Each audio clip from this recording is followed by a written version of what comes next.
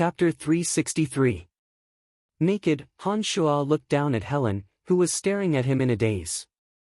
His mouth cracked into a brilliant, sunny smile, and he stepped into the bath. He stirred the water and began to wash off the bloodstains on his body with splashing sounds. When the splashing sound of water rang out, Helen finally woke up from her daze. She scolded herself for having weak willpower in her heart. Looking at Han Shua's broad and beautiful back that was exposed to her, she shook her head as if she wanted to dispel the shadow that was lingering in her mind. She smiled sweetly and said, "All right, you wash first. I'll wait for you outside." "Hee, I thought you would wash with me. If you come down, I promise I won't make a move on you. How about it?" Han Shua turned around and laughed brightly.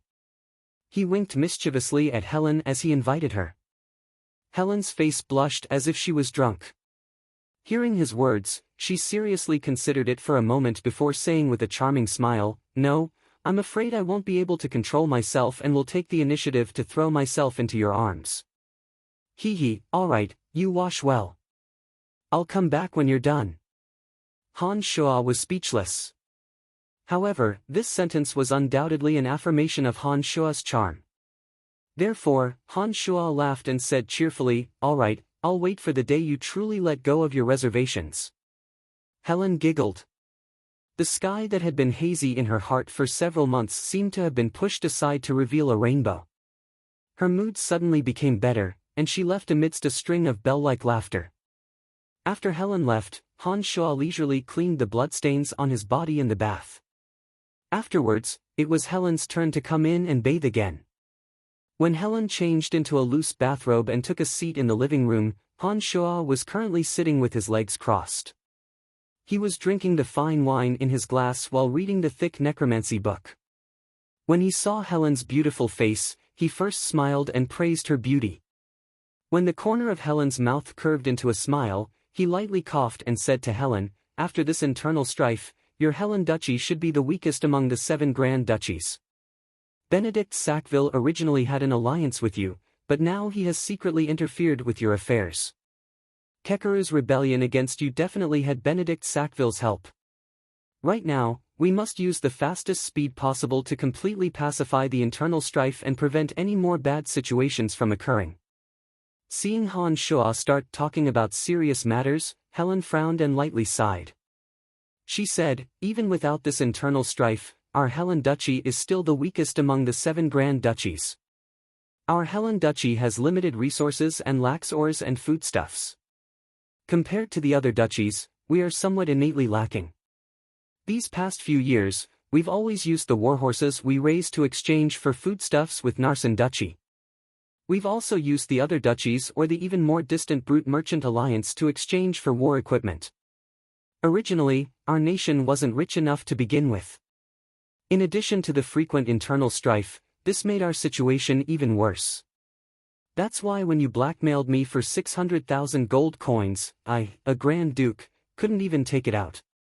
As if recalling Han Shua's extortion of her, Helen fiercely rolled her eyes at Han Shua and snorted angrily at the end of her sentence. Han Shua awkwardly laughed a few times before opening his mouth to say, "Actually, if it wasn't for you and the Lancelot Empire becoming enemies and turning Bretel City into a hunting ground, the merchants of the Lancelot Empire could completely provide you with the foodstuffs and weapons you need. The Lancelot Empire doesn't have that many warhorses. If you sold your valiant warhorses to the Lancelot Empire, you would definitely be able to obtain considerable profits. Unfortunately, because Bretel City has been plundered and massacred too miserably, even those greedy merchants don't dare to rashly come here. To those merchants, your 7 grand duchies are like scourges and ferocious beasts. They naturally don't dare to trade with you. This is why some of the resources within your duchies are unable to obtain corresponding rewards. Humph, this is actually all your Lancelot Empire's own doing. Back then, it was because your Lancelot Empire wanted to conquer our 7 grand duchies. If you hadn't burned and looted all the way into our borders, the 7 grand duchies wouldn't have been able to come to an agreement so quickly and join forces to deal with your Lancelot Empire at all costs." Helen's charming face was filled with anger, as if recalling the arrival of the Lancelot Empire's army like scourges and ferocious beasts. The relationship between nations only consisted of conquering and being conquered. Every king of a nation would use any means possible to expand their territory. The Lancelot Empire was like this, the Cossey Empire was like this, and even the 7 Grand Duchies were like this. Otherwise, why would they fight each other endlessly? Who was in the right and who was in the wrong in this aspect would never be publicly determined. After hearing Helen's words, Han Shuo smiled wryly and said, "What happened in the past has nothing to do with us. With our current relationship, we can secretly carry out some smuggling activities. Do you have anyone in your hands that you can completely trust?" "Of course, my family's trusted aides are completely trustworthy. No matter what decision I make, they will support me," Helen proudly said. Nodding his head, Han Shuo said, "Very good. How about this, I can use some of Lancelot Empire's war equipment to exchange for your Helen Duchy's warhorses. Rations are also not a problem. This will be beneficial to both of us." After hearing Han Shuo's words, Helen sweetly smiled and agreed, "Our Helen Duchy's warhorses are famous far and wide. How many gold coins do you intend to pay for them? This kind of matter should be properly discussed by our subordinates. What we need to do is only to finalize the overall situation." Han Shuo shot a glance at the lightly giggling Helen and said with a smile, "Don't think about using any honey trap to tempt me. There are suitable people in Bretel City who can discuss this with your subordinates. I will make arrangements in this aspect. The two of us shouldn't discuss it in detail, so as to avoid hurting our relationship."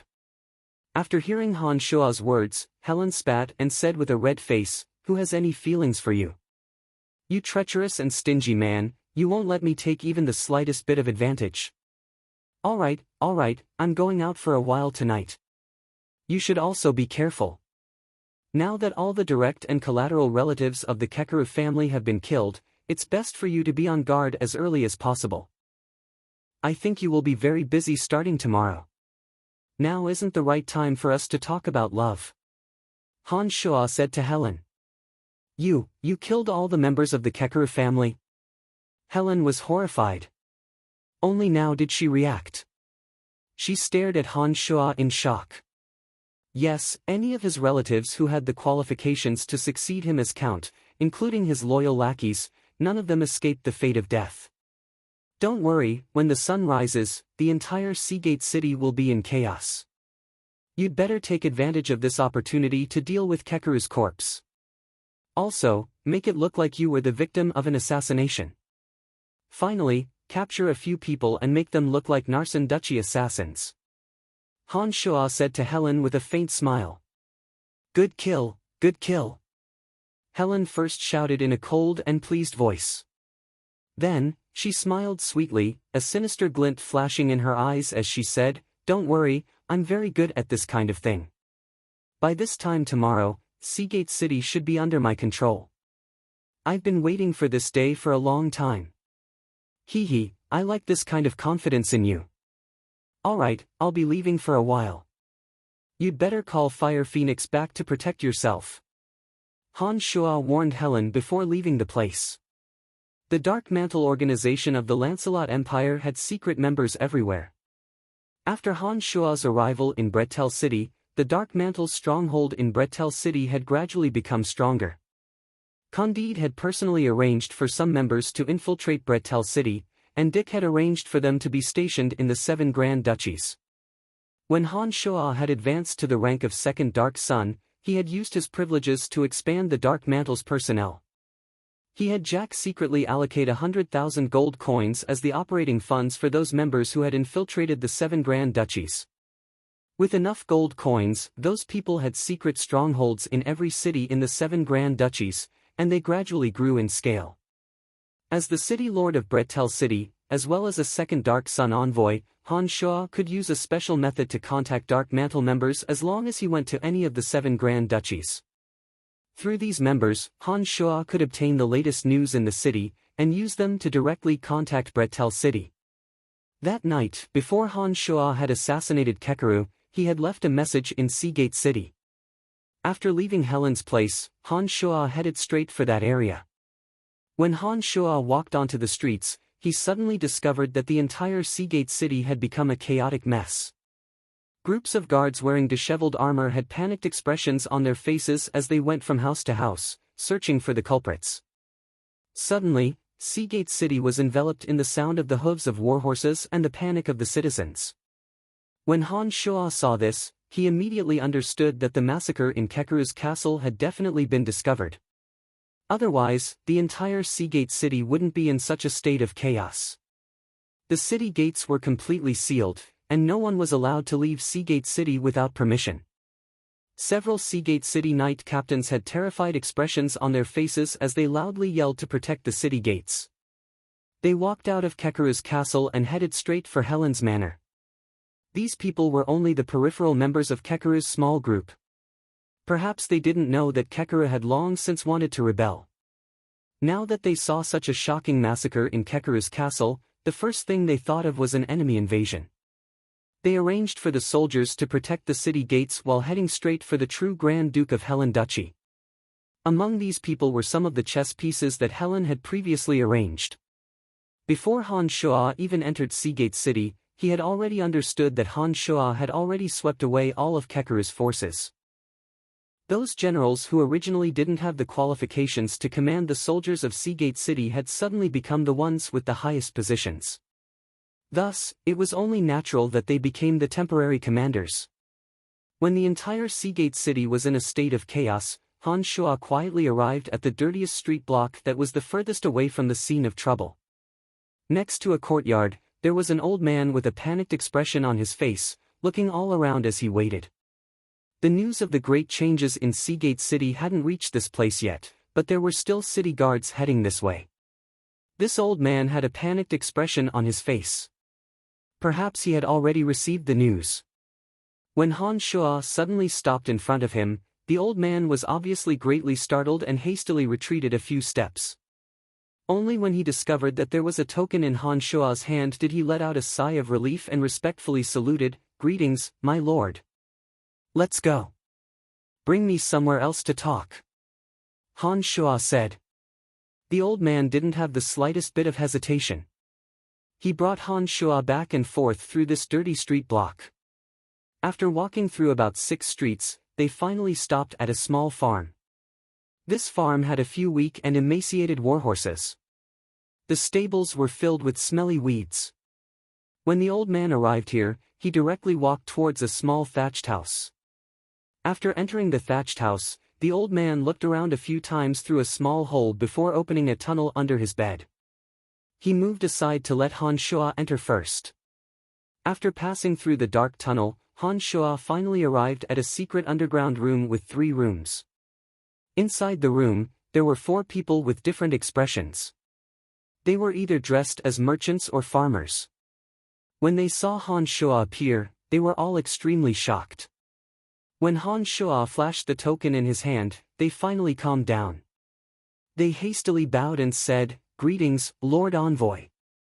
Within the dark mantle, they only answered to the higher-ups within the organization. Therefore, Han Shuo's identity as the city lord of Bretel City didn't have any effect. On the contrary, Han Shuo's identity as a second Dark Sun envoy could make them obedient. We're all on the same side, no need to be polite," Han Shuo said indifferently, then bluntly sat down in the center. At this time, the old man who had let Han Shuo in first also walked in. "Reporting to my lord, a shocking murder has occurred in Seagate City. The entire family of the Lord of Seagate City, Marquis Kekaru, has been massacred. We just received news that this matter will completely change the power structure of Seagate City." The old man respectfully bowed and hurriedly reported this shocking news to Han Shuo. The search that had spread throughout the entire Seagate City hadn't yet penetrated deep into this dirty and desolate area. Receiving this news in advance made Han Shuo feel very satisfied. Nodding his head, Han Shuo said, "I've already received this news. You've all done well. My lord, Helen Duchy's Grand Duke Helen is currently in Seagate City. This vicious woman will definitely seize the opportunity to seize control of Seagate City. Now that Kekeru's entire family has been massacred, I don't know if it was done by this woman. However, according to our intelligence, this woman doesn't have this kind of strength, so it shouldn't be her. The old man furrowed his brows as he bitterly analyzed, as if trying to figure out a clue. Han Shuo waved his hand, stopping the old man's nagging. Smiling, he said, "All right, let's not talk about this matter for now. I'll write a letter and you can send someone to deliver it to Dick. There's no need to discuss anything else." Hearing Han Shuo's words, the old man immediately stopped his guesses and respectfully nodded, "Yes, my lord." Taking out a pen and paper, Han Shuo wrote a long and winding letter, then sealed it and handed it to the old man. Smiling, he asked, "What's your name?" "Reporting to my lord, this lowly one is called Delante. I'm currently in charge of Seagate City, a 3-star envoy. I used to work in the southern part of the empire, but under Lord Candide's orders, I moved to the 7 Grand Duchies." Delante respectfully replied. Nodding his head, Han Shuo said with a smile, "Deliver this letter to Dick as soon as possible." "Understood, my lord." Delante replied. Within the Dark Mantle, there were secret magic arrays in the strongholds of large cities that could directly communicate with each other through the use of mirrors. Only the Dark Mantle possessed this kind of technology. Normally, only a Grand Magus or Space Magus would be able to set it up. In a small place like Seagate City, one of the 7 Grand Duchies, they naturally wouldn't spend a huge amount of money to set up such a magic array to communicate with Bretel City. Therefore, they could only use this ancient method to transmit messages. After Delante carefully put away the letter, Han Shuo asked him about other information regarding Seagate City. After a while, Han Shuo finally said, "All right, you guys do your work well in Seagate City. The Empire will not forget your contributions. The Dark Mantle will record every piece of information and every mission." The other members of the Dark Mantle bowed in agreement after hearing Han Shuo's words. Right now, Seagate City is on high alert. Be careful and don't expose yourselves. After exhorting them again, Han Shuo left the secret stronghold of Seagate City and disappeared into the night. After leaving this place, Han Shuo went to the depths of a dense forest outside of Seagate City. He used the Earth Elite Zombie to create a deep underground cave and set up the transportation matrix that led to the Cemetery of Death that he'd brought with him, directly returning to the Cemetery of Death. Calculating the time, Han Shuo knew that it was about time to refine the 12 mystical demons. At this time, Han Shuo was alone in Helen Duchy. As long as the 12 mystical demons existed, Han Shuo would have 12 shadows that were everywhere. Their usefulness would be immeasurable. Compared to the original demons and Yin demons, the mystical demons not only had more wonderful uses, they could also increase the distance between them and Han Shuo by 10 times. As long as the 12 mystical demons were refined, they could completely disperse to any corner of Seagate City.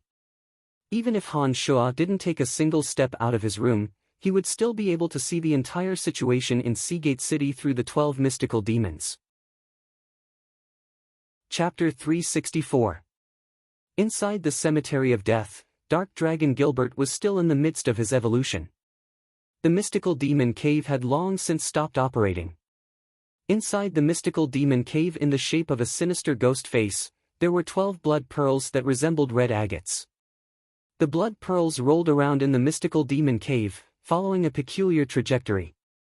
Han Shuo walked to the front of the mystical demon cave and waved his hand.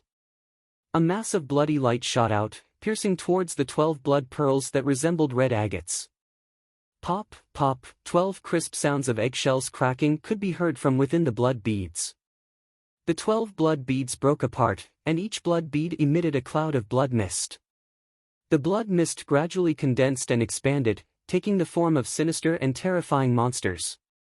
When the 12 mystical demons of different shapes and sizes, but all the same evil, appeared in front of Han Shuo, they each swallowed the blood beads under their bodies into their stomachs, raising their heads and howling towards the sky. The remaining Yin demon was released from Han Shuo's body. One of the mystical demons suddenly pounced over and swallowed the Yin demon released by Han Shuo into its mouth. It chewed up the Yin demon and swallowed it whole. With a thought, the 12 mystical demons flew into Han Shua's body like ghostly shadows. They took the form of 12 blood pearls and entrenched themselves around Han Shua's demon infant, absorbing the overflowing energy of the demon infant. The level of the mystical demons was higher than that of the Yin demons. With the existence of the mystical demons, the lower-level Yin demons were useless. Even if they hid within the body, they would still be captured and eaten by the mystical demons. Han Shua also knew that there was no way for a demon of the level of the Yin demon to survive in his body. Therefore, he might as well let the mystical demons eat them, and prevent them from continuing to absorb the energy in his body. The energy that Han Shua's demon infant could release at the separate demon realm was astonishing. For the mystical demons that were connected to Han Shua's bloodline, they only needed to absorb a little bit of energy from Han Shua's body to bring endless benefits to Han Shua. Compared to the lower-ranked original demons and Yin demons, the mystical demons could be further away from Han Shua's body. If the mystical demons could be attached to a person's mind, then they could be thousands of miles away from Han Shua without any hindrance. Once a mystical demon possessed a person's mind, it would be able to feed on that person's brain every day, no longer needing Han Shua's strength to replenish itself. In the beginning, the mystical demons would eat that person's brain to slowly change his thoughts and affect his judgment. Later on, when this person's brain was completely devoured by the mystical demon would replace it and completely become the mystical demon in that person's body, allowing Han Shua to use it as he pleased. This was equivalent to the most advanced puppetry technique. The final result was that the person's soul would disappear, and the physical body would become the user of the mystical demons. From the moment the mystical demon was enchanted, as the master of the mystical demon, Han Shua was able to control that person's thoughts and easily learn all of their secrets. Even if this person was not dead, Han Shua could use the mystical demons to change his mind, making him unconsciously follow Han Shua's guidance. With these 12 mystical demons, as long as Han Shua could enchant them into the brains of the other dukes of the 7 grand duchies, Han Shua would be able to control the 6 dukes with the help of the 6 mystical demons. At the beginning, he would affect their judgment and decision-making ability, and finally, when the mystical demons had devoured their brains, they would be completely under Han Shua's control. On the other hand, before the mystical demons were enchanted, they could also become Han Shua's good assistants. That omnidirectional, traceless, and formless exploration was the innate magical ability of the demons. In addition, the mystical demons could be like the Yin demons, easily transforming into Han Shua's appearance, and could even speak the human language to become another Han Shua. Of course, the strength of the mystical demons could not be compared to Han Shua's, but they could become Han Shua's scapegoat at critical moments, which was equivalent to giving Han Shua 12 extra lives. The strength of the mystical demons could not compare to Han Shua's, but they still had an advantage over ordinary experts. Mystical demons that could transform into solid and incorporeal forms could similarly swarm their opponents in battle. They were so fast that they looked like flashes of bloody light, making it difficult for ordinary people to deal with them. With the 12 mystical demons entrenched in Han Shua's body, Han Shua was even more confident.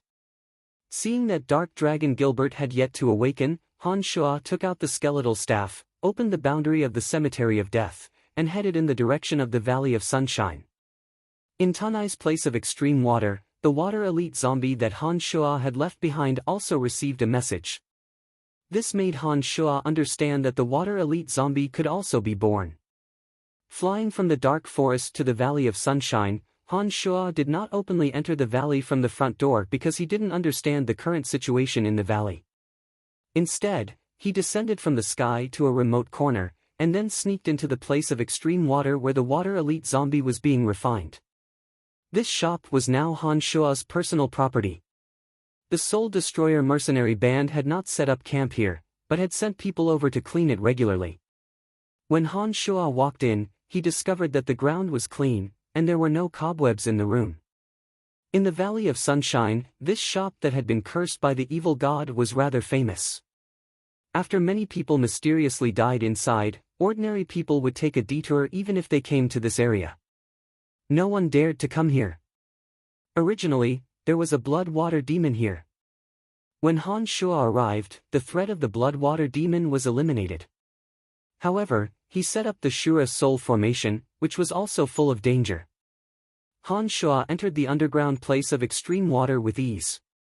With the experience of the earth, wood, and fire elite zombies, Han Shua did not spend too much time with the water elite zombie in this place of extreme water.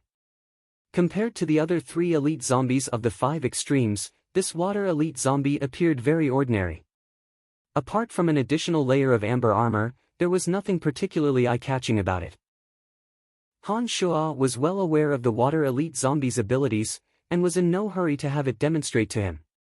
After planting a soul imprint on it, Han Shua summoned Little Skull and handed the water elite zombie to him, then sent the 2 back to the paradise of death. With the water elite zombie healed, Han Shua did not continue to stay in the Valley of Sunshine, lest he leave a bad impression on the Cairo mercenary band. Currently, the Valley of Sunshine was still under the control of the Cairo mercenary band. Han Shua's action of not going through the main entrance was a form of contempt towards the person in charge here. At present, Han Shua wasn't too clear about the relationship between the Soul Destroyer mercenary band and the Cairo mercenary band. He didn't want to clash with the Cairo mercenary band for the time being if it wasn't necessary. Therefore, Han Shua quietly left the Valley of Sunshine after dealing with Water Elite Zombie and headed towards the secret area where the Soul Destroyer mercenary band was located. Every once in a while, Han Shua would always discover that the Soul Destroyer mercenary band had obvious changes. This time, it was even more so. Unknowingly, the Soul Destroyer mercenary band had already become a large mercenary band with thousands of mercenaries. These days, the Soul Destroyer mercenary band should have been flourishing. With Han Shua's financial support and Trunks' own ability, it was no wonder that the Soul Destroyer mercenary band had the strength to contend for the Valley of Sunshine. This time, Trunks was still not in the secret area. However, Han Shua learned from Grant that Trunks had only gone to meet the female bandit Janet in secret and should be returning soon. Ever since Trunks discovered that his long-lost little sister Annie had been together with the female bandit Janet, Trunks had often found an excuse to run over to Janet's place. On one hand, he wanted to see Annie, and on the other, he wanted to discuss with Janet when they would take revenge for Annie. The female bandit Janet was also a heroic and outspoken woman. She was rather congenial with Trunks, and the two gradually became familiar with each other. One was a mercenary band in the Valley of Sunshine, and the other was a large bandit organization around the Valley of Sunshine. The two leaders had unknowingly established a friendship. After hearing Grant's words, Han Shua was somewhat astonished. He hadn't expected that Trunks would actually get along well with that tomboy. Janet's personality was like a man's. Her speech didn't have the slightest hint of gentleness that a woman had, and she would even curse from time to time. In addition, she was fond of women, and could be said to be an oddity among women. Who would have thought that she would still be able to chat with Trunks? It seemed that Annie must have played an important role in their friendship. After waiting here for half a day, Odysseus and the others returned midway. They had a few drinks with Han Shua, whom they hadn't seen for a few months. They were all in high spirits. After Odysseus joined the Soul Destroyer mercenary band, Trunks really didn't mistreat them. In addition, Odysseus and the others had extraordinary strength, and gradually gained quite a bit of reputation within the Soul Destroyer mercenary band. The few of them had a tacit understanding with each other. In addition, they had great trust in each other and were usually able to complete some difficult missions. They were very popular within the entire Soul Destroyer mercenary band. While Han Shua, Odysseus and the others were drinking and chatting, Trunks had also returned from outside. He laughed heartily as he joined the drinking army. Mercenaries who lived on the edge of a knife had incomparably forthright personalities. They were generally men who ate large bowls of wine and meat. They believed in true strength and lived with an attitude of enjoying life. Some of the newly joined mercenaries didn't know Han Shua's identity at first. However, after a few veteran mercenaries revealed Han Shua's identity, the newly joined mercenaries all revealed looks of worship. There were even a few young mercenaries who couldn't contain themselves and excitedly came over to toast Han Shua. Although Han Shua didn't come to the Valley of Sunshine often, he would leave behind spectacular deeds every time he did. The current leader of the Rainbow Sickle mercenary band, Florida, and the patriarch of the House of Menlo, Adam, had both been defeated by Han Shua's hands. Especially when Han Shua had suddenly appeared in the valley and joined forces with the leader of the Cairo mercenary band, Loriton, to help him bring the Cairo mercenary band's experts out of the valley and kill the Light Grand Magus Ferguson of the Church of Light. This news had been widely spread in Tanai of the Sunshine Valley. Han Shua wasn't in the Valley of Sunshine, but the legends of Han Shua had always been circulating in the Valley of Sunshine. Han Shua's reputation played a huge role in the reason why a portion of the young mercenaries desperately wanted to join the Soul Destroyer mercenary band. It was precisely because of Han Shua that Trunks had been able to attract so many young experts with potential. How's the situation recently? After drinking heartily in the plaza, Trunks and Han Shua came alone to a secret room in the belly of the mountain. Han Shua went straight to the point and asked Trunks the moment he entered. Trunks smiled wryly and said, "The Soul Destroyer mercenary band seems to have a pretty good reputation right now, but it's also because of this that the other 4 mercenary bands are on guard against us. The Cairo mercenary band that was originally on good terms with our Light Major is no longer as friendly towards us. We're walking a tightrope now. I'm afraid that the other 4 mercenary bands will join forces and deal with our Soul Destroyer mercenary band first. In any case, the undercurrents in the Valley of Sunshine are surging like a tide. It seems that a storm could spread at any time." Hearing Trunks' words, Han Shua nodded and said, "That's inevitable. Everyone wants to have a bite of the fat meat that is the Valley of Sunshine. This is the central region of 3 countries. Controlling the Valley of Sunshine will not only allow one to obtain large amounts of gold coins, but also some secret benefits. For mercenary bands that wish to rapidly develop, controlling the Valley of Sunshine is the fastest way. Yes, the current situation here is a bit chaotic. Our Soul Destroyer mercenary band has temporarily not participated in any moves to seize power. It's precisely because I've shown that I have no interest in maintaining order in the Valley of Sunshine that the other mercenary bands haven't made a move against me for the time being. During this period of time, I've secretly joined forces with Janet, preparing to find a way to avenge Annie. However, the enemies are Florida, Butcher Gustav, and the even more difficult to deal with Kasi Empire's Bradley Pillon. Bradley Pillon is the younger brother of the Kasi Empire's king.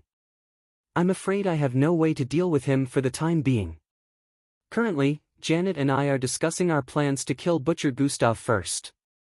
All along, Butcher Gustav has been colluding with Florida. As long as we get rid of the Butcher, Florida's strength will be greatly reduced. At that time, I'll skin Florida alive bit by bit. When I have enough strength, I'll deal with Kasi Empire's Bradley Pillon. I want to leave this person for last." Trunks said hatefully. "How about I help you get rid of the Butcher and Florida first? In any case, I'm currently in the Valley of Sunshine. Although the strength of these 2 isn't bad, they aren't much of a threat to me. As long as I want to kill the 2 of them, they absolutely won't be able to escape." Han Shua thought for a moment and suggested to Trunks. Shaking his head resolutely, Trunks said to Han Shua, "I appreciate your good intentions, but I want to slowly kill these 3 myself. Annie is like a sister to me. She has suffered so much, I must make those bastards pay with blood." Seeing Trunks' insistence, Han Shua sighed lightly and nodded, "Since that's the case, then I won't interfere." "Oh right, Gilbert is with me at the moment. He's currently at the critical point of his 2nd evolution and won't be back to help you in the short term. Be careful on your own. Don't worry and go about your business. Leave the Valley of Sunshine to me. If there's really no other way, I'll contact you." "Ha, I heard that you even killed Kelt, the commander of the Brute Merchant Alliance's Redbud Knights. You're getting stronger and stronger." Trunks exclaimed in admiration. The Dark Forest and the Valley of Sunshine weren't too far apart, and the mercenaries were all characters who had traveled extensively. Their information network couldn't be any better. Han Shua wasn't the least bit surprised that Trunks knew about this. "Haha, that's all Kelt's bad luck. You also know where the Dark Mantle's stronghold is. If there's anything particularly important, you can directly contact me through the Dark Mantle. Of course, You can also leave a message at the address I gave you. Alright, I'll be leaving first. Tanai, I believe that with you in the Valley of Sunshine, the entire Valley of Sunshine will belong to our Soul Destroyer mercenary band sooner or later. Han Shuo said with a smile. Trunks replied boldly after hearing Han Shuo's words, "Don't worry, I've eaten one of your pills and now have the strength of a great swordmaster." Looking at the entire Valley of Sunshine, apart from that madman Lordan, who else can be my match? In addition, we're different from berserkers. We have unlimited possibilities for breakthroughs. I believe that with the passage of time, my strength will surpass Lordan sooner or later. After all, Lordan can only go berserk 3 times. I've never heard of a berserker who can go berserk 4 times.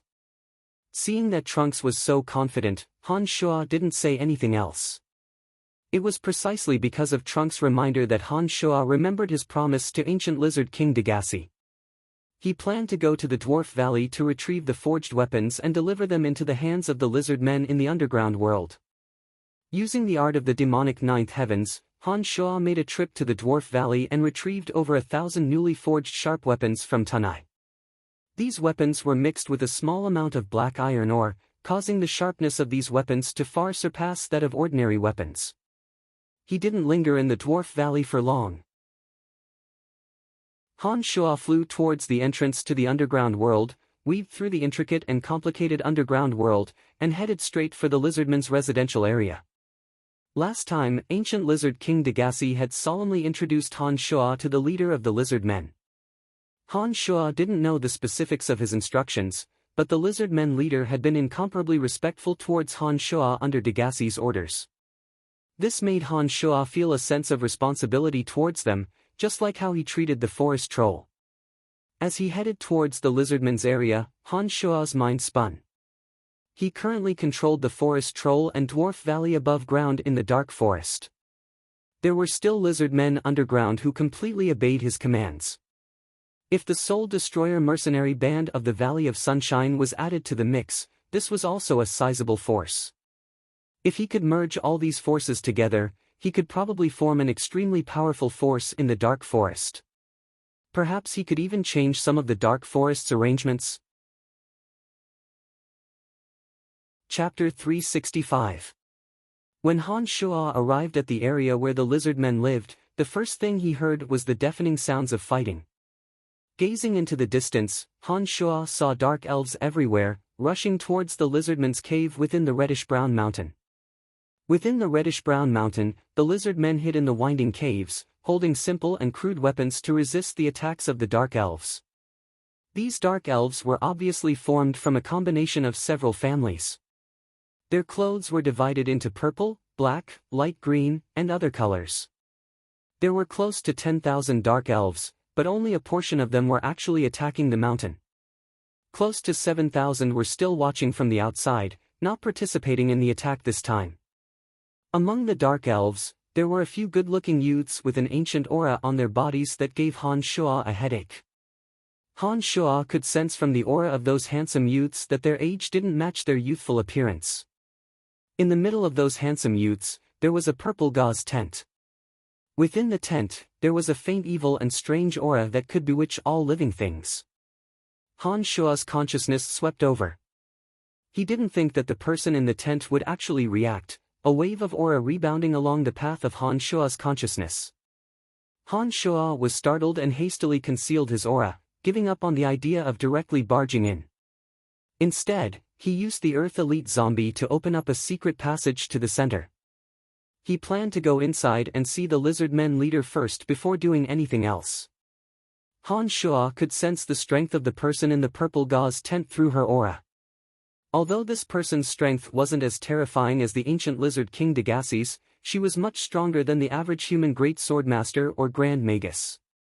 Han Shuo carefully sensed her aura, feeling that this woman's aura was about the same as Lawrence's master, sacred swordmaster Karel Ascot. He couldn't help but feel a bit aghast. Han Shuo didn't expect to meet such an expert in the underground world. With Han Shuo's current strength in the separate demon realm, if he had the Demon's Lair Edge and Little Skull, he might be able to fight against such an expert. However, beside this person, there were several other handsome young men. The auras of these handsome young men were also very distant. Although they were not as powerful as the experts in the purple gauze tent, they were still very troublesome. Apart from that, there were also over 7,000 dark elves surrounding them.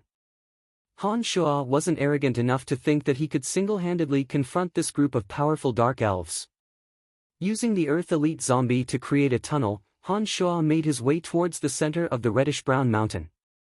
Clanking sounds of fighting reached his ears. It looked like the dark elves and lizard men were fighting above him. Before leaving the underground world last time, Han Shuo had learned from the lizardmen leader the location of the central region of the lizardmen's territory. He also had a way to directly communicate with the lizardmen.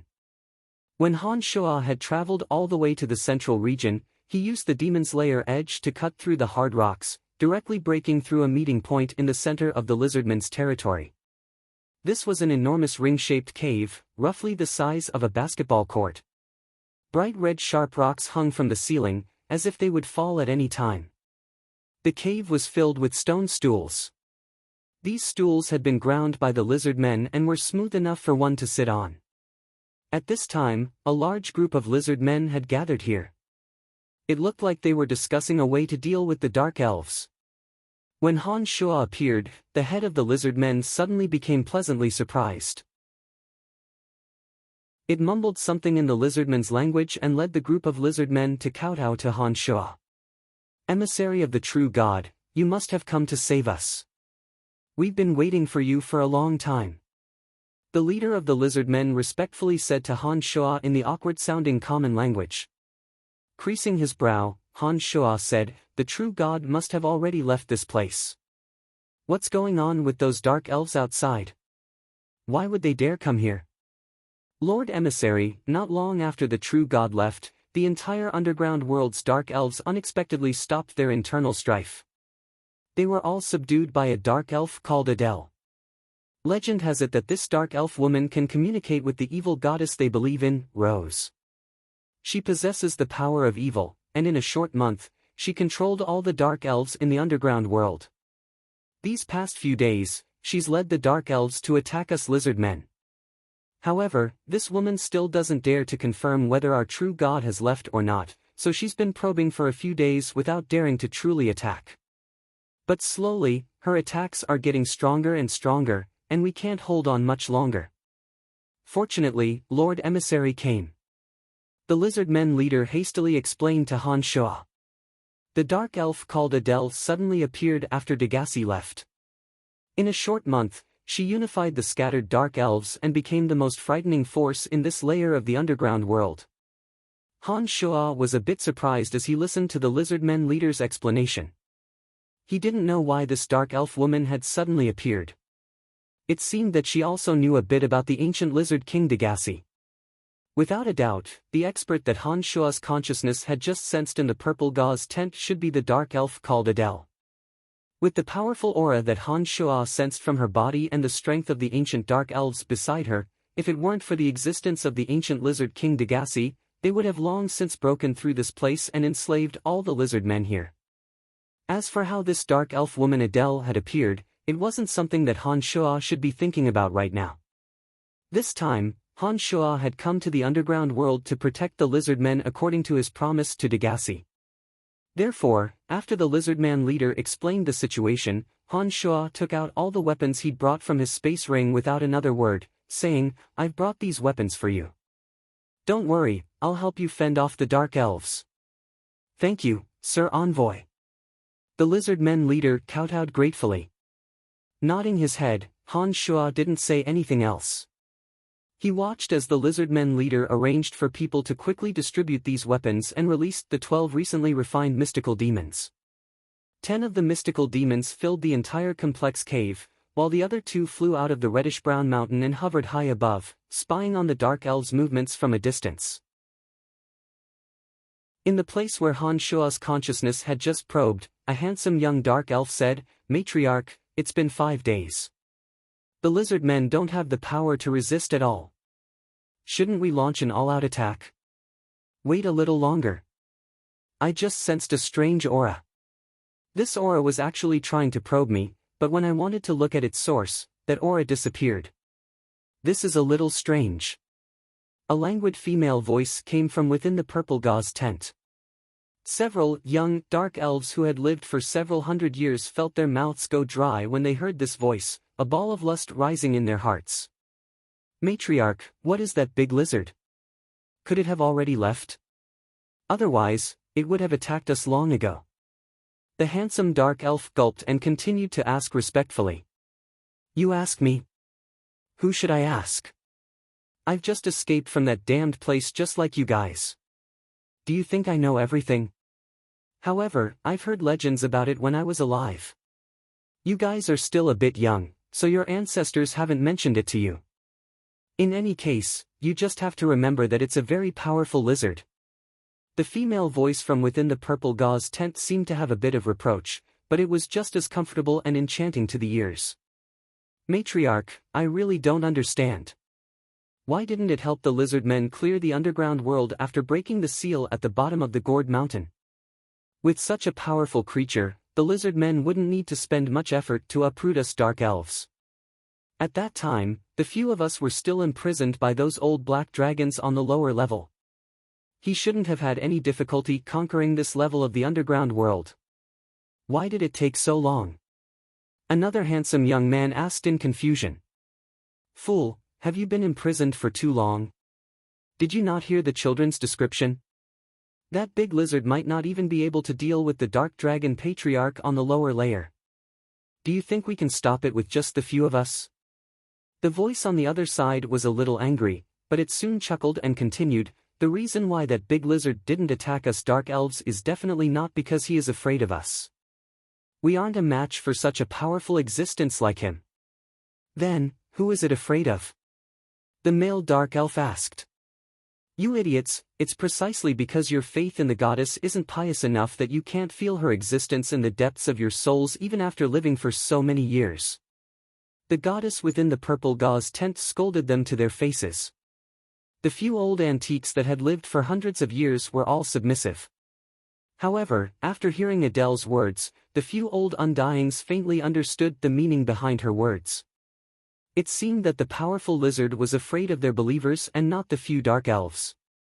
Alright, let's wait a bit longer. The lizard men that were captured last time said that their true god had already left and would never return here. That's why we're here. Otherwise, I wouldn't have dared to bring you idiots to your deaths. I think that the lizard men might really have left. Otherwise, they would have killed their way out long ago. Adele said to the few old fellows from within the purple gauze tent. At this moment, a dark elf suddenly ran out of the cave. This dark elf wielding a curved bow arrived in front of the purple gauze tent and reported with an astonished expression, Matriarch, those lizard men suddenly have a few sharp weapons in their hands. These weapons seem to be tailor-made for the lizard men. They're very comfortable with them and can easily cut through our bodies. In addition, I don't know why, but a lot of undead creatures have suddenly appeared inside. These undead creatures have blocked the path and are helping the lizard men defend against my attack. Adele's surprised exclamation came from within the purple gauze tent.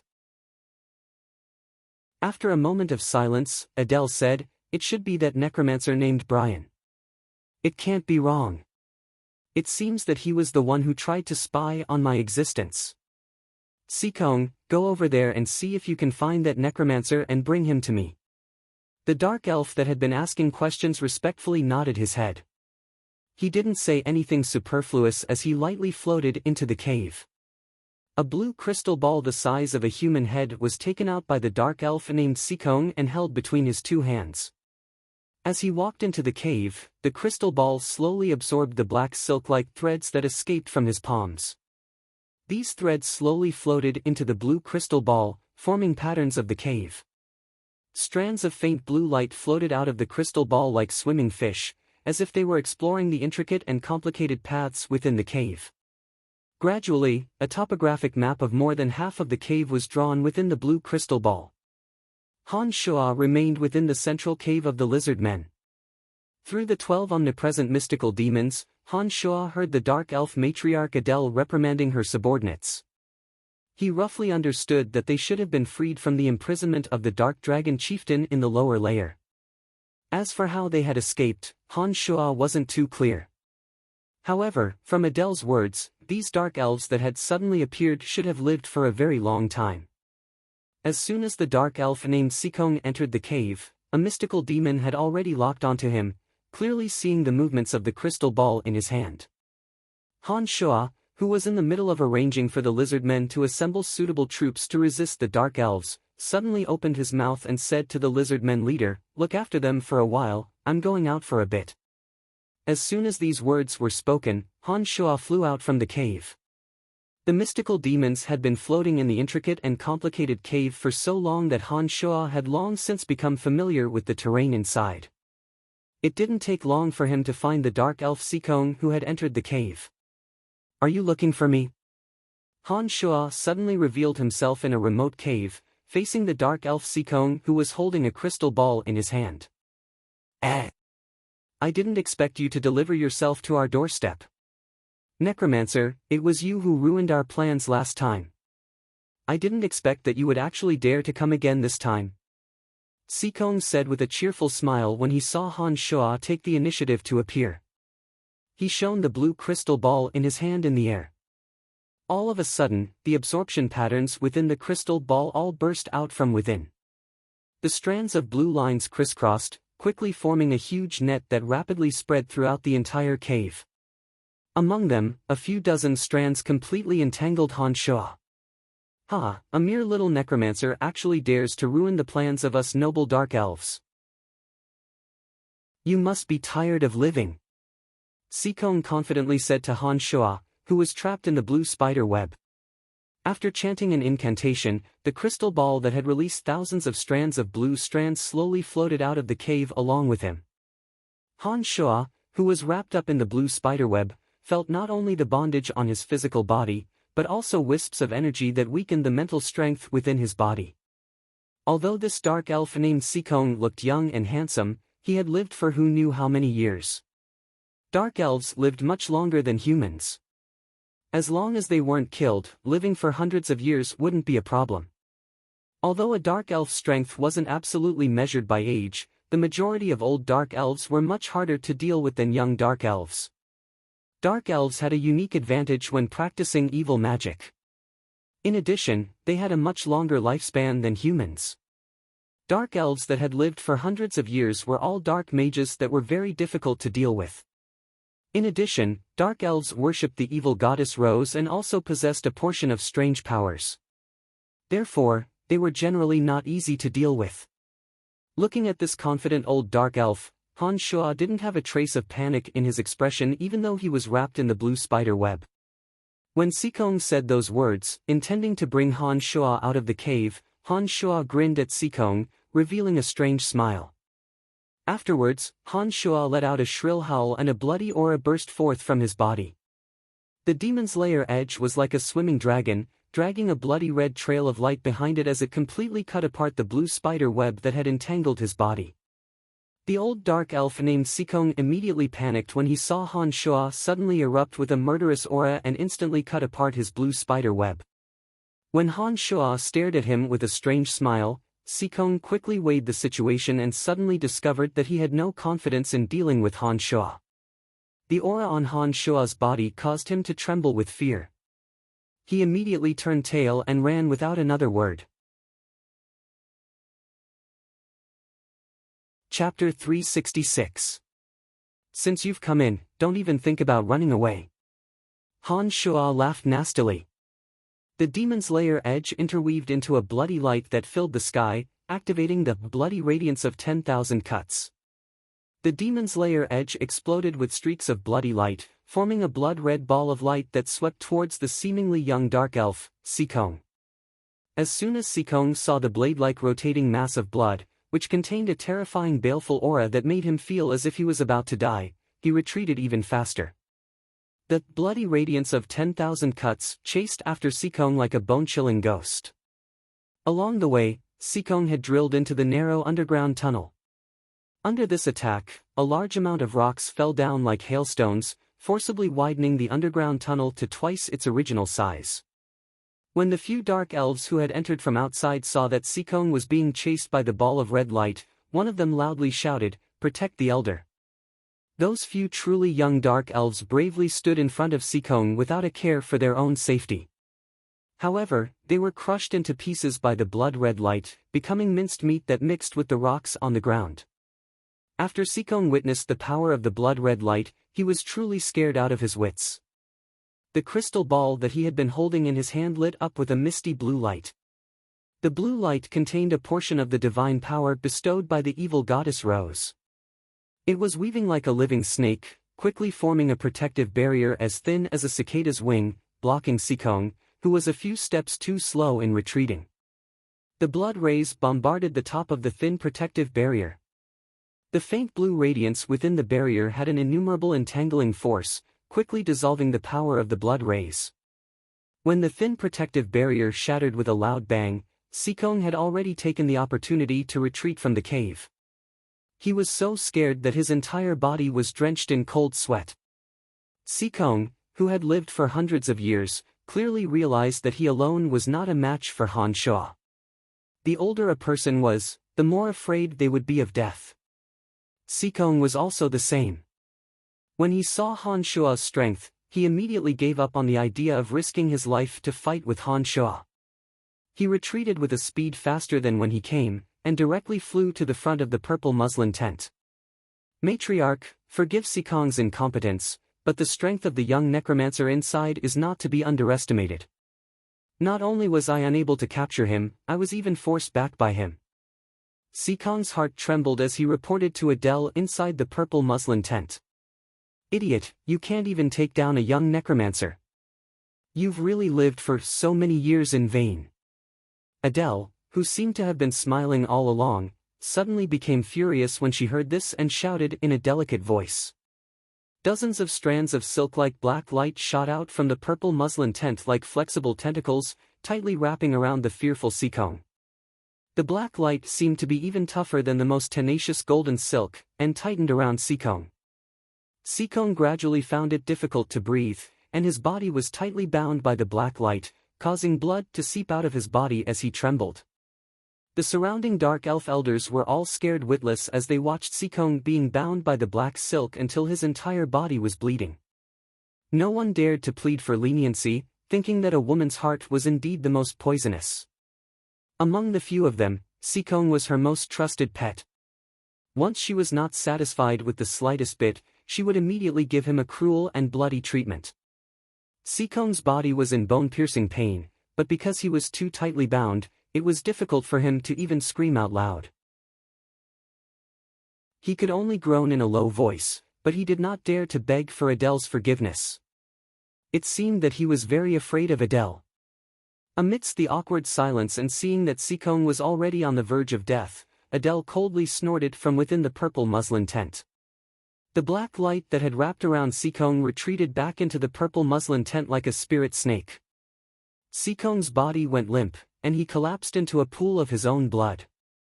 However, he still persevered and kowtowed, joyfully saying, "Thank you, matriarch, thank you for not killing me." Suddenly, the purple muslin tent was lifted by a light purple arm. This arm was smooth and boneless, and was filled with a moving and enchanting luster. After the muslin tent was lifted, a beautiful woman that could captivate all living things walked out from inside with a frown on her face. The beautiful woman's skin was a strange light purple, but she had a head of long emerald green hair. Her two pointed ears made people understand that she was an elf. She seemed to have gathered all the beautiful characteristics that an absolutely beautiful elf should have. In addition, she also had a soul-stirring charm.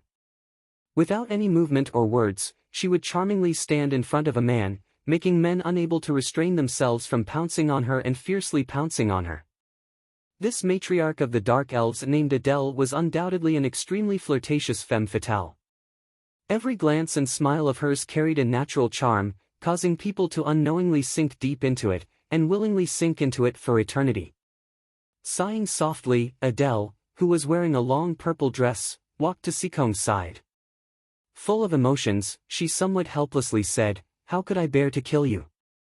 In the long years, only the few of you have always been with me, allowing me to feel a little bit of joy in this dark cage. However, you also have to work hard. Although you weren't talented youths back then, you've all lived for such a long time after all. How is it that these long years haven't given you the slightest bit of courage, but instead made you more and more cowardly?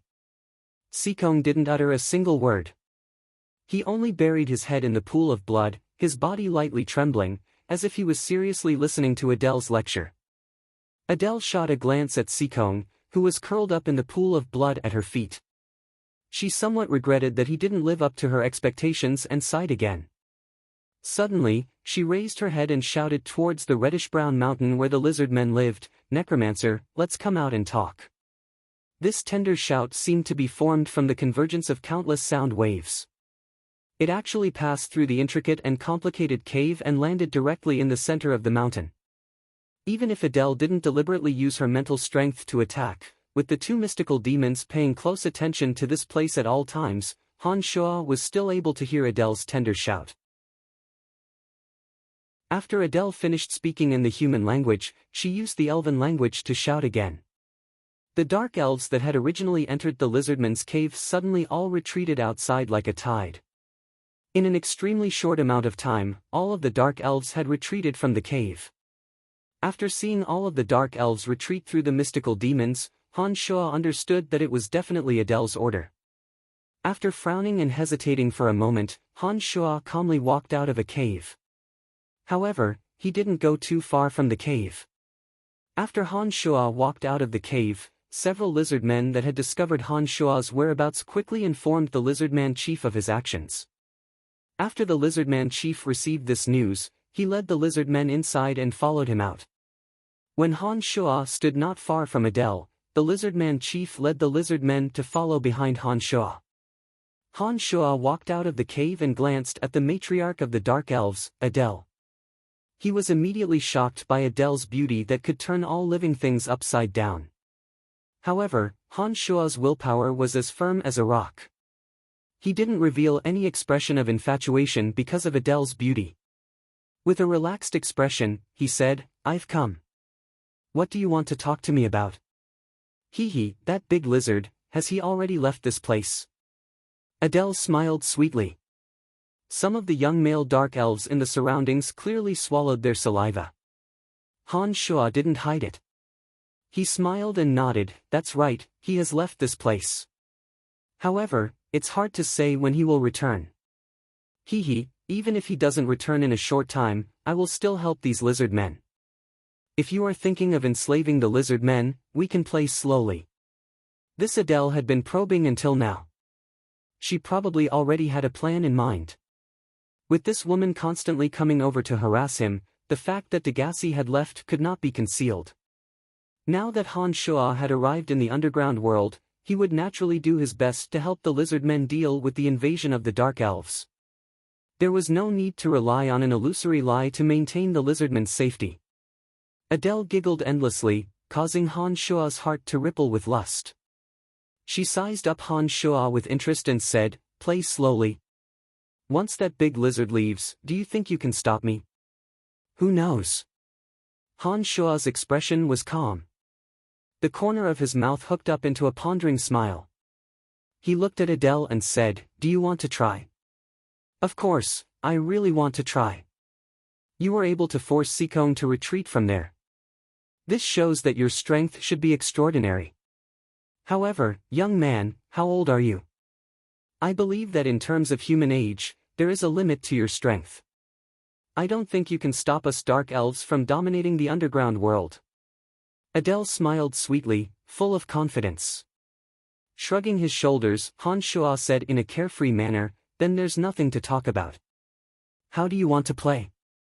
No matter what method you want to use, I'll be happy to accompany you. If it's a hand-to-hand battle on the bed, I'll welcome it even more, ha." With the lizard men led by the lizard men leader behind him, in addition to the number of undead creatures from another world, Han Shuo did not have much confidence in this Adele. After all, Adele's strength alone was powerful enough. The strength of those handsome male dark elf elders also could not be underestimated. In addition, they had close to 10,000 dark elf experts. However, Han Shuo did not believe that Adele would fight him to the death for the sake of the lizard men. Therefore, he was not afraid of Adele's threat and even dared to tease her. Chapter 367.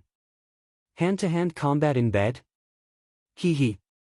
Adele suddenly let out a bewitching laugh, her tender body trembling like a flower branch. Her watery eyes gazed at Han Shuo, as if there was a pool of spring water in them that wanted to drown Han Shuo in ecstasy. Dark elves and dark dragons were a race of lascivious personalities, especially the female dark elves. At least 7 out of 10 of them were sluts. This bewitching and charming Adele was clearly one of the best. The dark elf elders beside her should be her bed companions. Not only was Adele not shy when talking about this matter in front of so many subordinates, but she also had a rather interested appearance. It seemed as if she really wanted to put down her status and immediately engage in a hand-to-hand combat with Han Shuo. Ha, Madame's outstanding beauty and heavenly fragrance charm everyone. If you are really interested in this aspect, I will definitely do my best to accompany you. Han Shuo's heart itched at Adele's bewitching smile. This Adele was obviously a thirsty slut, but she was born so seductive. Han Shuo wasn't a sanctimonious knight, and he didn't conceal his desires at all. After hearing Han Shuo's words, Adele couldn't help but carefully size up Han Shuo. The tall and imposing Han Shuo was like a javelin as he stood there. He gave off an overbearing aura. His handsome and callous appearance, his imposing height, and his body of muscles that contained wild explosive power simply weren't something that the beautiful but thin dark elf mistresses beside him could compare to. The more Adele looked at Han Shuo, the more her heart stirred. Her rosy little tongue even subconsciously licked the edges of her bright red lips. Her peach blossom-colored face was as moving as if she was drunk, extremely seductive and seductive. The sound of saliva swallowing came from the dark elves watching Adele from the side. There were also some female dark elves with other sexual fetishes among them.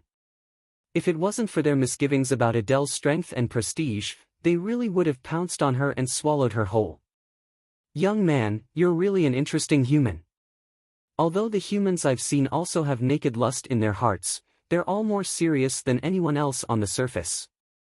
But when they're in bed, they're like ferocious magical beasts, acting out their desires to their heart's content. Hee hee, you are different from them.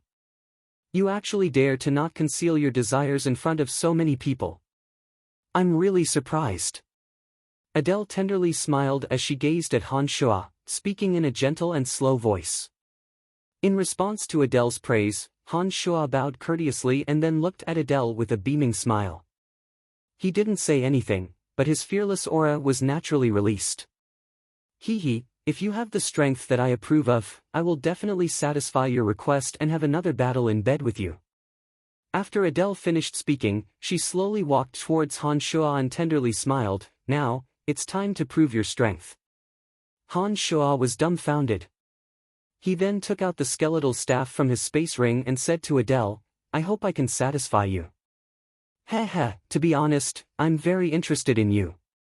Adele was just about to reply when she inadvertently glanced at the skeletal staff in Han Shuo's hand. Her charming face suddenly changed, and she carefully looked at the skeletal staff in Han Shuo's hands a few more times. Only then did she say to Han Shuo with some shock, the skeletal staff.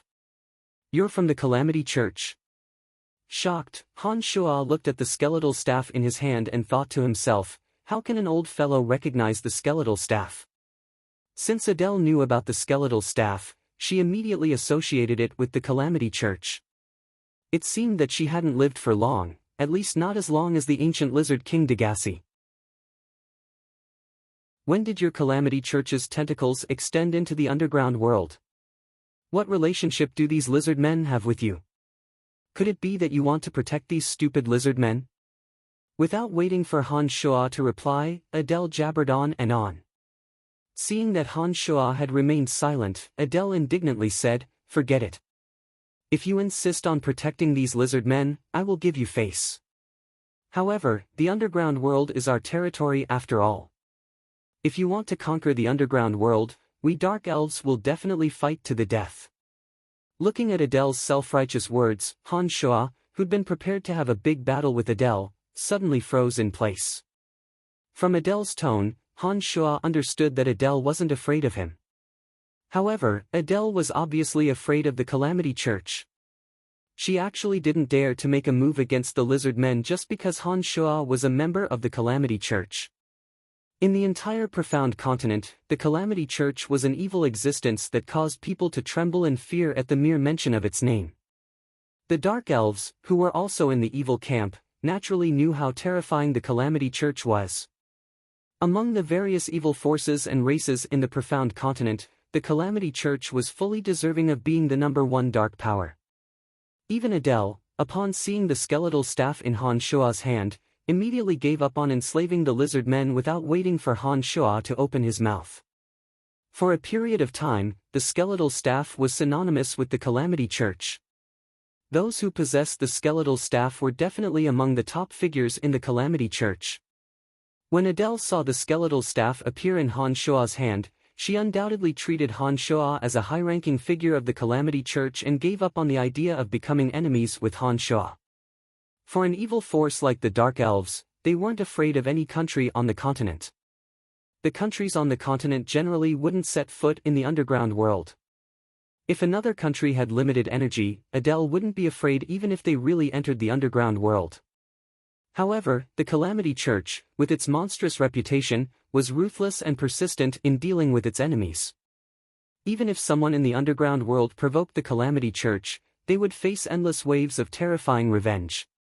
Adele had just come out from the lower level and didn't want to immediately offend the #1 power in the underground world. Therefore, she took the initiative to give in front of Han Shuo. A series of thoughts flashed through Han Shuo's mind. Han Shuo immediately reacted, thinking that the Calamity Church's name was actually able to make an expert like Adele give in. It seemed that the Calamity Church was indeed worthy of being the most terrifying evil force in the Profound Continent. You recognize the skeletal staff, so you obviously know my identity. He, the true god of the lizard men, Degasi, has close ties with our Calamity Church. You might not know this, but Degasi has already left this plane and won't threaten you Dark Elves. Degasi has already left this plane, so he won't be a threat to you Dark Elves. But before he left, he asked the Calamity Church to look after the lizard men, so we won't let the lizard men be enslaved by you. Towards the Dark Elves of the underground world, our Calamity Church doesn't have any unfriendly behavior. In fact, we are all considered to have been harmed by the light and shouldn't be fighting each other. If you can give our Calamity Church some face and don't look for trouble with the lizard men, I believe that we will have a very pleasant encounter this time.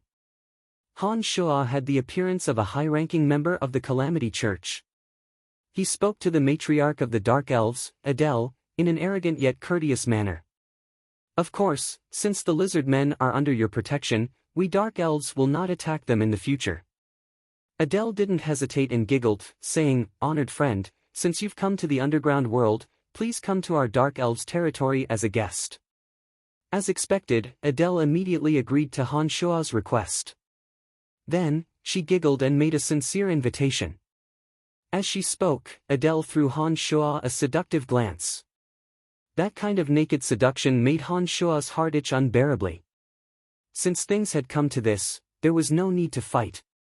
Adele had given up on the idea of dealing with the lizard men because of the skeletal staff in her hand.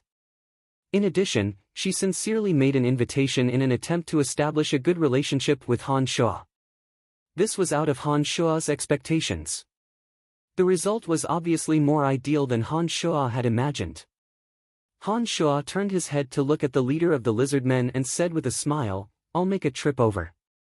I think the Dark Elves shouldn't cause trouble for you in the future." In the underground world, the slow-witted lizard men weren't as well informed as the Dark Elves.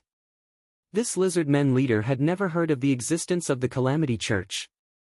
However, from Adele's words, the lizard men leader understood that Han Shuo came from an extraordinary great power.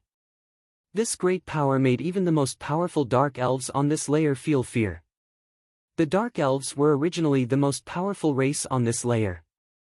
Now that they had abandoned their internal strife and gathered together, their strength was even more terrifying. In addition, they now had a mysterious group of experts. The lizardmen leader understood that if they really fought to the death with the Dark Elves, only death would await them in the end. Now that Adele had actually taken the initiative to let them go, the lizardmen leader naturally wouldn't be foolish enough to say anything. He only respectfully bowed towards Han Shuo and said, "Many thanks, Lord Envoy." Nodding, Han Shuo and the bewitching Adele left together, heading straight for the Dark Elves' territory. In this layer of the underground world, the territory occupied by the Dark Elves was the most fertile and vast. Along the way, Han Shuo and Matriarch Adele happily chatted and laughed as they headed straight for the Dark Elves' territory. Adele was obviously very curious about Han Shuo's identity. Along the way, she constantly beat around the bush to find out Han Shuo's true position in the Calamity Church. However, Han Shuo always evaded her questions and didn't reveal even the slightest bit of information. Han Shuo didn't reveal anything even if he wanted to. He wasn't familiar with the Calamity Church to begin with and simply didn't know what the distribution of positions was inside. However, after Adele took out Han Shuo's skeletal staff and sensed the strange power contained within it, she didn't doubt Han Shuo's identity at all. The more vague Han Shuo's words were, the more Adele felt that Han Shuo had an extremely high position in the Calamity Church. For the young Han Shuo to be able to wield the skeletal staff, it was already sufficient to show that Han Shuo wasn't simple. The smiling Adele didn't forget to seduce Han Shuo. She didn't sit within the purple gauze tent along the way, but instead returned shoulder to shoulder with Han Shuo.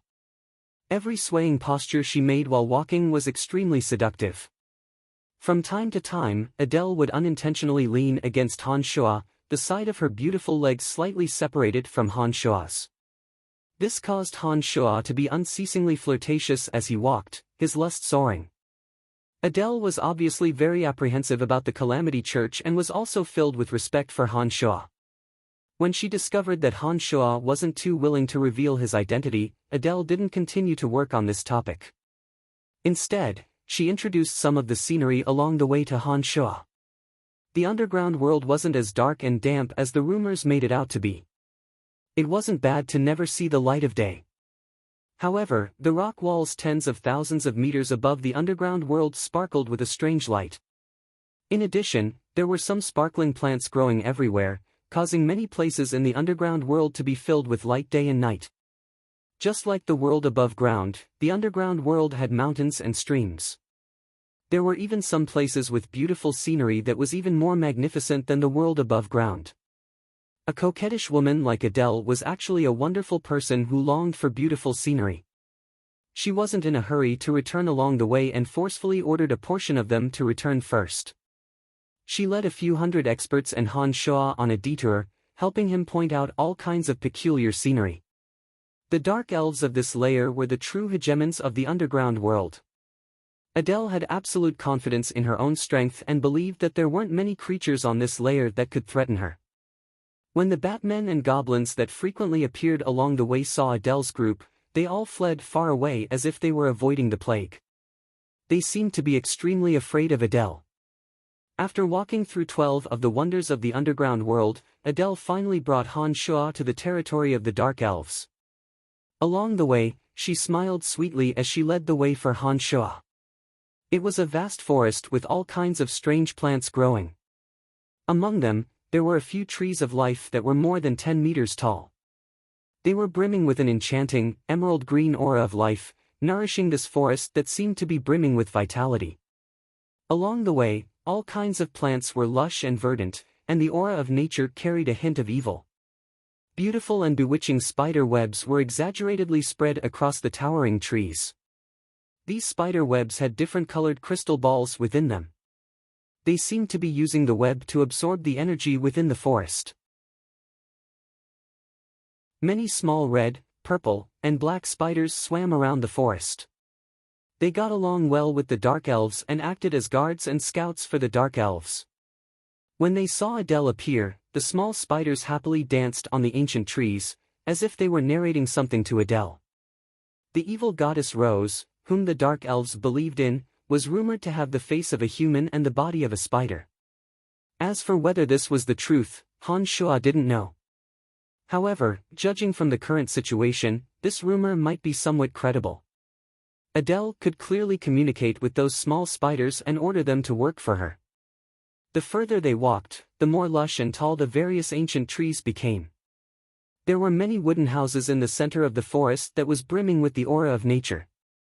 Some houses were purely woven from wood branches, while there were also many tall houses that were originally withered and dead towering trees.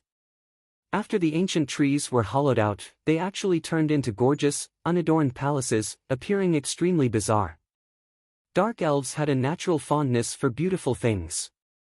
The exterior of their palaces and houses were decorated with exquisite patterns. These patterns had no use and were purely beautiful. Many dark elves had walked extremely far in the field of art. Every magic weapon they manufactured was incomparably exquisite. Perhaps the dark elves' magic equipment wasn't the best on the continent, but their magic weapons were definitely the most exquisite and beautiful. Their pursuit of art manifested itself in everything. Houses, weapons, clothes, and even food and religious sacrifices. Every activity had to be beautiful and beautiful. Han Shuo deeply understood this point along the way. This is the most important territory of us dark elves in the underground world. As the matriarch of the dark elves, I am very honored to be able to bring you here. Adele smiled sweetly and led Han Shuo straight inside. All the dark elves here respectfully saluted Adele when they saw her. Adele had an extremely high reputation among the dark elves. Adele, who could communicate with the evil goddess Rose, had a similar status as Han Shuo among the lizard men. They both had the identity of a deity.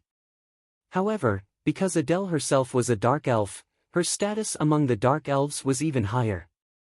The fact that the various dark elven families that were endlessly fighting each other were able to unite after her appearance spoke volumes about this woman's lofty status.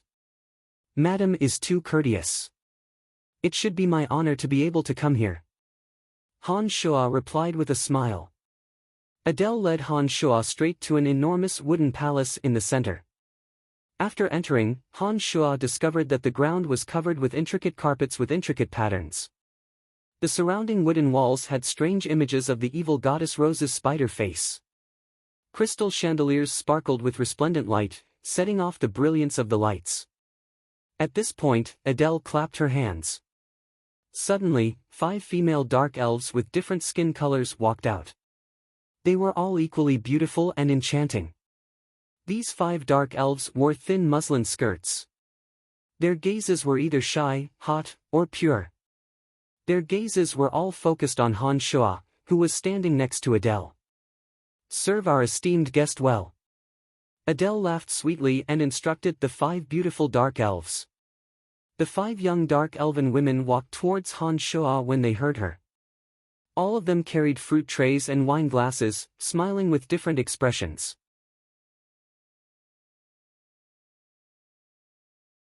Chapter 368. This was a banquet where guests felt at home. Served by 5 beautiful young dark elves, Han Shuo enjoyed fine wine and tender meat extremely comfortably. With Adele's instructions, the 5 young dark elves smiled sweetly as they incessantly urged Han Shuo to drink. The scantily clad dark elves intentionally or unintentionally rubbed themselves against Han Shuo's body, causing Han Shuo's lust to never extinguish. While Han Shuo appeared to be drunk and hazy, Adele gave a meaningful glance to the few dark elf elders who had been smiling apologetically. Adele's mistresses withdrew one by one with smiles on their faces. As soon as they left, Adele gave a meaningful glance to the 5 dark elves serving Han Shuo. The 5 equally beautiful dark elves undressed in front of Han Shuo and threw themselves into Han Shuo's arms with a charming smile. Hee, esteemed guest, enjoy their beauty. If you feel that the 5 of them aren't enough to satisfy you, then I will be very happy to accompany you. Adele said to Han Shuo with a charming smile. She also took the initiative to leave as she spoke. How about you all just come together? Han Shuo unceremoniously moved his hands up and down, rubbing the important parts of the dark elf who took the initiative to throw herself into his arms. He invited Adele with a smile. Covering her mouth with a chuckle, Adele rebuked, "How can that be? I'm the matriarch of the dark elves, I can't serve you with them." Hee, I alone am more powerful than the 5 of them. Only when you satisfy the 5 of them will you be able to make me feel refreshed. Prove it to me first. After saying this, Adele didn't stay behind. She watched as Han Shua began to unrestrainedly lay his hands on the 5 young dark elves. She endured the turmoil in her heart and left with a chuckle. After Adele left, Han Shua unceremoniously pressed a half-naked dark elf who was sitting in his arms under his body. He laughed loudly as he began to fight hand-to-hand. The 12 mystical demons silently left, spreading to the dark elves' territory. 2 of them were manipulating Adele to follow her, to see why she had left at this time. As the wonderful person under him moaned and begged for mercy, Han Shua casually pulled over another dark elf who was blushing and couldn't help but grope her plump breasts. This dark elf had purple skin and a head of deep purple hair. She looked like a blooming purple rose. The dark elf couldn't suppress the desires in her heart and immediately began to cry out in joy under Han Shua's body. Her trembling cries were like a melodious and enchanting tune that stirred one's heart, causing the other 3 dark elves to entangle with each other with flushed faces and ears, giving comfort to each other's empty hearts. Dark elves were notorious for their licentiousness, especially female dark elves. When these 3 dark elves first walked towards Han Shua, 2 of them had bashful expressions, seeming to have a rather reserved charm. However, when the real hand-to-hand combat began, the 2 originally bashful dark elves actually gradually became wild. They had yet to truly enjoy Han Shua, but they had already become chaotic. While fighting the dark elves below him, Han Shua arrived at a luxurious room 2 floors below through Adele, who was closely watched by the mystical demons. The male dark elves of Sikong were all here at this time. Apart from them, there was also a young male dark elf who was also respectfully waiting for Adele. Not far away, Han Shua's room was filled with extremely high-spirited cheers, spreading all the way to this room. Adele's devilishly beautiful face was bright red. She felt as if there was a little worm continuously wriggling in her heart. She really wanted to replace the person under Han Shua's body right now and endure Han Shua's ferocious assault. Subconsciously licking her red lips, Adele forcefully suppressed the restlessness in her heart and asked Sikong, "Tell me everything about the battle you just had with him." Sikong's body was still very weak, and there were still traces of blood on his face and arms.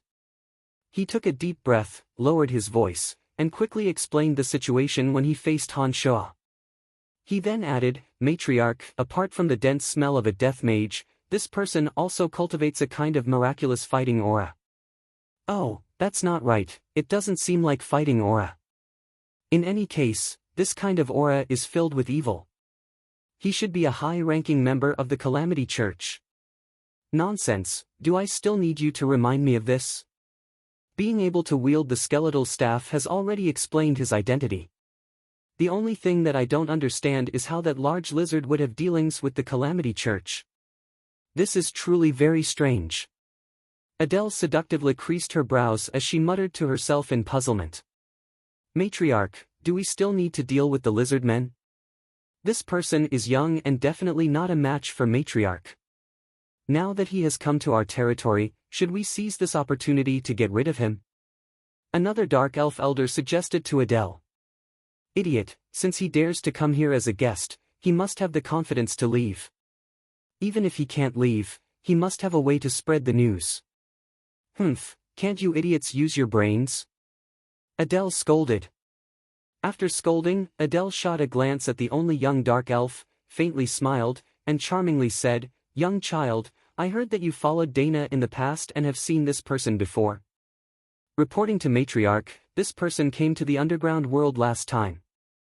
At that time, he helped us deal with a young dark dragon. Later on, because Matriarch Dana wanted to catch us all in one fell swoop, she targeted him. In the end, he killed more than half of us and even snatched the Aria of Darkness, making that black dragon his magical pet.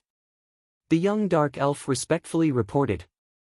Adele was startled when she heard this and hastily asked, "What? The Aria of Darkness is in his hands?" The dark elf nodded and replied, "Yes, Matriarch. He snatched it from the hands of our Matriarch Dana." The matriarch was trampled to death by that large lizard when we were dealing with the lizard men last time. At that time, many of us have seen him. I'm sure it's him. Dark dragon, he made a young dark dragon his magical pet. Elder Sikong muttered to himself. He suddenly exclaimed, Matriarch, that dark dragon can't be the grandson of the dark dragon tribe's matriarch, Gilbert, right? When we left from the lower level, we promised that old fart Gilgs that we would help him find his grandson.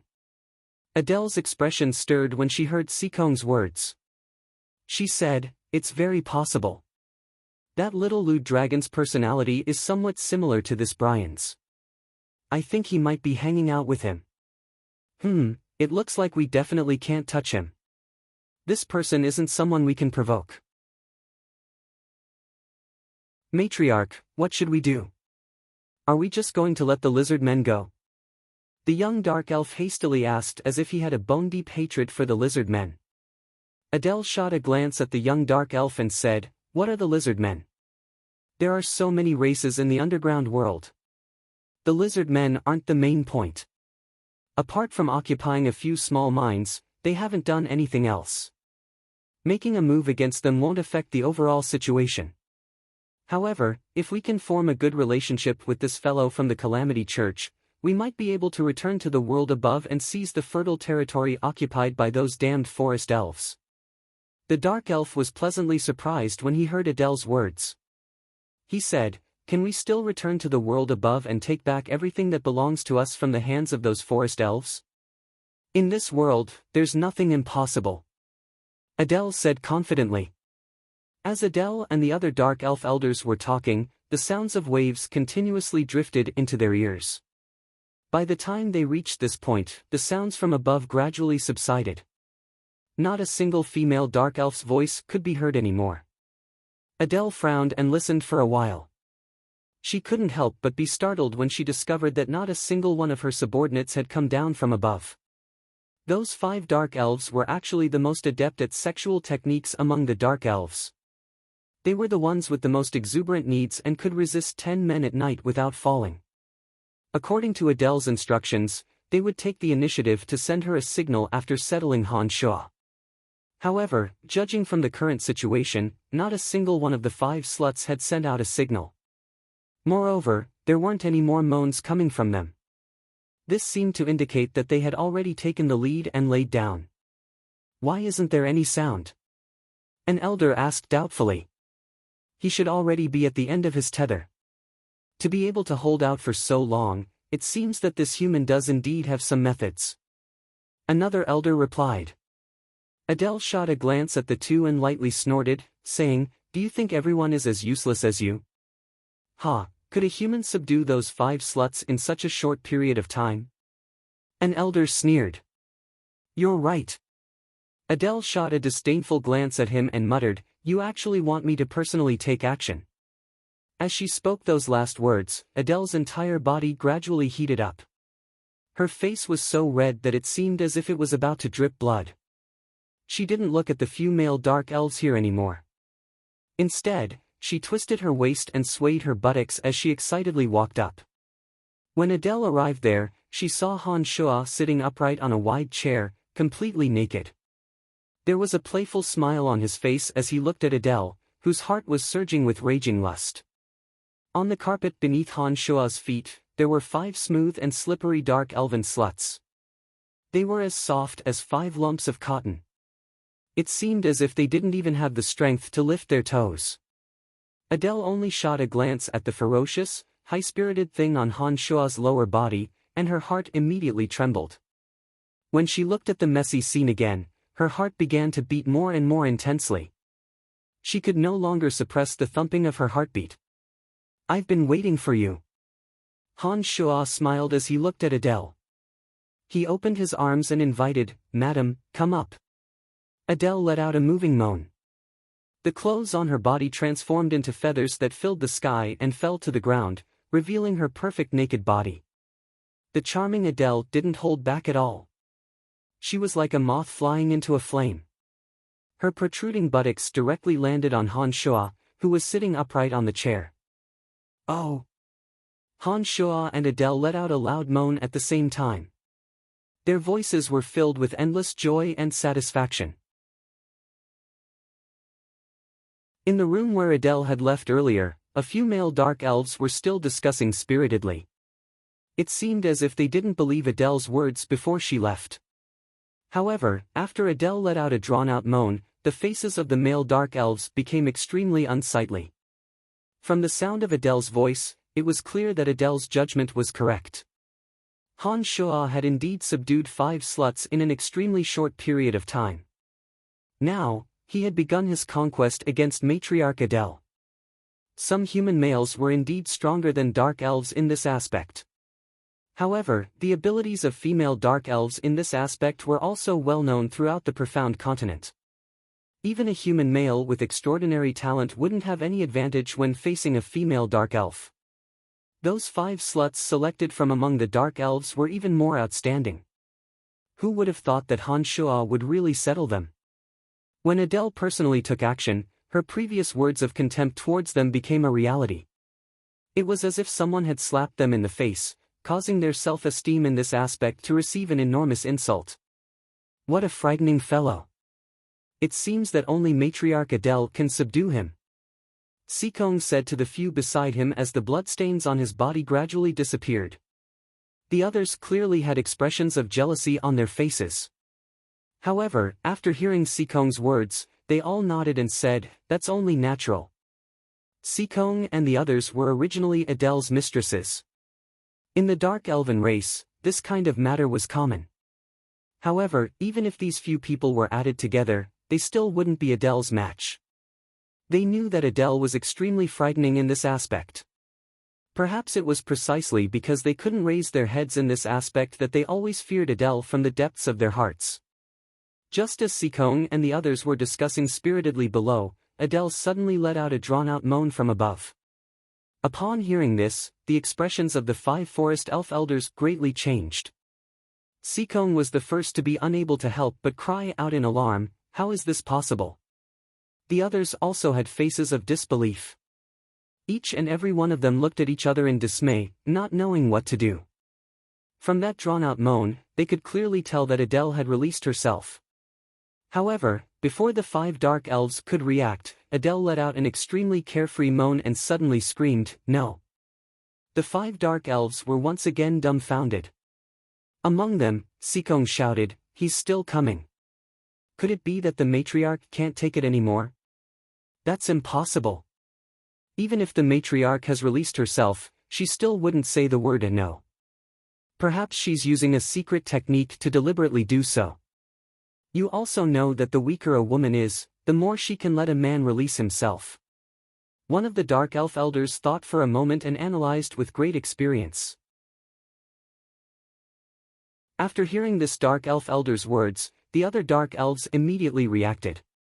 Sikong suddenly came to a sudden realization and said, "The matriarch is truly formidable. It seems that her moan just now was also to confuse this frightening human. That must be the case. What kind of person is the matriarch? Such a hot-blooded fellow can also conquer the matriarch. And, we've been worrying too much. It seems that the matriarch will have another subject under her crotch." While the Dark Elf elders were self-righteously discussing, Adele's panic-stricken voice grew louder and louder. She continuously screamed, "No, don't do this, I beg of you. The matriarch's acting is really good. It seems that he won't be able to hold on any longer." Sikong continued to express his opinion. "Ah! Damn Sikong, quickly come and save me, save me." Suddenly, Adele let out a mournful howl and unexpectedly called for help. Sikong was frightened and startled as he said, "Did you guys hear that? The matriarch is calling for help. Could something really have happened? Ah! Kill me, demon, kill me." Adele screamed crazily from above. She simply didn't have the slightest hint of joy. At this time, the Dark Elf elders gradually reacted. They suddenly realized that a major unforeseen event must have occurred above. With a loud shout, the Dark Elf elders all suddenly moved out and directly headed towards the top. When they arrived, they saw that Adele had been firmly pressed against the chair by Han Shua, who was vigorously pouncing on her from behind. Adele's originally radiant and enchanting skin seemed to have been sped up 1,000 times, slowly aging at a speed visible to the naked eye. Adele's long hair gradually turned a grizzled color. Along with this change, Adele's powerful aura slowly flowed into Han Shua's body. Han Shua, who originally wasn't too frightening, had his aura continuously rise. "Hey, you guys are here." Han Shua's large hand firmly pressed down on Adele as he continued his conquest. He turned his head and grinned at the Dark Elf elders. His smile was somewhat cruel. "Release our matriarch or else we will kill you." Sikong roared and once again took out the crystal ball he had used last time. "Just wait for a while more," Han Shua said with a light laugh. The speed at which he moved became more and more ferocious, forcefully attacking in front of the Dark Elf elders. Soon after, Han Shua faced the sky and let out a loud roar, his body uncontrollably trembling. Looking at the matriarch of the Dark Elves, Adele, her body no longer had any luster. The enchanting and devilish Madame Adele had become a grizzled-haired, soft-skinned old elf granny. Her skin didn't even have a trace of the luster of life. Chuckling, Han Shua took out a set of clothes from his space ring and put them on.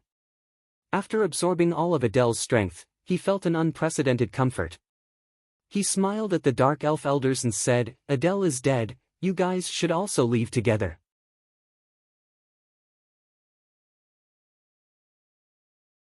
Chapter 369.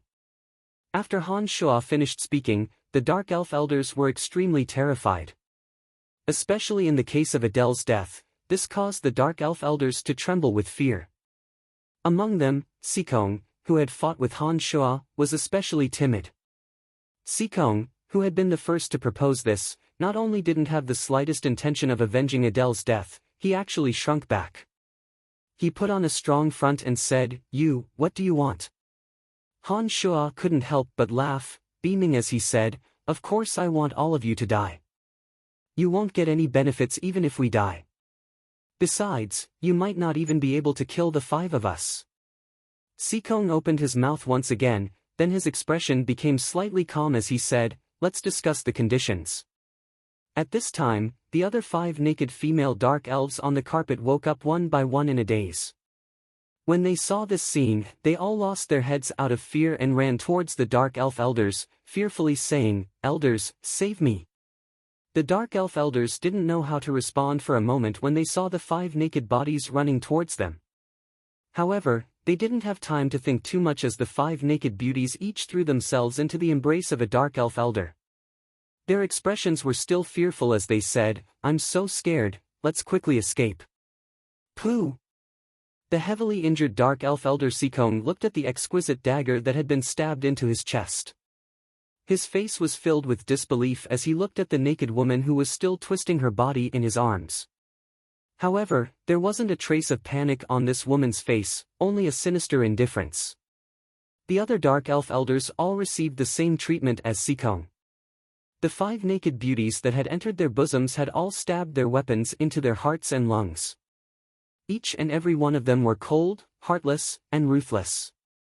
In the hinterland of the Dark Elves, it naturally wouldn't be easy for me to kill all of you by myself. Ha, the ones who truly want you dead are your own people. Han Shua explained with a smile as he coldly watched Sikong slowly fall into a pool of blood. Why? Sikong looked at the naked dark elf and questioned, unwilling to give up. "You bunch of old farts, what are you doing coming out from down there? Our clans are doing fine, but you come and steal our positions, becoming our enslaved elders. Hee, all races have desires, let alone us dark elves. Only after you die will we be the true rulers of the dark elves." The woman smiled coldly. She squatted down and grabbed the dagger. She held it tightly and stabbed it again. Sikong's eyes rolled back and he completely collapsed. Each of these dark elf elders was an extraordinary magic controller, but they didn't expect that their own people would attack them. Under the sudden sneak attack of the 5 female dark elves, they immediately fell for it. With a soft sound, Han Shua swept towards one of the Dark Elf elders like lightning. The Dark Elf elder, who had fallen into a pool of blood, had just stood up when Han Shua suddenly closed in on him and pressed his palm against his back. Bang! An explosive sound came from within the Dark Elf elder's body. The Dark Elf elder, who hadn't been killed in a single blow, had truly and thoroughly collapsed. Since she was prepared to fight Han Shua hand-to-hand, Adele didn't arrange any Dark Elf guards in the vicinity. She probably understood that her cries would be too loud. As the ruler of the Dark Elves, she naturally didn't want her subordinates to hear her, so she sent the guards away. When the battle ended, the guards still didn't know about the earth-shattering changes that had taken place here. They were still doing what they were supposed to do in the distance. Didn't you not agree to our request? Why did you kill Adele in the end?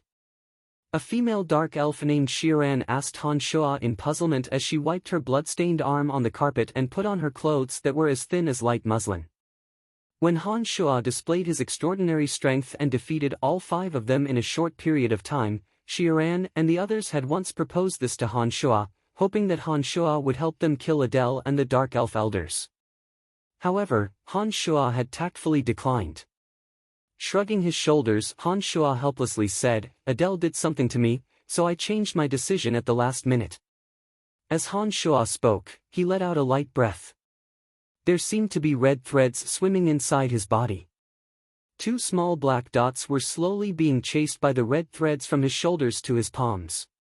Then, the skin on Han Shua's left and right palms suddenly broke open, and 2 tiny blue spiders the size of soybeans drilled out.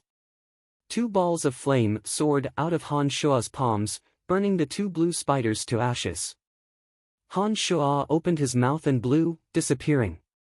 Originally, Han Shua really didn't intend to make a move against Adele. However, Adele was obviously plotting against him. With Han Shua's separate demon realm, his consciousness could clearly detect all abnormalities in his body. Adele had used 2 small spiders to infiltrate Han Shua's body, obviously harboring unfriendly thoughts. These 2 small spiders had been drawn into Adele's body from under her tongue when she and Han Shua were passionately kissing.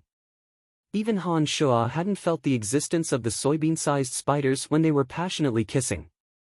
If Han Shua's consciousness hadn't been strong enough, he really wouldn't have known that Adele had secretly done something to him. With Han Shua's temperament, this Adele actually dared to make the first move. Naturally, he wouldn't have any benevolence towards her.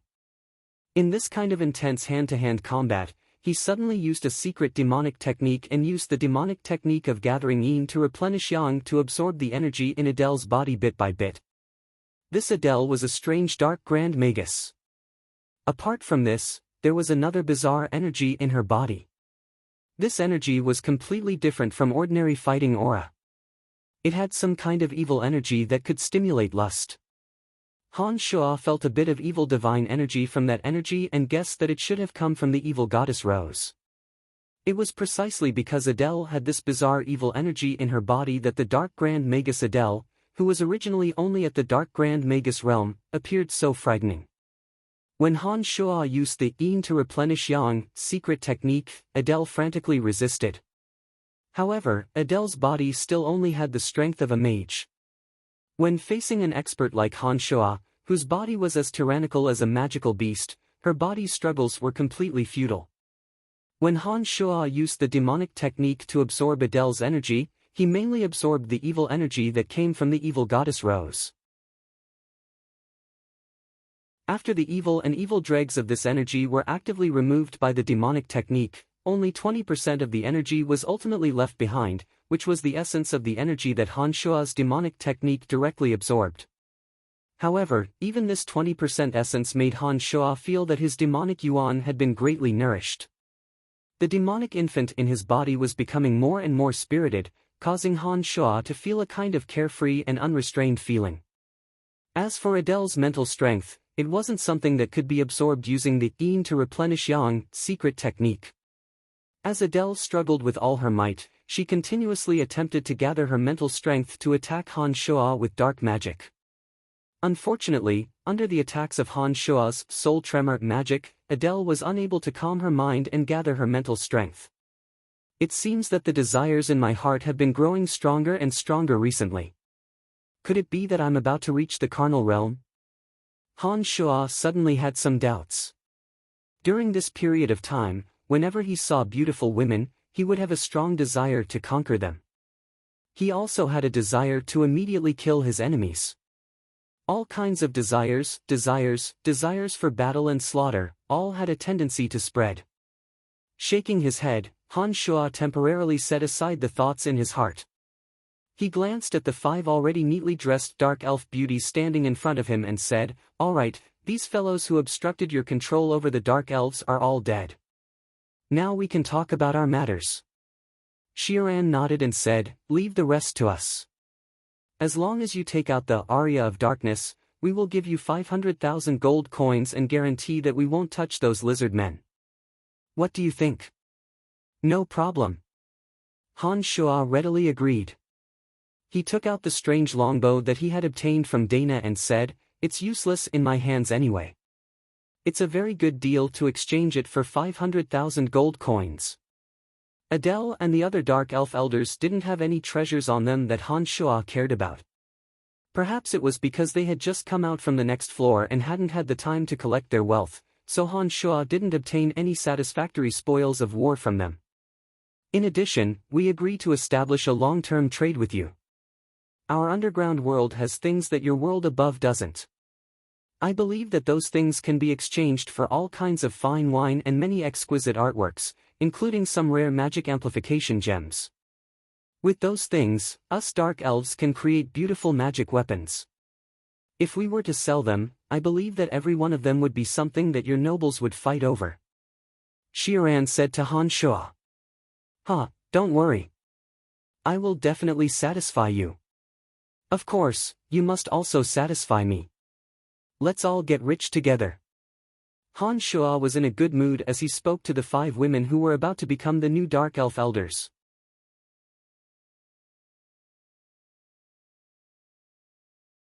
Chapter 370. After Han Shua left the dark elves' territory, the 5 female dark elves worked together to drag the corpses of Adele and a few elven elders to the lowest secret cellar. They announced to the outside world that Adele and a few elven elders had gone to travel to the world above. After a few days, tens of thousands of small spiders suddenly gathered in the cellar. It was as if all the small spiders in the dark elves' territory had gathered. These small spiders had used some unknown method to arrive in the cellar, but the dark elves in the territory hadn't noticed them. Millions of tiny spiders filled the entire cellar. They crazily wriggled on top of Adele's corpse. Each of the tiny spiders spat out a strange power that fell on Adele's corpse. After the tiny spiders spat out the power they carried in their bodies, each of them became dry and lifeless. This process continued for a period of time. The millions of small spiders that had rushed into the cellar all spat out the energy they carried in their bodies, and all of them died in the cellar one after another. Adele's shriveled corpse slowly weathered, and after a few days, only a white skeleton remained. However, a thumb-sized bead that sparkled with a blue halo appeared within Adele's skull. This bead was filled with the obscene energy of spider goddess Rose that Han Shua had previously absorbed. Suddenly, one day, the blue bead suddenly shot out thousands of blue silk threads, which pierced into the corpses of the elven elders. Those blue silk threads were like pipes that transported liquid, and actually drew out strands of blue light from the corpses of the elven elders. In just a short while, the corpses of the elven elders had all turned into flying ashes. That blue bead slowly flew out of the cellar in the middle of the night, and flew toward Spider Goddess Rose's temple in this area. Within the temple, a pure and innocent female dark elf was piously praying to the statue of Spider Goddess Rose. This dark elf girl looked to be only 17 or 18 years old, as if she hadn't been deeply corrupted by the dark elves' obscene culture. Her expression as she prayed to the statue of Rose was that of the most devout believer. As she muttered to herself in the language of the dark elves and continued to worship the statue of Rose, the blue bead that flew out of the cellar suddenly hovered above her head. Suddenly, the blue bead burst out with thousands of rays of blue light, tightly wrapping the girl below. An enormous amount of energy suddenly gushed out from the blue bead and was transmitted into the young girl's body through the strands of blue light. The young dark elf girl, who was entangled by the blue light, let out a blood-curdling scream. Unfortunately, because her lips were also covered by the blue light, her screams couldn't escape. The girl's emerald green pupils gradually turned white, and her screams gradually subsided. After a while, the blue bead and the thousands of blue lights slowly entered the girl's body. The girl collapsed in front of the statue of Spider Goddess Rose with blue light lingering around her body. Only when it was almost daybreak did the blue light in the girl's body completely disappear, and her white pupils regained their emerald green color. When the girl stood up from the ground, she deeply bowed to the statue of Spider Goddess Rose, then gnashed her teeth and said, "Brian, I will definitely let you taste pain, and kill you in the same way." At this moment, Han Shua, who had been bitterly cursed and hated by others, was laughing heartily. Han Shua's wild laughter lingered in the cemetery of death, brimming with joy and satisfaction. In front of Han Shua, an old fey demon about 2 meters tall, with long green fur, dense fangs, and sharp claws had finally descended into this plane under his summoning art. The old fey demon roared incessantly as soon as it appeared. This kind of high-level undead creature wasn't bound by the laws of heaven and earth, even in the profound continent. That enormous roar indeed spread throughout the cemetery of death, mixing with Han Shua's wild laughter. The old fey demon roared and raised its head to see the contractor in front of it. It actually flew straight towards Han Shua, its speed as fast as a green lightning bolt. Its 2-meter-long claws whistled in the wind, its imposing manner incomparably astonishing. Damn it, something's still not right. It looks like the summoning art wasn't completely successful. Otherwise, if such a powerful undead creature had descended from another plane and immediately attacked the necromancer would have been in a miserable state during the battle. Han Shua cursed inwardly. Seeing the old fey demon rush over, he hastily grabbed the demon's lair edge. Han Shua waved the skeletal staff in his left hand and chanted an incantation. An enormous white bone shield abruptly formed in front of Han Shua, with sharp bone spikes protruding from the surface of the shield. The old fey zombie collided with the white bone shield with a bang, and the white bone shield abruptly exploded, causing the old fey zombie to fall to the ground. The white bone shield condensed by the Grand Magus realm was much sturdier and had a much larger surface area. The old fey demon could only smash the white bone shield when it rushed over, and was unable to break through the white bone shield's interception in one go. Without waiting for the old fey demon to crawl back up, the demon's lair edge in Han Shua's hand flew out.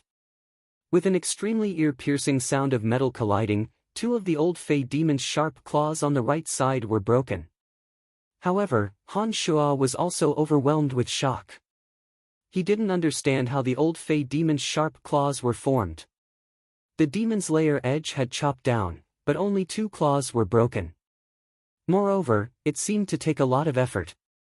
Han Shua was well aware of how sharp the demon's lair edge was. In addition, it had absorbed a large amount of fiendish aura and was meticulously forged by Han Shua. It was truly able to cut through gold and stone effortlessly. Han Shua really didn't expect that the old fey demon would actually be so terrifying. Its sharp claws were only broken by the demon's lair edge's chop. The old fey demon landed on its butt, bared its teeth, and let out a loud howl again. It once again charged at Han Shua. Han Shua waved the skeletal staff in his hand, and over 100 bone spears pierced through the air. Although the bone spears weren't able to pierce through the old fey demon was still pushed back by the hundreds of bone spears. Taking advantage of this opportunity, Han Shua relied on the power of the contract and used the skeletal staff to send the old fey demon back. It wasn't that Han Shua was afraid of the old fey demon. With Han Shua's strength, it wasn't difficult to kill the old fey demon. However, the old fey demon that attacked its master as soon as it was summoned was obviously caused by a problem with the incantation. Currently, the most important thing was how to chant the correct summoning incantation, and not waste time with the old fey demon. After leaving the underground world, Han Shuo had been practicing the Grand Magus level summoning incantation in the Cemetery of Death for the past few days. After a period of study, Han Shuo had gradually grasped the technique. Only then was he able to summon the old Fey demon from the other dimension today. The old Fey demon immediately attacked me as soon as it descended from the other dimension. It definitely wasn't completely bound by the power of the contract. Otherwise, it definitely wouldn't dare to attack me.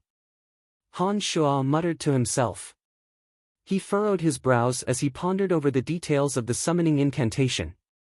Casually taking out the thick necromancy book, Han Shuo once again deeply read it. After a while, a thought flashed through his mind, and he suddenly cried out in surprise, "Shouldn't I have created the contract midway?" When using the summoning incantation to lure the old Fey demon into the profound continent, Han Shuo had first used the incantation to communicate with the other dimension. After chanting the incantation to search for the old Fey demon, Han Shuo's mental strength would traverse the boundless space and instantly descend into the other dimension. At this time, Han Shuo would be able to randomly lock onto an old Fey demon. The following process was to use the mental strength to firmly suppress the locked old Fey demon, then use the mental strength to suppress and destroy the old Fey demon's resistance. Then, take the opportunity to form the contract and bring the old Fey demon into the space tunnel. In the blink of an eye, the old Fey demon would pass through the mysterious space tunnel and descend into the profound continent. However, from this cryptic necromancy book, Han Shuo noticed a note in a remote corner. The meaning was that the creatures from the other dimension were the strongest in the other dimension. However, once they left the other dimension and escaped into the space tunnel, they would instantly enter the weakest state. Once they descended into the material world from the space tunnel, they would be able to recover. Of course, the undead creatures would forever be the strongest in the netherworld. When they arrived in the material world of the profound continent, because there wasn't a dense death aura, their strength would be limited to a certain extent. However, even so, the undead creatures in the material world could still display formidable strength. As long as there were living creatures in the material world, there would be the presence of the aura of death from the souls of the dead. Although it wasn't as much as their world that was purely formed from the aura of death, it could still provide them with the energy they needed. In addition to the aura of death that they themselves possessed, even if they descended into the profound continent, their strength wouldn't be too different. However, in the process of going from the netherworld to the material world of the profound continent, they would have to traverse through the mysterious space tunnel in the blink of an eye. Originally, the distance should have been endless, but under the influence of the contract and mental strength, or perhaps the incantation contained the mysteries of the law of space, it caused the distance that should have been endless to shrink to the size of an instant. According to the difference in mental strength and proficiency in the summoning incantation of a necromancer, the time taken for the undead creatures to pass through the space tunnel from the netherworld to the material world was also different. The stronger the necromancer and the deeper the understanding of the essence of necromancy magic, the shorter the time needed. Under normal circumstances, a necromancer at the level of a magic apprentice to an archmage would require 3 to 5 seconds to make an undead creature descend from another world to this world. The current Han Shuo could already be considered to have advanced to the level of a Grand Magus necromancer. This time, it would only take the short span of a second. If it was a necromancer at the level of a sacred magus, the time needed to traverse could even be calculated in milliseconds. That was practically the time taken for the summoning incantation to be completed, and the undead creature would instantly descend into this material world. However, regardless of whether it was a magic apprentice who had just peeked into the door of necromancy magic, or a sacred magus necromancer who had a deep understanding of the essence of necromancy magic, regardless of whether he was summoning the lowest level skeletal warrior or the terrifying undead creature bone dragon, the summoned undead creature would always need to pass through the space tunnel. Although the time needed for this process varied according to the strength of the magus, this step was always unavoidable. According to this note, it seemed that no matter how strong an undead creature was, it would be extremely weak in this space tunnel that did not have any aura of death. Referring to the law of necromancy magic that forming a contract while the undead creature was at its weakest, Han Shuo seemed to have suddenly understood something. His heart stirred. Han Shuo once again chanted the incantation of necromancy magic, focusing his attention to the optimal state. As the syllables of the incantation changed, he suddenly formed a connection with an old fey demon from another world. As the old fey demon struggled with all its might, Han Shua's mental strength erupted like a flash flood, firmly suppressing the old fey demon's struggles. As the incantation of necromancy continued, Han Shua's mental strength gradually suppressed the old fey demon's resistance. When the incantation reached the syllable of traversing, Han Shua suddenly brought the old fey demon to traverse through the space tunnel. Once the old fey demon entered the space tunnel, in that 1 second, Han Shua used all his strength to quickly form a contract with the old fey demon. 1 second passed, and the old fey demon suddenly descended in front of Han Shua in the cemetery of death. Letting out a light breath, Han Shua's eyes glistened as he stared at the old fey demon that had reappeared, ready to react at any time. The old fey demon landed in front of Han Shua. The terrifying old fey demon didn't make any movements, and didn't madly charge at Han Shua like last time. After staring deeply at the old fey demon for a while, Han Shua's heart gradually grew a bit more joyful. He tried to transmit a message, and the old fey demon continuously flew in circles in the same place according to Han Shua's message.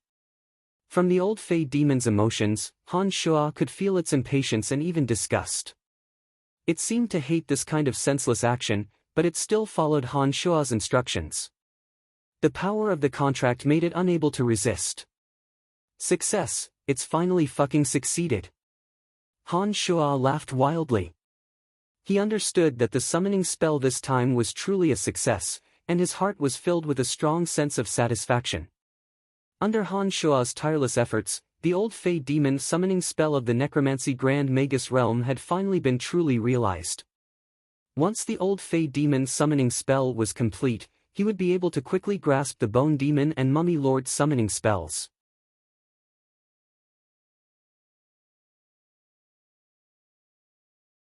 Chapter 371. Passing through the transportation array in the Cemetery of Death, Han Shua arrived at the depths of the desolate outskirts of Seagate City and walked out of the transportation array. Summoning the Earth Elite Zombie, Han Shua opened up a tunnel leading to the top of his head and left the depths of the underground, hurrying toward Seagate City. For an expert like Han Shua, any city's defenses were practically useless.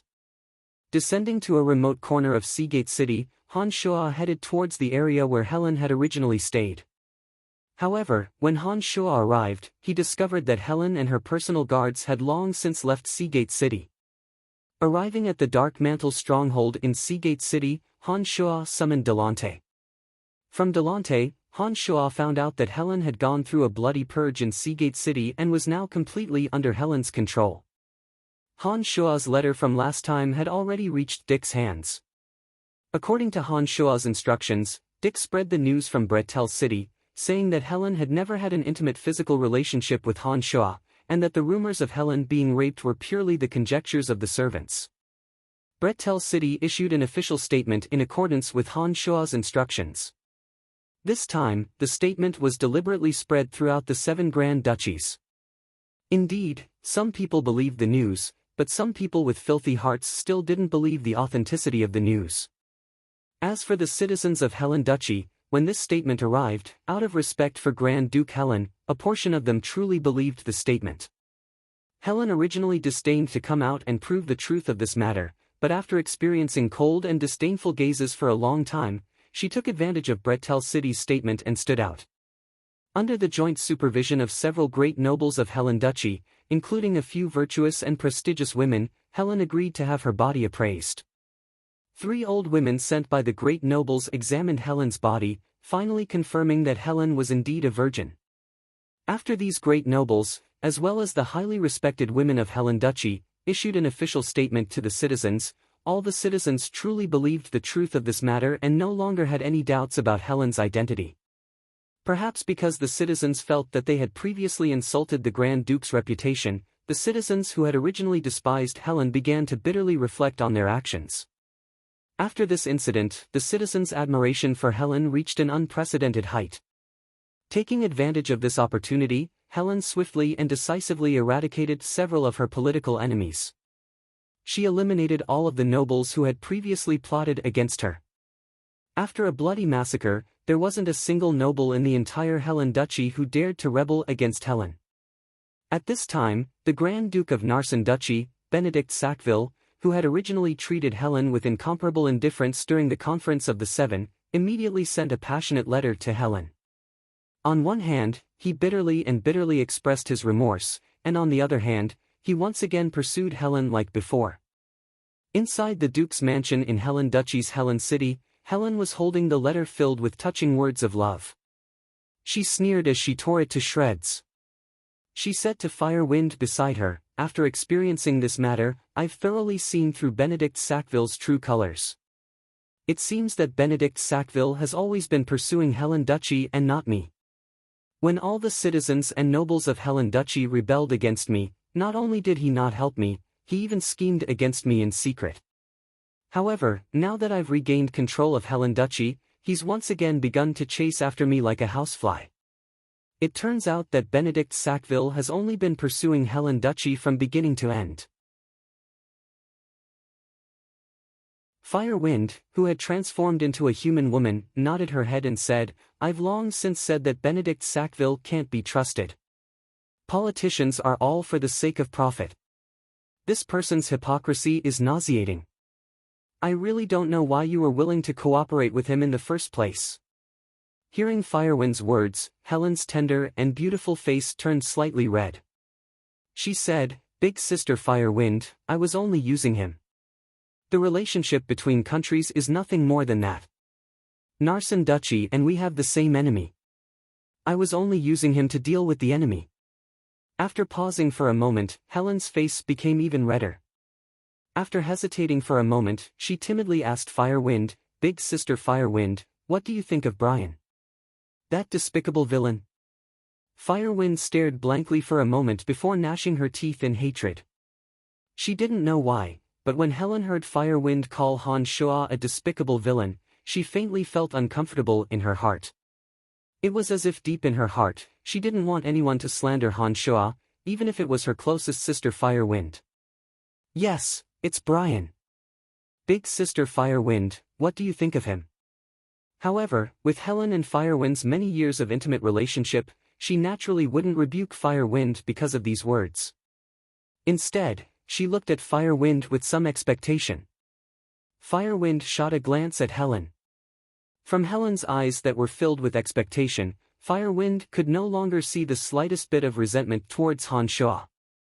Firewind sighed in her heart and forced a smile. "Helen, this Brian is even more difficult to deal with than Benedict Sackville. When facing Benedict Sackville, I could still feel a bit of his filthy thoughts towards you, as well as his hypocrisy that doesn't match his inner thoughts. However, when I'm with this Brian, I'm simply unable to sense any of his inner emotions. He's like a bottomless cold pond with a deep, bottomless callousness. As for what lies in its depths, it's simply not something I can see. This man is too powerful. If he wanted to kill us, it would be as easy as flipping his hand. I know we can't deal with him, and I also don't know if your way of doing things is right or not." Firewind understood that Helen had already unknowingly developed feelings for Han Shua. Han Shua indeed had the ability to attract any woman, but this kind of man was basically a drug for women. Once they fell for him, it would be hard for them to extricate themselves. However, for Helen, who was similarly exuberant with ambition, being paired with a tyrannical and ruthless character was indeed the most suitable. Han Shua was clearly this kind of character. To Helen, Han Shua, who possessed terrifying strength and acted decisively and viciously, was undoubtedly filled with a fatal attraction. In the 7 grand duchies that were at war all year round, if Helen had the support of such a man by her side, it naturally wouldn't be a bad thing. Unfortunately, this man's schemes were too many. A single Helen Duchy was obviously not enough to satisfy him. When he attempted to dominate all 7 grand duchies, Firewind didn't know whether it would be a blessing or a disaster for Helen to follow him. "Elder Sister Firewind, I know what I want. Benedict Sackville can't give me something, but I think Brian can. In addition, I don't know why, but I've discovered that I can no longer hate him. Perhaps women are just this emotional. They can hate a person to the bone, but because of one thing, this hate can turn into love. AI. Helen sighed as she spoke with deep feelings. While Helen and Firewind were pondering, a cloud of light smoke slowly drifted over from within the Duke's mansion. It passed through the courtyard and curled up towards Helen's window. Helen, who was in the middle of talking to Firewind, couldn't contain the pleasant surprise in her heart when she saw the light smoke slowly approaching. Suddenly, she happily said, "He's here." Firewind stared blankly for a moment. Then, she sensed an evil aura slowly entering the room. Firewind was somewhat afraid of the necromancer and demonic aura on Han Shua's body. Seeing the light smoke approaching, Firewind furrowed her brows and retreated a few steps, pulling apart some distance from the gradually visible Han Shua. "You've come." When Helen saw Han Shua calmly appear, she had an impulse to throw herself into Han Shua's bosom. However, the joy on her face was sincere. "Yes, some matters were delayed for a few days. But fortunately, you've already taken over Seagate City. Right now, the entire Helen Duchy should be even more secure than before, right?" Han Shua smiled as he nodded. Seeing the sincere joy on Helen's face, Han Shua was indeed very happy in his heart. He was happy that this woman had gradually fallen deeply in love with him. In such a short period of time, Helen had eradicated her political enemies in a bloody purge and reorganized the Helen Duchy.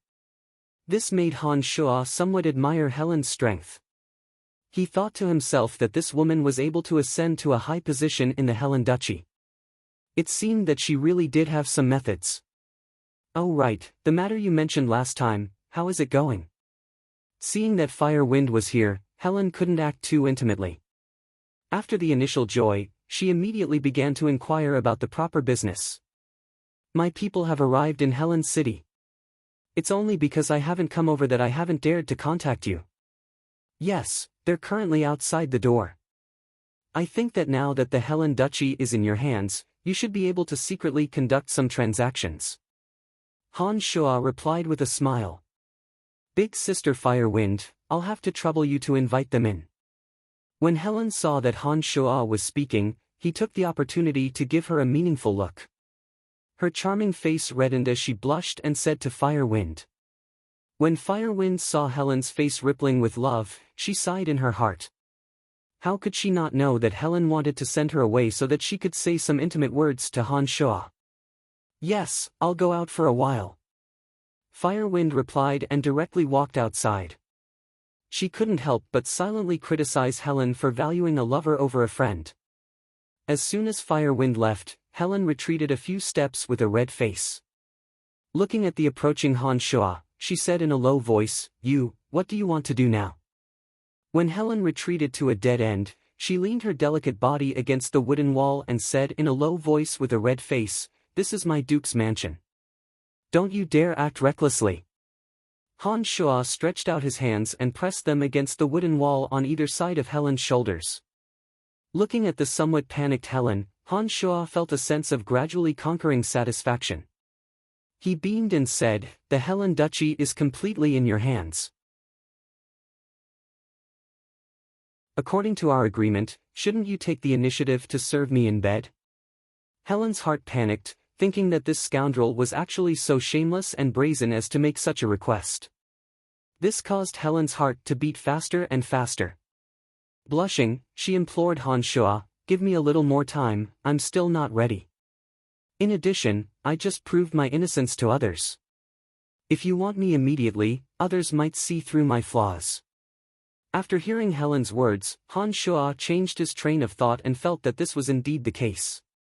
Experienced people would be able to tell at a glance whether or not a woman had been nourished by lust. Han Shua was also extremely confident in his own ability. He believed that once he took Helen, he would definitely change the impression Helen gave others. Who knows, people might really be able to see through some clues. "Alright, I'll give you a little more time." While Helen was feeling apprehensive, Han Shua pondered for a moment before opening his mouth to speak. Just when Helen let out a sigh of relief, Han Shua chuckled mischievously and said, "However, shouldn't I collect a little interest first?" As soon as these words were spoken, Helen's heart that had just calmed down once again became chaotic. She shyly and stealthily raised her head to glance at Han Shuo. Seeing the fiery passion in Han Shuo's eyes, she hastily lowered her head in panic and whispered, What do you want? A kiss. Han Shuo said with a smile. This guy's lustful heart really hasn't changed. Helen sighed inwardly. However, she didn't feel angry in her heart, only bashfulness. Helen hesitated for a moment. Since he had already agreed to that matter, it seemed that she had to give him a little sweetness. Then, her heart became chaotic. In any case, she would be his sooner or later. Forget it. As she thought of this, Helen blushed and closed her eyes as she raised her head, waiting for Han Shuo's hot kiss to arrive. However, after waiting for a while, Helen discovered that Han Shuo didn't move. She couldn't help but open her eyes in confusion and look at Han Shuo, who was looking at her with a smile. Pointing to his own lips, Han Shuo said, I want you to take the initiative to kiss me. This bastard, how embarrassing, he actually wants me to take the initiative to kiss him. Helen's heart thumped wildly and even her neck was covered in a red tide. That red tide was spreading to the rest of her body. She was so embarrassed that she didn't know what to do. Hurry up, or else the Fire Phoenix and the others will come back. If you don't take the initiative to kiss me before the Fire Phoenix and the others come back, I will force a kiss on you in front of them. Han Shuo looked at Helen in ridicule and threatened. After hearing Han Shuo's words, Helen's heart became even more flustered. Thinking of the scene that Han Shuo had described, Helen's heart became even more afraid. Sighing, Helen's pretty face was flushed. She closed her eyes and stood on her tiptoes to kiss Han Shuo's big mouth.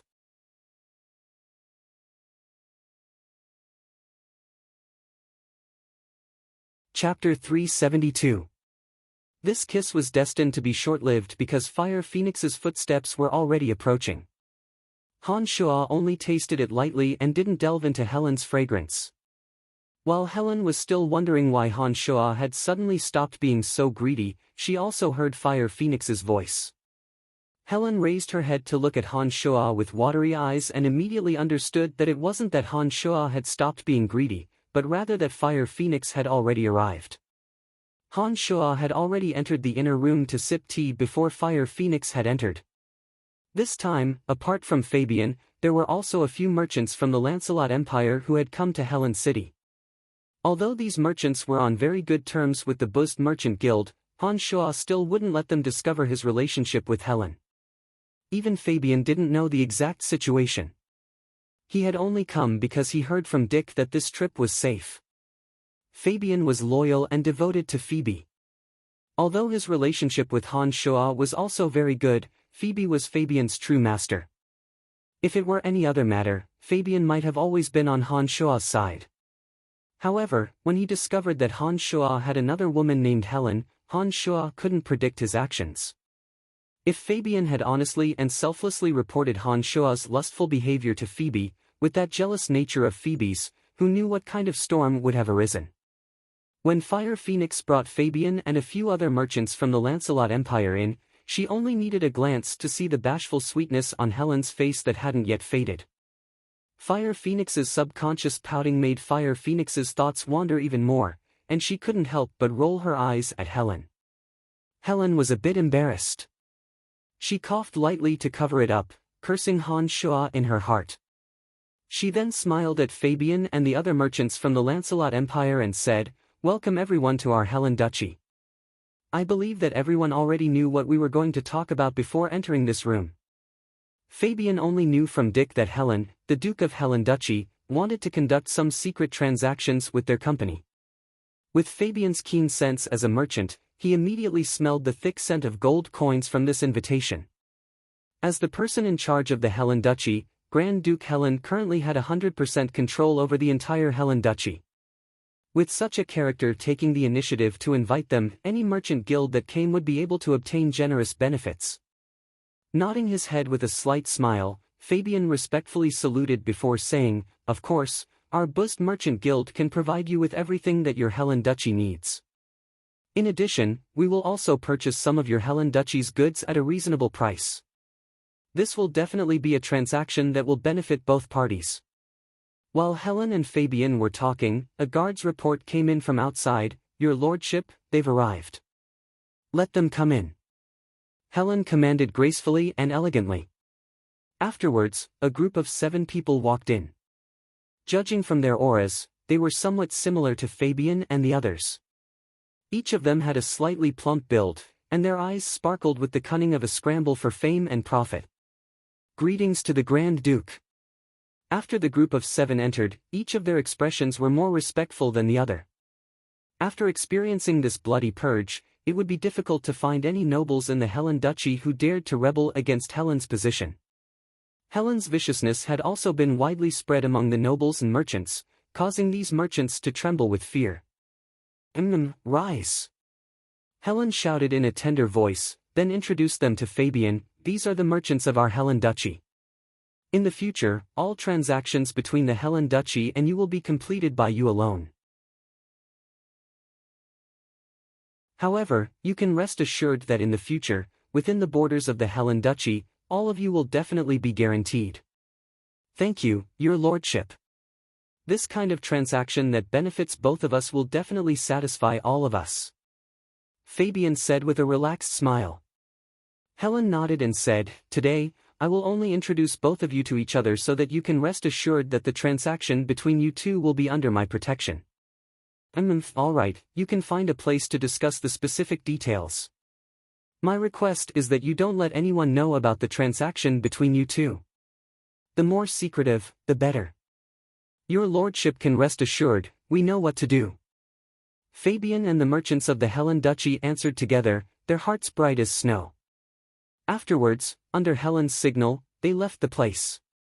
These merchants began to discuss the details of the transaction on the road. After Fabian and the others left, Han Shua walked out from inside and said to Helen, I think that with the merchants of the Lancelot Empire, some of your goods will no longer have to pass through the Narsen Duchy in the future. The Brute Merchant Alliance and your Helen Duchy are too far apart, and there's also Benedict Sackville in the middle.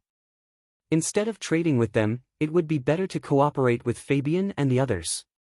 You were so enthusiastic to bring these merchants here. Isn't it because you have taken a fancy to our Helen Duchy's valiant warhorses? Helen glanced at Han Shua, who had just walked out from the inner room, and said with a snort. After hearing Helen's words, Han Shua laughed dryly and said, This is originally a mutually beneficial transaction. You and I can both benefit from it. After pausing for a moment, Han Shua said, All right, the seeds of internal strife in your Helen Duchy can be considered to have been uprooted. I think it's time for me to leave the Helen Duchy. Ah, you're leaving so soon. A sense of loss suddenly rose in Helen's heart. She said to Han Shua, There are many wonders in the Helen Duchy that are worth exploring. How about I personally take you on a tour? In any case, I don't have much official business to attend to during this period of time. When she heard that Han Shua was leaving, Helen was somewhat reluctant to part with him. She wanted Han Shua to stay in the Helen Duchy for a while longer, so she couldn't help but suggest this. Han Shua laughed involuntarily and said, Do I look like such an elegant person to you? Helen's expression darkened. After a moment of silence, she suddenly said in a low voice, You've only been in Helen City for less than a day, yet you're leaving so soon. Can't you stay with me for a few days? Helen's slender, shapely eyebrows slightly knitted, her eyes filled with loss and sadness. She understood that a person like Han Shua wouldn't be tied down by a woman. However, for some reason, she couldn't help but miss Han Shua during these few days that he was away. Now that Han Shua had finally arrived, she naturally didn't want Han Shua to leave immediately. Han Shua silently looked at Helen, the corners of his mouth gradually overflowing with a smile. After a moment of hesitation, he said, If I were to stay for a few days, I wouldn't be able to guarantee that you would continue to maintain your holy and pure appearance in the Helen Duchy. Cough cough. Hua Feng dryly coughed twice. When Han Shua and the blushing Helen turned their attention to her, she opened her mouth and said, I still have some matters to attend to, so I'll be leaving first. Without waiting for Han Shua and Helen to speak, Huafeng stomped her feet and directly walked towards the door, disappearing without a trace in the blink of an eye. Her departure was really neat. Helen bitterly glared at Han Shuo and rebuked, "It's all your fault. How could you say such things in front of Sister Huafeng?" Shrugging his shoulders, Han Shuo calmly said, "It's her fault for not being tactful. When the two of us are alone, she should have found an excuse to avoid arousing suspicion. Hee hee, what's more, you're going to be my woman sooner or later, and this is your duke's mansion. There's nothing wrong with me telling you these things.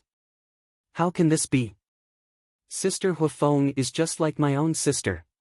She'll definitely make fun of me." Helen angrily shouted at Han Shuo, as if she was a little girl who had just tasted love for the first time. All right, I won't argue with you anymore. I'm also leaving." Han Shuo was preparing to leave the Helen Duchy and make a trip to the other duchies. He wanted to see if he could find an opportunity to enchant the mystical demons into the minds of the several Grand Dukes. He wanted to seize the opportunity to control the Grand Dukes and gradually nibble away at the 7 Grand Duchies.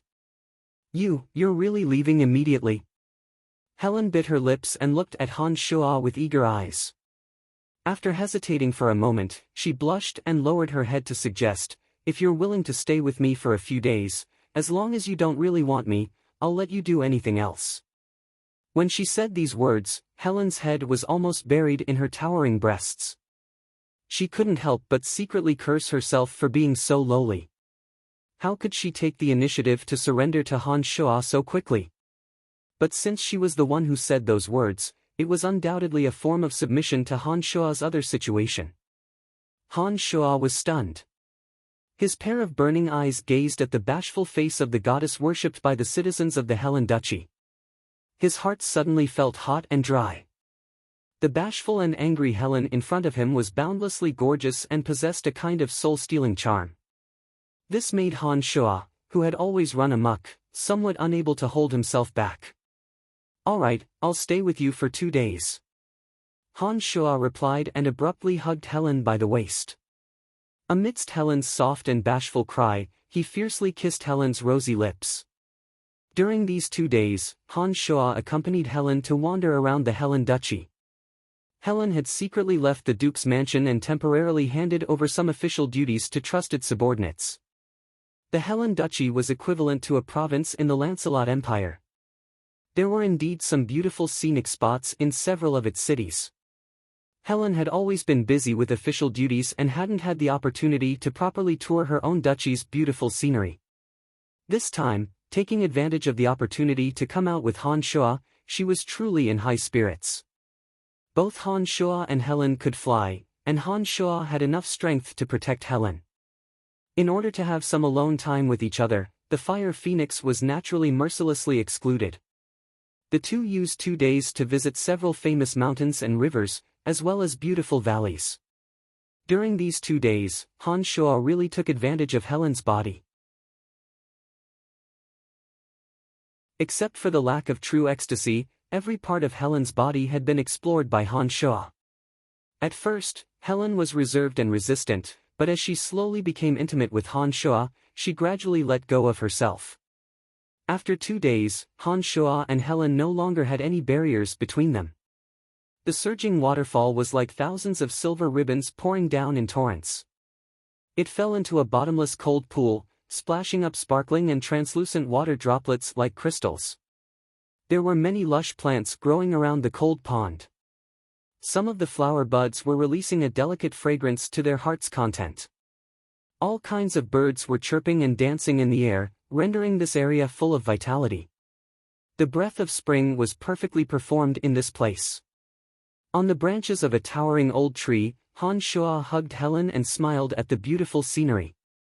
He whispered softly as he listened to Helen narrate all the interesting things about the Helen Duchy. These 2 days, Helen had put down her dignity and arrogance as the ruler of a duchy, and as a little girl who had fallen in love, she accompanied Han Shuo to her heart's content. Looking at the man in front of her who was becoming more and more satisfied with her, a feeling called happiness leisurely rose from the bottom of her heart.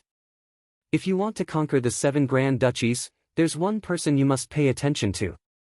Nestled in Han Shuo's embrace, Helen slightly adjusted her posture and looked up at Han Shuo, who was looking ahead. Han Shuo stared blankly. He lowered his head and looked at Helen in puzzlement, asking, "Who?" "Statholm of the Bramble Tunai." Helen replied with a dignified expression. "Who is this person? How come I've never heard of him?" Han Shuo was even more puzzled as he asked in puzzlement. The current 7 Grand Duchies were the original Verdun Imperial Dynasty. When the Verdun Imperial Dynasty was at its peak, it wasn't any weaker than your Lancelot Empire. The state preceptor of the Verdun Imperial Dynasty was Sword Saint Statholm. Although the Verdun Imperial Dynasty was divided into 7 Grand Duchies, the original state preceptor, Statholm, lived in seclusion in Stranglethorn Vale. This person should still be alive. Once the 7 Grand Duchies are invaded by foreign enemies and are on the verge of being destroyed, he will definitely leave Stranglethorn Vale to help the 7 Grand Duchies. Helen looked at Han Shuo and explained. Han Shuo was really astonished when he heard Helen's words. He couldn't help but continue to ask, "The Verdun Imperial Dynasty has disappeared for so long. Are you sure this person is still alive?" Nodding, Helen said, "Legend has it that when your Lancelot Empire invaded the 7 Grand Duchies last time, Statholm played a key role. The 7 Grand Duchies didn't have a sword saint or sacred magus on the surface. When your Lancelot Empire invaded our 7 Grand Duchies last time, your Lancelot Empire didn't send a sword saint or sacred magus because they were warned by Statholm. When the Verdun Imperial Dynasty was still around, State Preceptor Statholm was a sword saint renowned throughout the continent. So long after the Verdun Imperial Dynasty, State Preceptor Statholm is still alive and well. No one knows exactly how powerful his strength is. However, after the last time, legend has it that State Preceptor Statholm warned the experts of your Lancelot Empire. They indeed didn't dare to use the forbidden magic of a sacred magus to reverse the situation of your Lancelot Empire's defeat." Han Shuo was overwhelmed with shock. He silently nodded, firmly engraving the name Statholm in his mind.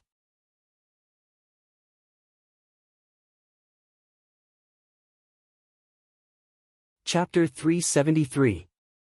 In the end, Han Shuo didn't stay in Helen Duchy for long. 2 days was 2 days. After separating from Helen, Han Shuo galloped all the way, arriving at Benedict Sackville's mansion in Narsen Duchy that very night. The state preceptor of the Verdun Imperial Court, Statholm, had left a deep impression on Han Shuo. From Helen's words, Han Shuo understood that this state preceptor of the Verdun Imperial Court was perhaps still alive. Generally speaking, the lifespan of an expert who had advanced to the Sage Realm would naturally extend. Statholm had been a sacred swordmaster for many years. After reaching the Sage Realm, Statholm had always lived in seclusion in Stranglethorn Valley. According to reason, he should indeed be alive and well. This person was the state preceptor of the Verdun Imperial Court, as well as the only Sage Realm expert in the 7 Grand Duchies. If Han Shuo wanted to take the 7 Grand Duchies for himself, then Statholm would indeed be a threat. Fortunately, this person had long since lived in seclusion. What Han Shuo needed to do was to use his mystical demons to enchant each and every one of the Grand Duchies, using the power of the mystical demons to slowly turn them into his puppets. This was different from the previous large-scale invasion by the Lancelot Empire. Han Shuo believed that this method should be more reliable. Statholm, who had always lived in seclusion in Stranglethorn Valley, shouldn't be able to sense anything. When the 7 Grand Duchies were all secretly under Han Shuo's control, Han Shuo's strength should be able to take another step forward. At that time, even if it was Statholm, Han Shuo might not necessarily be unable to do anything to him. Benedict Sackville's mansion was brilliantly illuminated at night, as if a banquet was being held. The shadows of people could be seen moving about in the central courtyard. Many knights in full armor were tightly guarding the place. Inside a large hall with crystal lamps hanging high above, Narsen Duchy nobles in formal attire and elegant bearing were currently holding wine glasses and happily chatting with each other. Among them, Grand Duke Benedict Sackville, who was dressed in a white ceremonial robe, was naturally the most dazzling. All of Narsen Duchy's great nobles surrounded Benedict and incessantly beat around the bush in an attempt to obtain some information from his mouth. The last meeting of the 7 nations in Sakimir Valley had ended on bad terms. Several of the Grand Duchies had lost some of their troops in the chaos of the assassination and war. Narsen Duchy also had many high-ranking generals assassinated in this battle. After Benedict returned to the duchy, the first thing he had to do was naturally to replace the lost outstanding generals. Upon hearing this news, all of Narsen Duchy's great nobles spared no effort in recommending their own descendants, hoping that they could fill in the gaps and become people with real power in Narsen Duchy. Benedict understood the intentions of these nobles. He also knew that this was a time of need, so he held this banquet in the Duke's mansion, intending to probe them and gain some personal benefits. After releasing the mystical demons, Han Shuo had a clear understanding of the situation in Duke Benedict's mansion. How many experts were hidden within the Duke's mansion, and how many magical boundaries were laid out in every corner of the mansion. None of these could escape Han Shuo's prying eyes. Concealed outside the Duke's mansion, Han Shuo was like a hunter in the dark night, calmly staring at his prey, Benedict Sackville.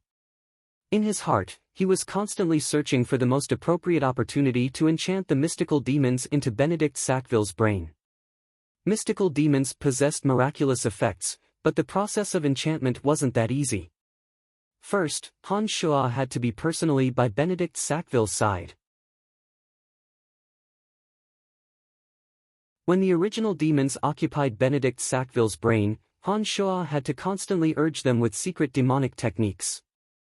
Otherwise, if he wasn't careful, Benedict Sackville might immediately die a miserable death or become an idiot, unable to achieve the effect Han Shuo needed. During this process, Benedict Sackville couldn't resist in the slightest. His mind had to be maintained in a muddled state. This was the easiest way for the mystical demons to invade. Generally, the best opportunity was when Benedict Sackville was dreaming. Only when Benedict Sackville had entered a deep state of a nightmare and Han Shuo had suddenly descended to Benedict Sackville's side, would he be able to take advantage of Benedict Sackville's muddled state to successfully implant the mystical demons into Benedict Sackville's brain. Everyone would dream, but dreams didn't happen every night. Sometimes, a person could go several days without dreaming. Han Shuo had to wait for Benedict Sackville to dream. Moreover, when he was dreaming, the defenses around him were sufficiently lax. Only then would he be able to descend to Benedict Sackville's side. For 5 consecutive days, Han Shuo paced back and forth in the vicinity of the Duke's mansion. The mystical demon paid close attention to Benedict Sackville at all times, especially at night. The mystical demon kept a close watch on Benedict Sackville, especially at night. During these 5 days, only on the 3rd day did Benedict Sackville fall into a nightmare due to exhaustion after a long day of official business. However, on that day, Benedict Sackville stayed in an incomparably tightly guarded room in the Duke's mansion. Outside, there were layers upon layers of experts protecting him, while inside, there were all kinds of magic barriers alerting him. On that day, Han Shuo was confident that he could forcefully barge in and kill Benedict Sackville on the spot. However, he wasn't confident that he could implant the mystical demons into Benedict Sackville's brain without waking him up. Han Shuo even carefully weighed the gains and losses. In the end, he came to the conclusion that even if he killed Benedict Sackville, there would still be another noble who would become the Grand Duke of Narsen Duchy. Rather than wasting time like that, it would be better to directly control Benedict Sackville. It was precisely because of this that Han Shuo gave up on the idea of killing Benedict Sackville on the spot that night. He continued to wait for the next opportunity. On the 6th night, Han Shuo suddenly discovered through the original demons that Benedict Sackville had left the Duke's mansion for the first time. His heart stirred. Han Shuo used the mystical demons to closely watch Benedict Sackville while silently following him. He planned to see what Benedict Sackville wanted to do in the end. Contrary to Han Shuo's expectations, Benedict Sackville clearly didn't leave the Duke's mansion for official business. Instead, he headed towards the northwest streets of Narsen Duchy and secretly entered a quiet and elegant manor through the back door. The 12 mystical demons scattered and entered the manor. In just a few minutes, Han Shuo already knew what kind of place this quiet and elegant manor was. Lawrence had previously brought Han Shuo to Asan City's northern rose garden. This manor was a special place for the nobles to indulge in debauchery. This manor was undoubtedly the most famous place in Narsan Duchy. The area it occupied was even larger than Asan City's northern rose garden. There were countless unsightly activities inside. After the 12 mystical demons circled around, Han Shuo gained a deeper understanding of the debauchery of the nobles. Benedict Sackville was the true master of this place. Han Shuo only needed to use 2 mystical demons to keep an eye on Benedict Sackville and quickly learned of this fact. As the most powerful man in Narsan Duchy, Benedict Sackville didn't need to expend much effort to secretly control this place. As the master of this place, he first listened to a financial report in a tightly guarded secret room. Soon after, he chuckled and walked towards an exquisite and elegant little building. Waiting inside was a pair of mother and daughter. Han Shuo had previously seen this pair of beautiful mother and daughter at the private banquet Benedict Sackville had hosted at the Duke's mansion. These two were the wife and daughter of Count Tibbet. Madame Tibbet was over 40 years old, but because she had taken good care of herself, she only looked to be in her 30s. Madame Tibbet and her daughter Diali stood together. The two of them didn't look like a pair of mother and daughter at all. Instead, they looked more like a pair of sisters.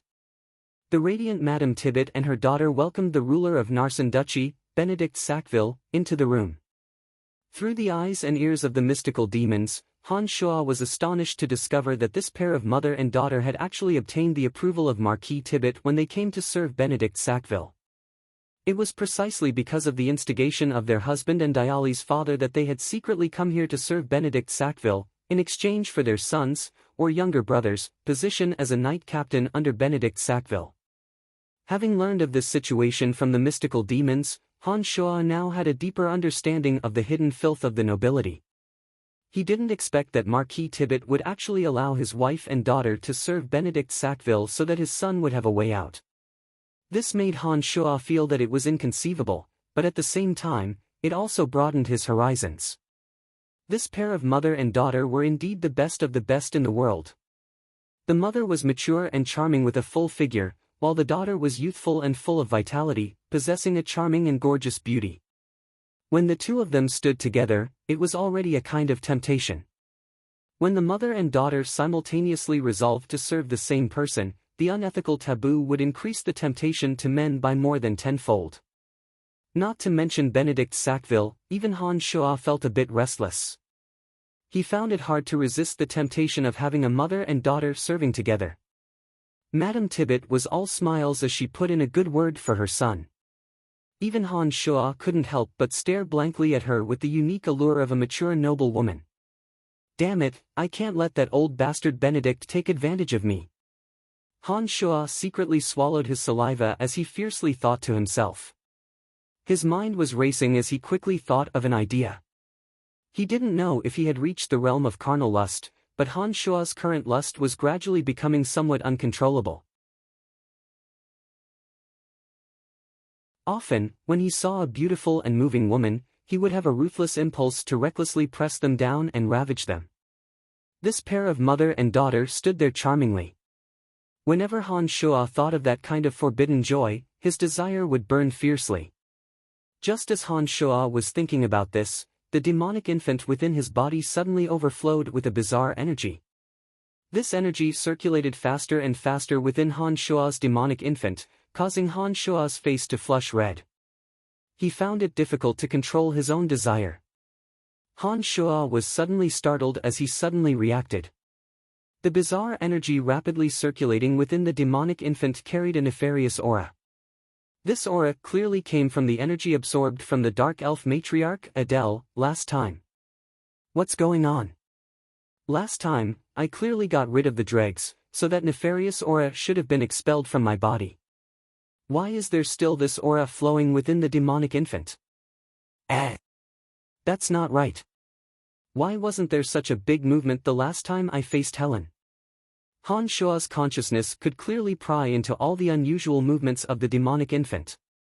When he discovered that the demonic infant was rapidly rotating and that nefarious energy was unexpectedly rotating faster and faster, he felt somewhat puzzled. He understood that he had yet to advance to the realm of carnal lust. Logically speaking, when he was about to reach the realm of carnal lust, he might have an intense desire. However, this desire should be multifaceted and not limited to just lust. Could it be because of the nefarious energy that was absorbing Adele's energy causing mischief? Han Shuo was somewhat puzzled. However, he gradually discovered that the intense lust in his heart was slowly becoming uncontrollable as the nefarious energy circulated within the demonic infant. As a demonic cultivator, Han Shuo was particular about doing as he pleased. Add to that the fact that Han Shuo wasn't averse to this kind of lust to begin with, it caused his lust to gradually overflow. I can't let Benedict Sackville take advantage of me. I need to think of a way. While Han Shuo was allowing his lust to spread, his brain was actually operating at high speed. Since this place wasn't Benedict Sackville's Duke's mansion, its defenses were much weaker. Benedict's elegant room was only surrounded by his personal experts. There weren't any complicated magical barriers in the room. After hesitating for a moment, Han Shuo suddenly released his dark fog. Seizing the opportunity, he slowly floated into the room where Benedict Sackville, Madame Delbert, and her daughter were in. At this time, the three were still drinking and flirting. After Han Shuo arrived, his body uncontrollably overflowed with specks of blue light. Under the cover of Han Shuo's dark fog, these specks of light weren't that obvious. Gradually, Benedict Sackville, as well as the mother and daughter, inhaled them through their noses and mouths. Like this, not only did Han Shuo and the others, but even Benedict Sackville and the mother and daughter, who were brimming with taboo allure to men, gradually became confused and their breathing became rough. Including Han Shuo, the four people in the room were shrouded in lust. The blue specks of light drifted and enveloped the entire room. As the one who unintentionally released the lust, Han Shuo was still somewhat clear-headed, but the other three were still completely unconscious. At this time, the mother and daughter sitting together were the first to be unable to resist the lust in their hearts due to their weak willpower. The mother and daughter hugged each other and started rubbing against each other with their bare chests exposed. Just as Benedict Sackville growled and attempted to pounce on them with bloodshot eyes, Han Shuo, who was still somewhat clear-headed, stomped on him and knocked him out. Like a wild beast, he pounced on the confused mother and daughter who were only filled with pure lust. Unsuppressible moans suddenly rang out from within the room. The mother and daughter and Han Shuo crazily wriggled together. They simply didn't have the shame of serving the same person as a mother and daughter. On the contrary, under the influence of Han Shuo's lust, they crazily fawned on Han Shuo. Outside the elegant room, the experts that Benedict Sackville had brought along revealed envious expressions as they listened to the melodious moans. They whispered to each other, completely unaware that their Grand Duke had already been knocked unconscious. After a long while, the moans within the room gradually subsided. The window suddenly opened on its own, even though there was no wind. A puff of smoke drifted past, and the naked Han Shuo disappeared like a ghost. A black light swiftly floated through the darkness of the night, disappearing without a trace in the blink of an eye. After Han Shuo left, he flew high into the sky and directly arrived in an open field. He forcefully endured the monstrous changes within his body and summoned the Earth Elite Zombie to open up a space deep underground. Amidst heart-wrenching howls, Han Shuo set up a transportation array and arrived at the Cemetery of Death. Adele's energy that had been absorbed into his body suddenly backfired under the power of the lust aura. The energy that had originally only occupied a very small portion of Han Shuo's demonic infant boiled like boiling water. The demonic infant, which was the foundation of Han Shuo's demonic arts, had been filled with a chaotic evil aura from the rush. It unexpectedly possessed an uncontrollable ferocity. There seemed to be another energy pouring into Han Shuo's body from an immeasurable distance. That energy drove Han Shuo to absorb Adele's and Spider Goddess Rose's energy, causing Han Shuo enormous pain. Within the Cemetery of Death, Han Shuo let out a heart-wrenching howl. His rock-like body actually split open. Han Shuo gradually lost control of the energy within his body. In the end, he mobilized the boundless evil aura of vengeful spirits within the demon's lair edge, pouring it all into his body and violently attacking that energy. The demonic yuan within Han Shua's body was originally pure and enormous. In addition, the demon's lair edge had absorbed the negative energy of tens of thousands of living beings, as well as the evil spirits of various experts. It erupted like a mountain torrent within Han Shua's body. Han Shua's body had become a cruel battlefield.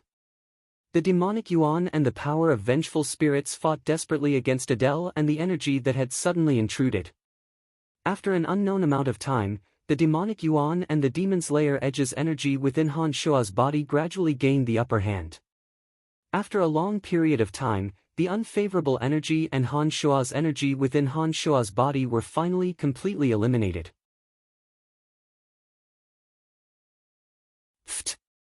In the distant underground world, within the Dark Elves' temple that worshipped Spider Goddess Rose, a young girl in the center of a dark, spider-shaped altar suddenly spat out a mouthful of blood. She looked at the statue of Spider Goddess Rose in front of her and murmured, "God that wields boundless darkness, why is it that even your divine power cannot imprison him and make him my captive?" After spitting out another mouthful of blood, the young girl fearfully kowtowed towards the statue of Spider Goddess Rose. She hastily said, "I'm sorry, I shouldn't have doubted your greatness. You, who are restricted by the power of laws, are indeed unable to transmit even a 10,000th of your power. Your most devout believer is willing to accept your punishment." While the young girl was muttering and praying, her beautiful skin suddenly split open, as though she was being whipped by an invisible whip. However, the young girl didn't dare make a sound and continued to pray piously in the dark elven language.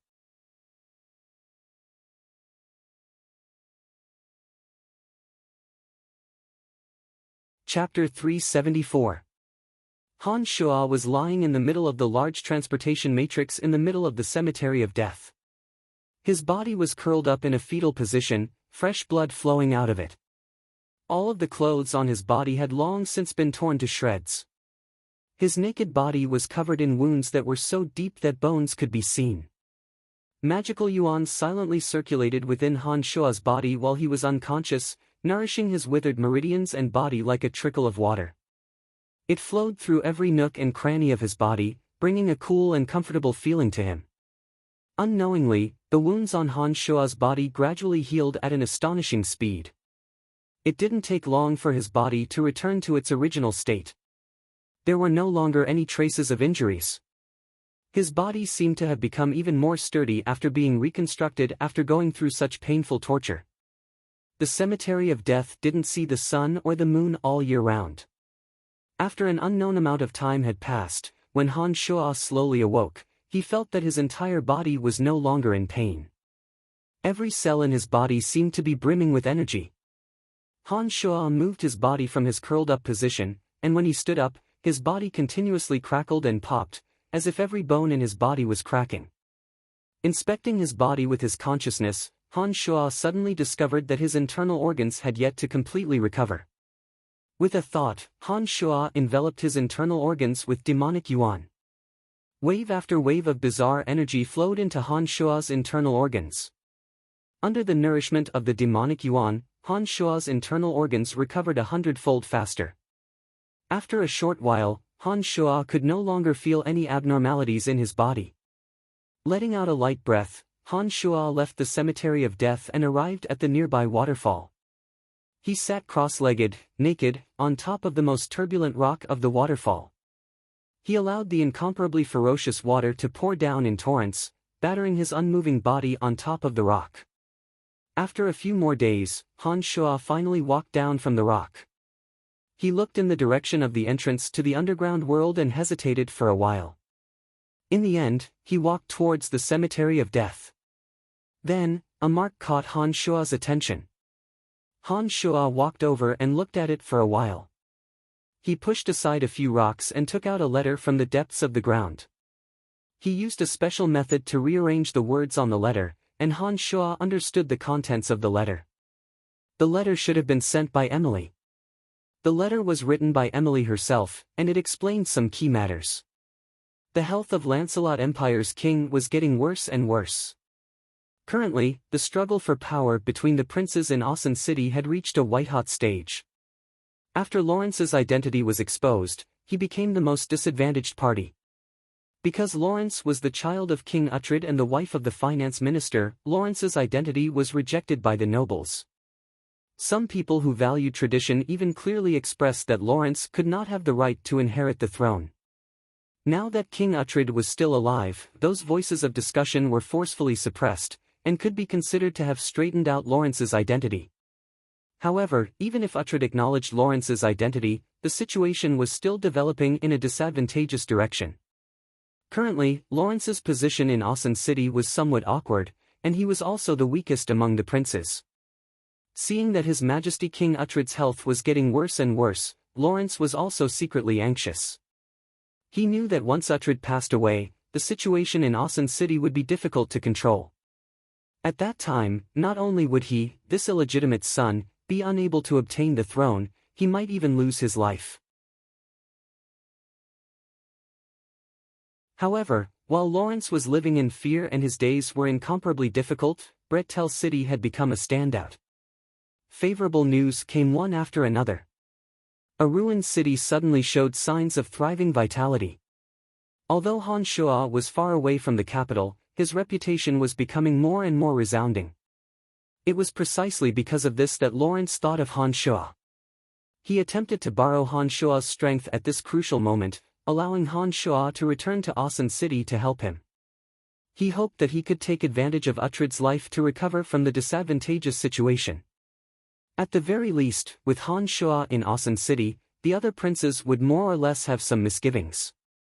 After Han Shua finished reading the contents, he had already made a decision in his heart.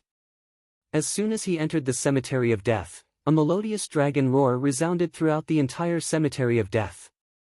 Fortunately, the Cemetery of Death was enveloped by a boundary that never dissipated all year round. Otherwise, this dragon roar of Gilbert's would have spread over a radius of several hundred miles. Honorable Master, you've finally returned. Gilbert's dragon body soared in the sky, flying straight towards Han Shua. Gilbert's body seemed to have grown a bit larger.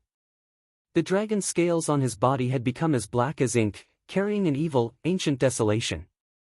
Han Shua knew that the evil aura came from Gilbert, and that ancient desolation must have been caused by absorbing the green dragon's core. As Gilbert made a racket, his enormous body gradually shrunk, gradually turning into a human with coarse skin. Gilbert, who had turned into a human, had a distant and otherworldly look in his dark eyes. However, because the evil aura on his body was too heavy, that otherworldly aura was completely covered up. Han Shua only shot a glance at Gilbert, but he could already sense an even stronger power from Gilbert's body. He smiled and asked, "How is it?" "Very good, very good. The green dragon's core was very powerful, allowing me to advance to rank 2. In addition, I feel that even among rank 2 transcendent magical beasts, my current strength is still very strong."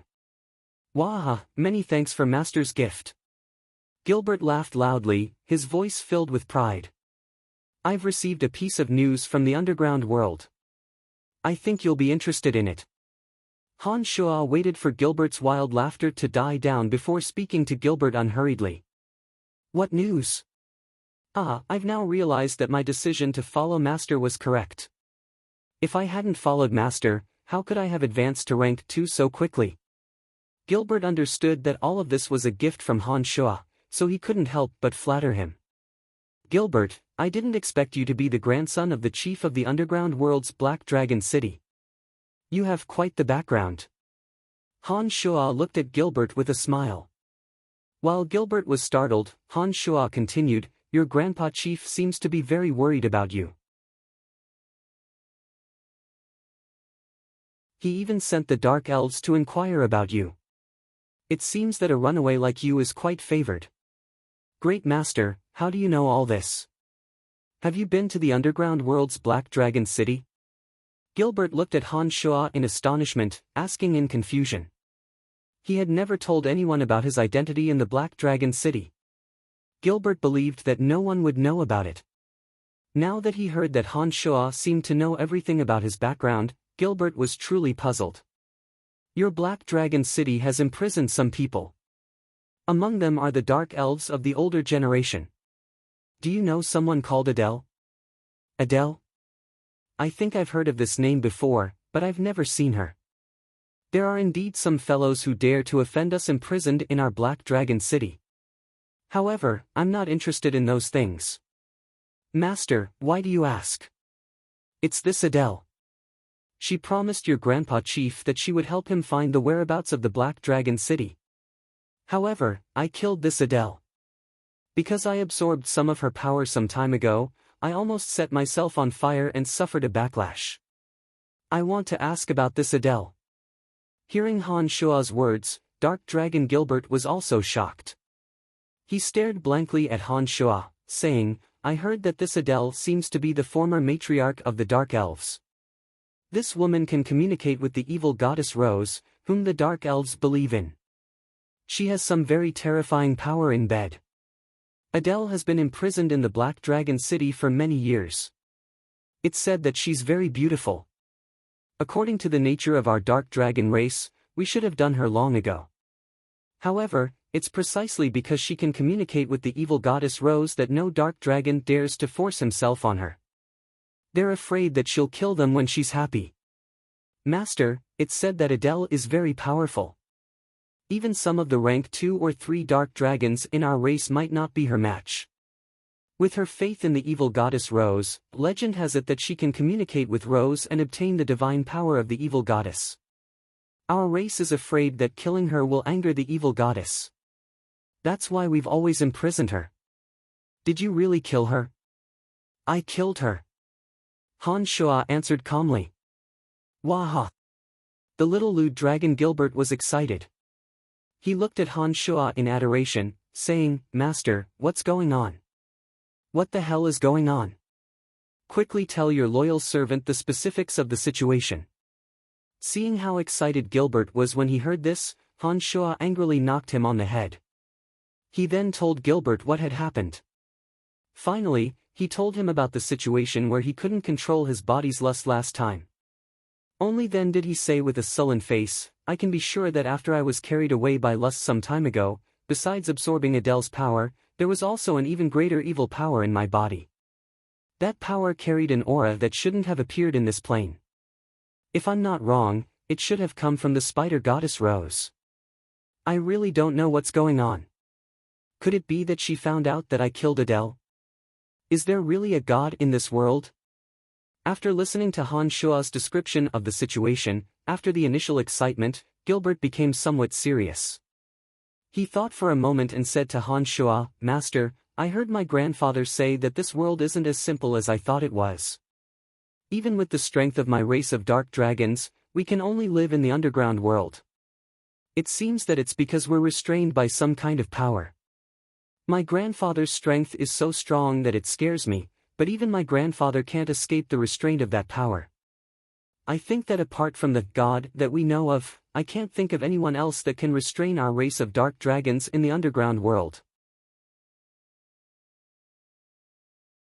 With a deep frown, Han Shua couldn't help but raise his head to look at the dusky, deathly still sky of the cemetery of death. He thought of the God of Light that the Church of Light believed in, the holy aura that the Templar Knights and Kos carried, and the feeling that the Revelation scroll gave Han Shua.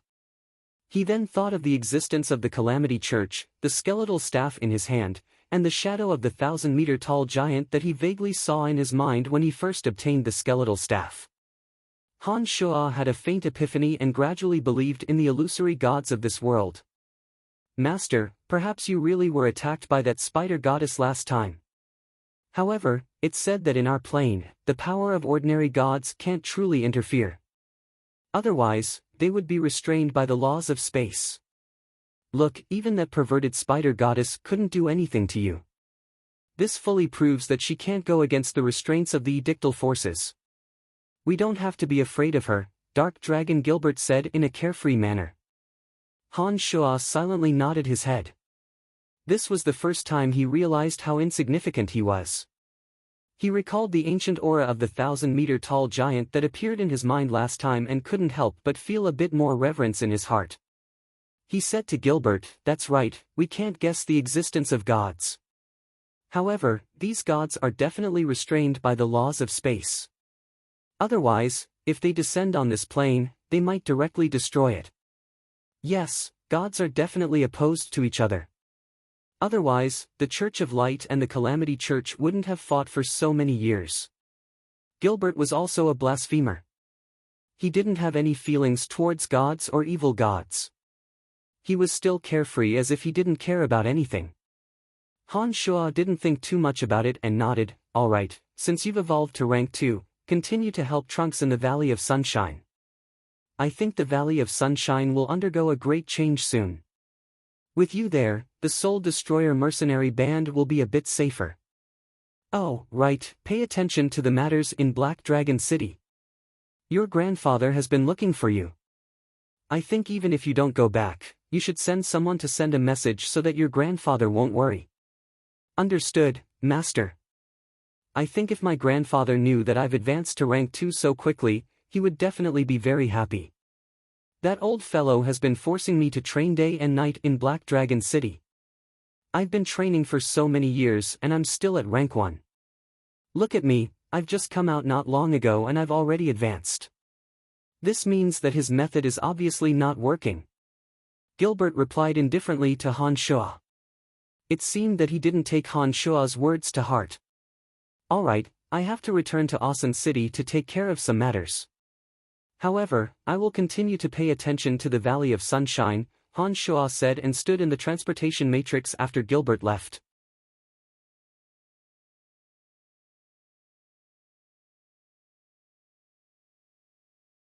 Chapter 375. Lancelot Empire, Asan City, Bust Merchant Guild Headquarters. In an elegant courtyard, Phoebe and Lawrence sat upright and sipped tea. Lawrence's expression was gloomy. Although his identity as a prince had been recognized, he didn't seem to be living well. On the other hand, Phoebe was more and more graceful and elegant. However, the divine weapon, Starry Sky, in her left hand made her appear a bit more cold and arrogant. Phoebe fondled the Starry Sky in her hand, her thoughts involuntarily drifting to the faraway Bretel City.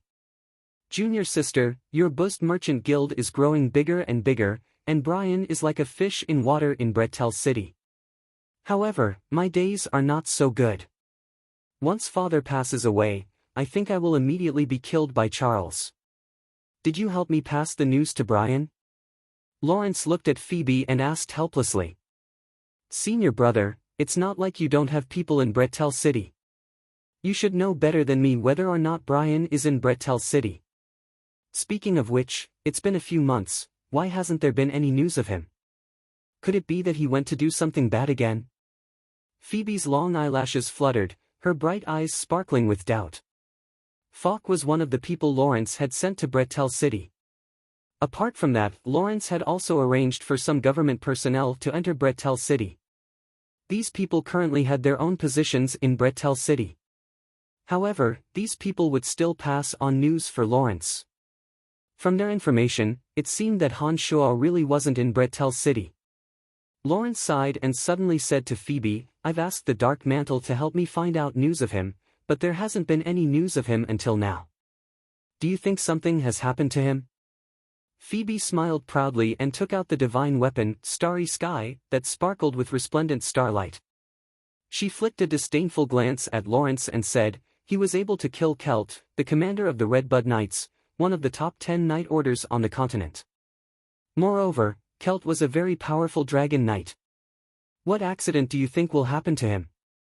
That guy is extremely cunning and sinister. Add to that his frighteningly keen senses, he would be able to escape even if he encountered danger. There definitely won't be any accidents.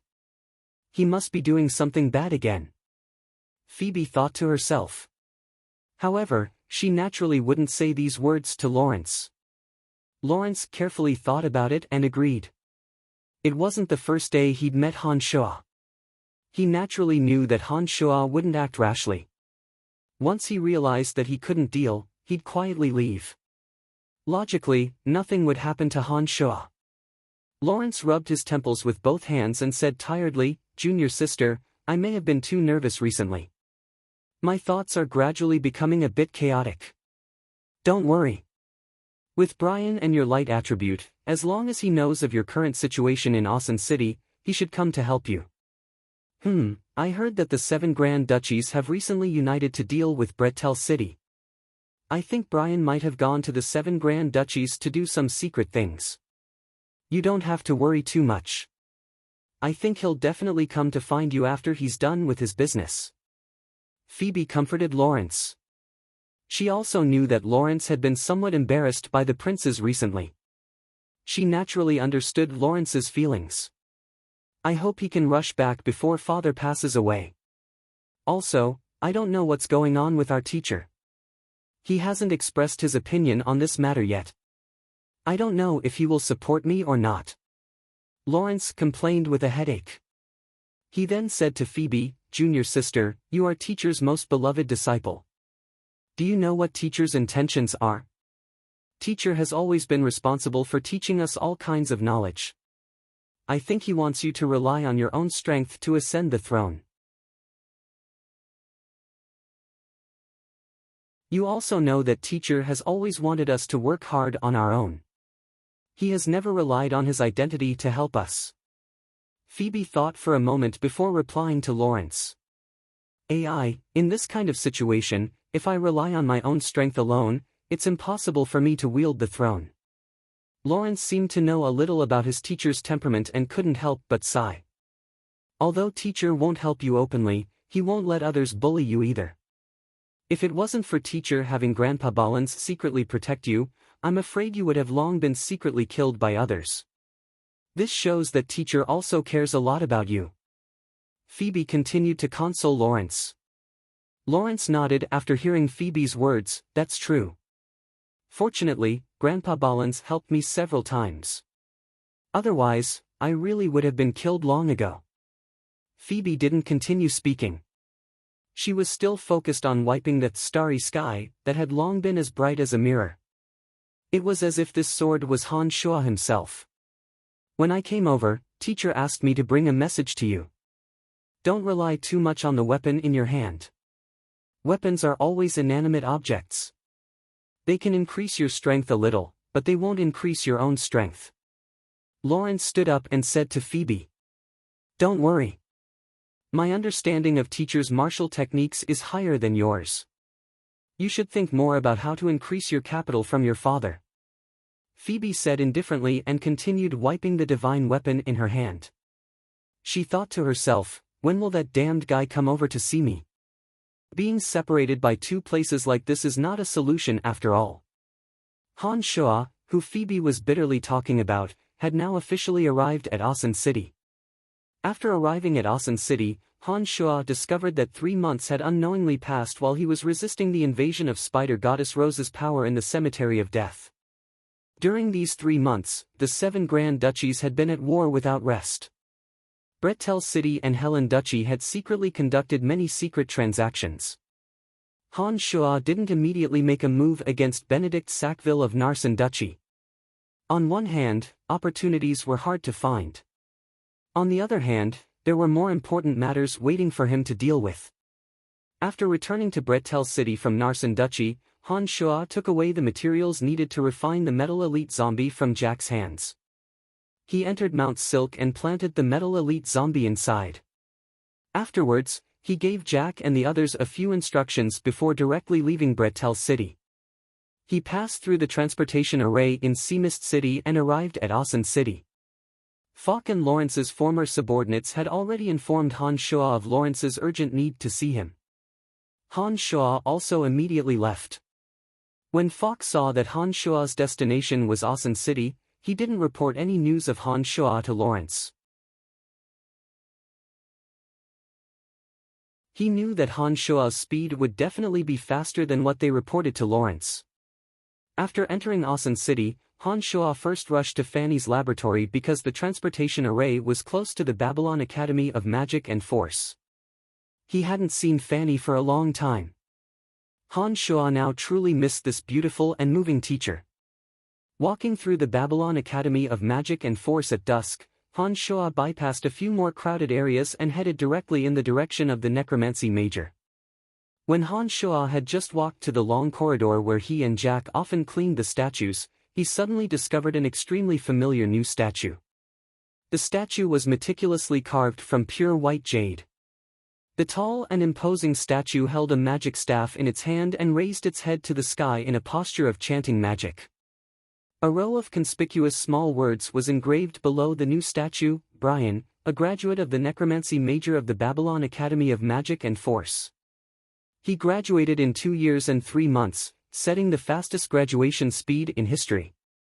He is now a necromancy archmage and once defeated great swordmaster Leah Kane. Han Shuo gazed at his own statue and his heart was suddenly filled with an indescribable emotion. When he and Jack had cleaned these statues together, he'd once had the ambition to become one of them. However, after such a long time, when he, who had revisited this place and discovered that his own statue had appeared here, he felt an involuntary sense of pride and satisfaction. Who would have thought? I really didn't think that there would be a day when my statue would stand here and become a role model to inspire the younger generation. Han Shuo looked at his own statue in front of him and muttered to himself. Because of you, there are many new students in the necromancy major. Heh, Fanny is getting busier and busier. A kind voice sounded from behind Han Shuo. Dean Emma of the Babylon Academy of Magic and Force gradually walked in front of Han Shuo. As a space grand magus, Emma possessed the unique ability to travel through space. In this area, as long as Emma wanted to talk to someone, she would immediately appear in front of them. When the space behind him fluctuated, Han Shuo knew that Emma had discovered his arrival. When Emma's voice sounded, Han Shuo wasn't surprised at all. He smiled faintly at Emma, who hadn't changed at all, and said, I really didn't think that my statue would stand here. Heh, you have this kind of strength. Just based on the fact that you've advanced from a magic apprentice to an archmage in less than 3 years, you already have the qualifications to stand here. Not to mention that everything you've done since graduating from the academy has been deafening. The necromancy major is also the weakest major in the academy. Now that a person like you has appeared, of course your statue should be hung here. Emma smiled benevolently and walked in front of Han Shuo's statue. His large hand lightly pressed on the annotation below Han Shuo's statue, forcibly adding a grand character in front of the archmage necromancer. It looked like Emma already knew that Han Shuo had become a grand magus necromancer.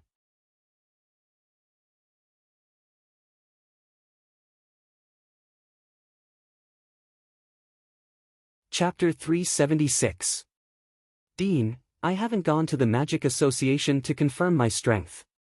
Han Shuo watched Emma's movements and couldn't help but laugh lightly. Emma winked at Han Shuo and said with a smile, So, you admit that you have the strength of a grand magus? Han Shuo didn't know how Emma had seen through his strength with a glance, but Han Shuo didn't feel the need to hide it.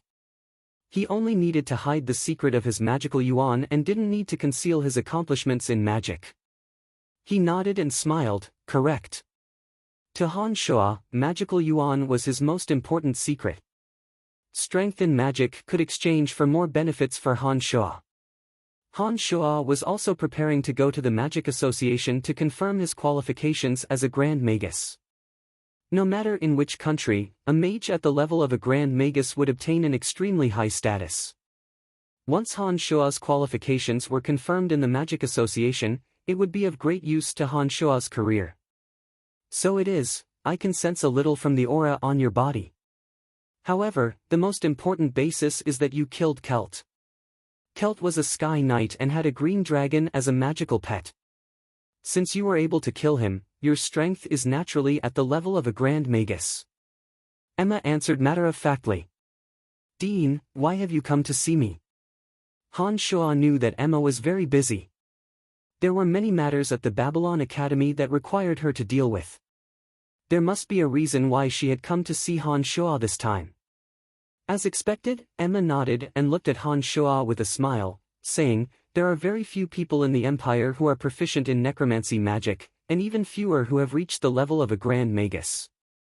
Those I know only know how to practice magic all year round and rarely show themselves in front of others. Heh, you can also be considered a member of the Babylon Academy. Moreover, you've promised Fanny that you would guide the students in the department when you have time. I hope that you aren't just speaking casually and will guide them seriously when you have time. Hee, Dean Emma, don't worry. If I'm free, I'll definitely guide them. Han Shua didn't make a firm promise. Currently, Han Shua had too many things to do and couldn't stay at the academy to guide the students. However, if he really had the time, Han Shua was willing to give them a lesson or two, even if it was for Fanny's sake. That's good, hee. Emma smiled and nodded. She paused for a moment before continuing, I know you're here to look for Fanny.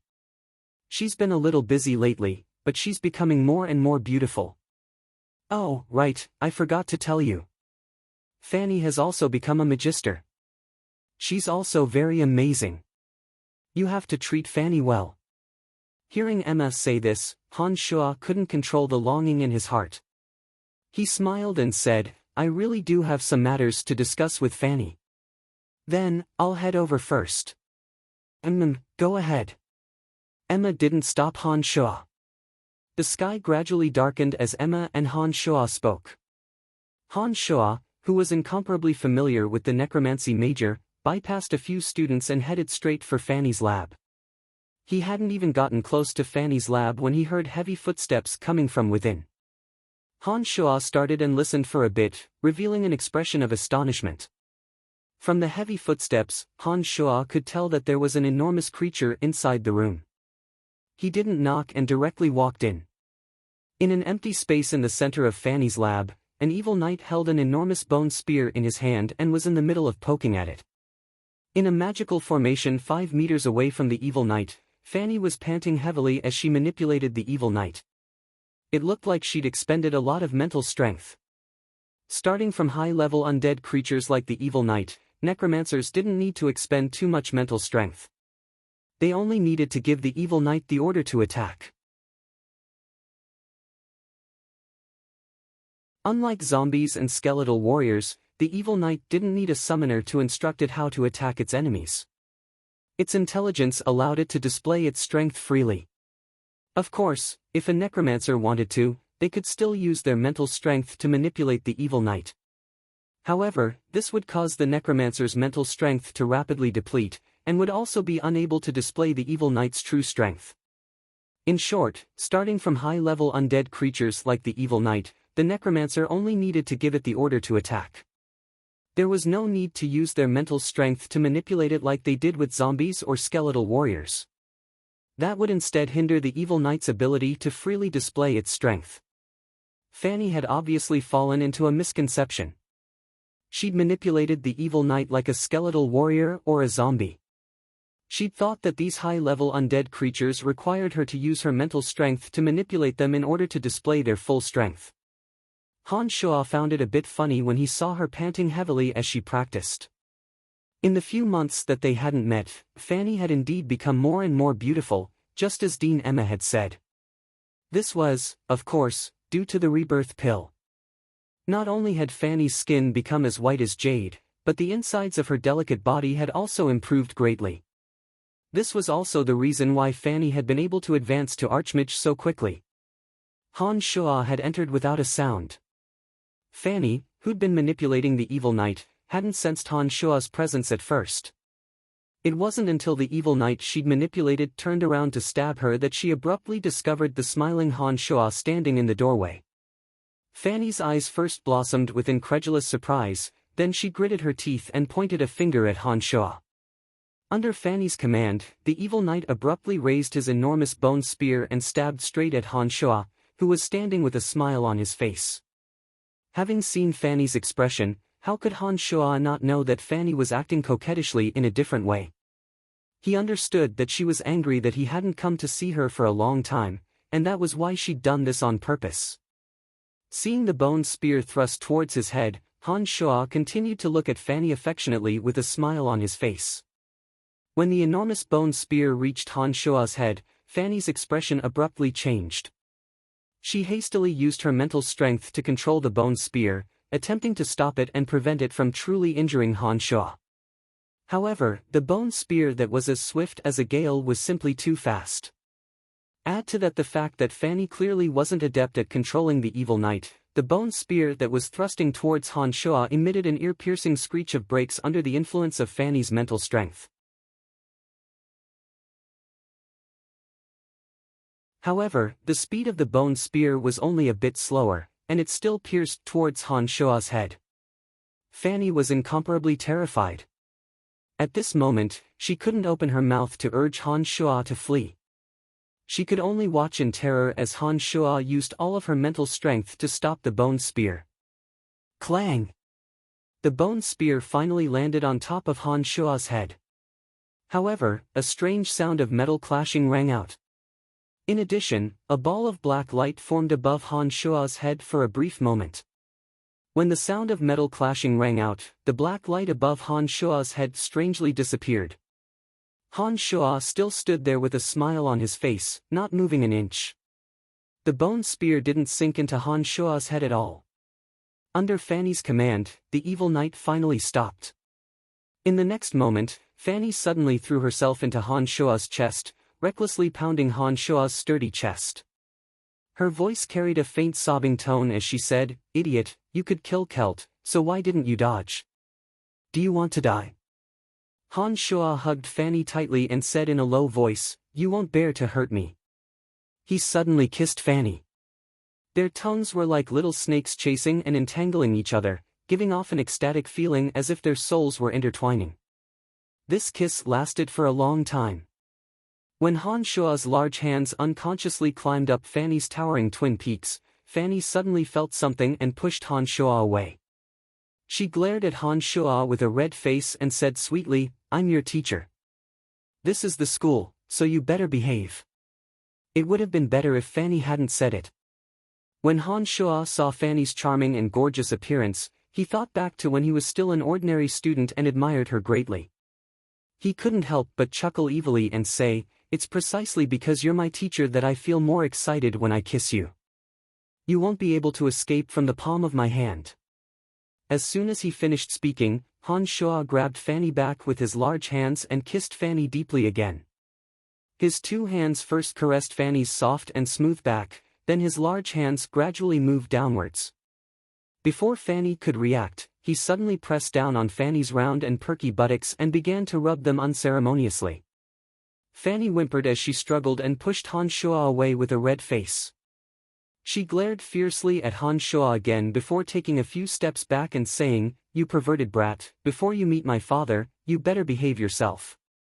Han Shuo was speechless. He then looked at the evil knight beside him and explained to Fanny with an unchanging expression, "Starting from an evil knight, the method of control is different from that of a zombie warrior or a skeleton warrior.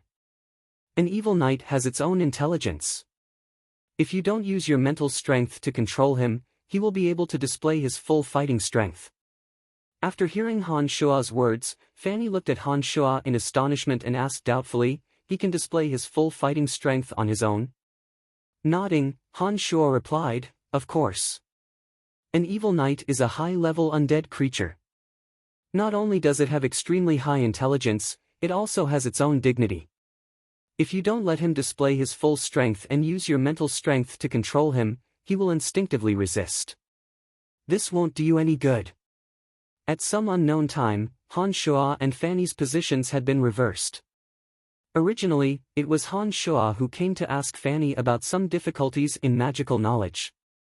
However, the current Han Shuo could see the errors in Fanny's magical training with a glance and even help her correct them.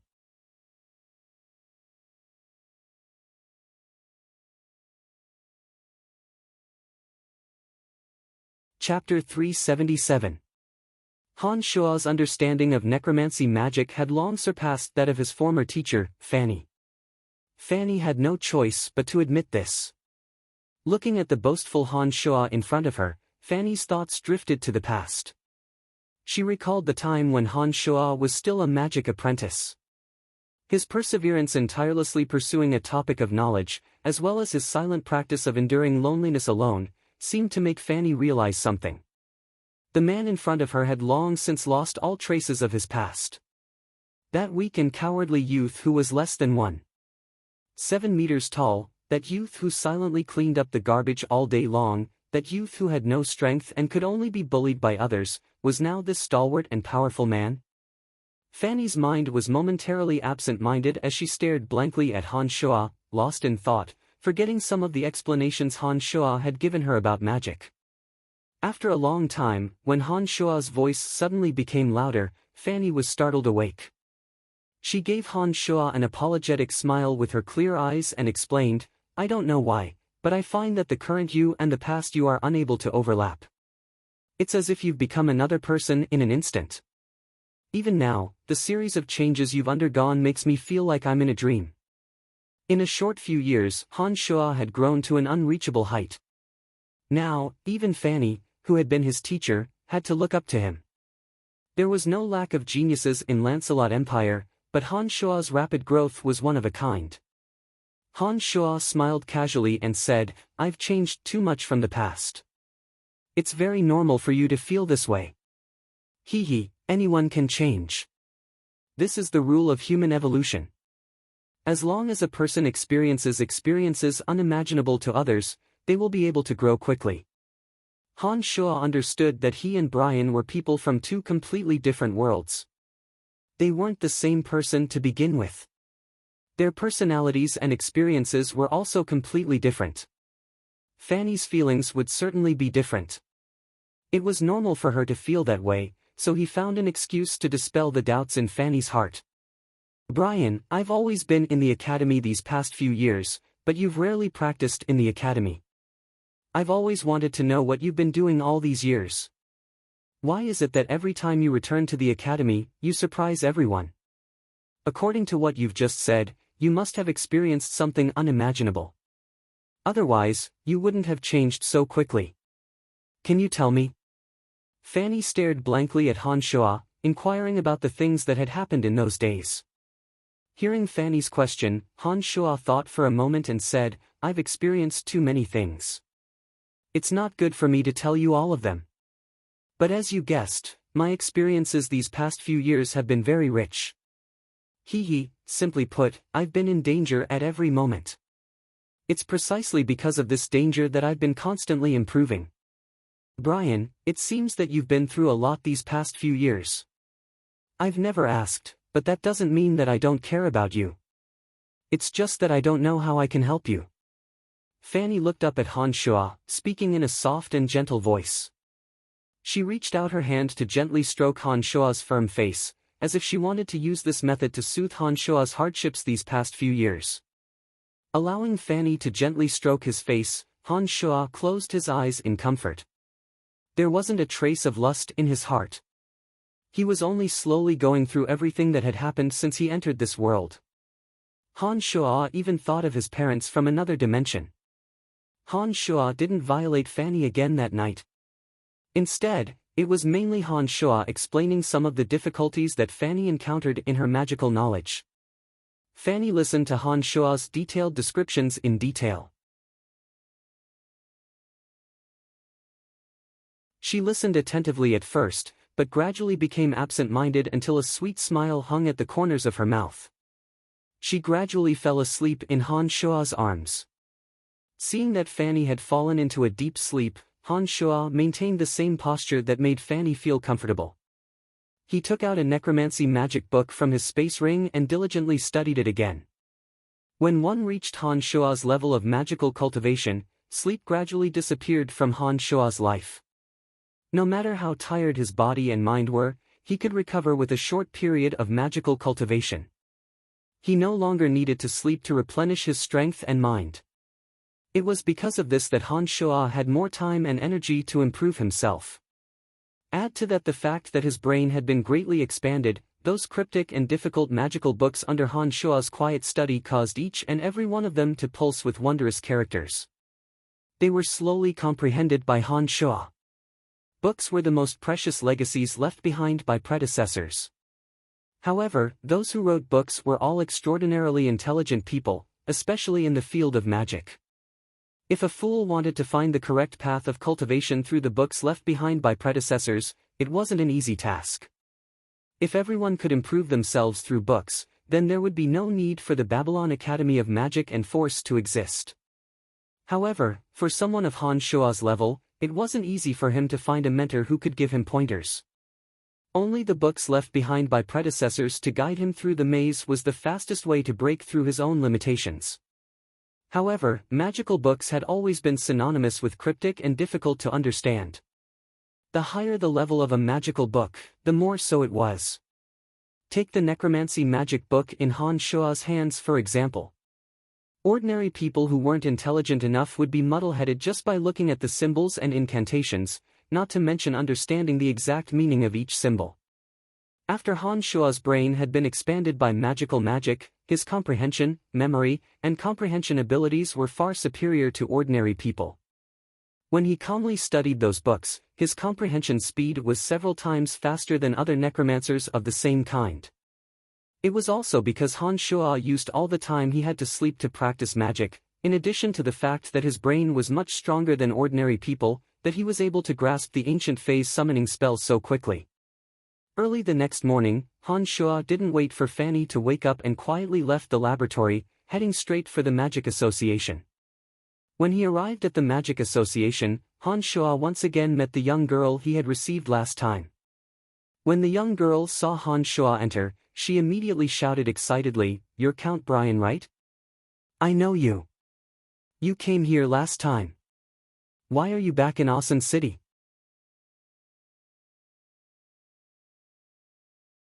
"Hehe, I heard that you annihilated many bandits in Bretel City.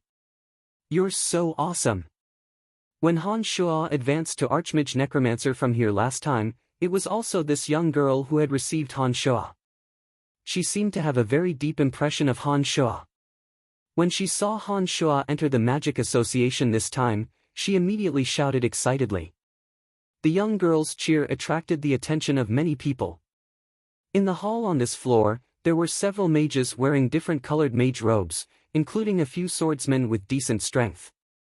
Some of them were from the Magic Association, while others should have come to the Magic Association to confirm their magic rank. Now that they heard the young girl's excited shout, each and every one of their gazes suddenly focused on Han Shua, their eyes filled with amazement. Han Shua first swept a glance over these people, then smiled at the young girl reservedly and said, "I'm going to the Magic Association to confirm my rank." "Right, is Mr. Aries here?" "Please wait a moment.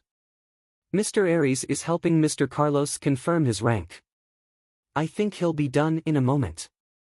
The young girl smiled and replied. Then, she suddenly thought of something and exclaimed, "You want to confirm your mage rank?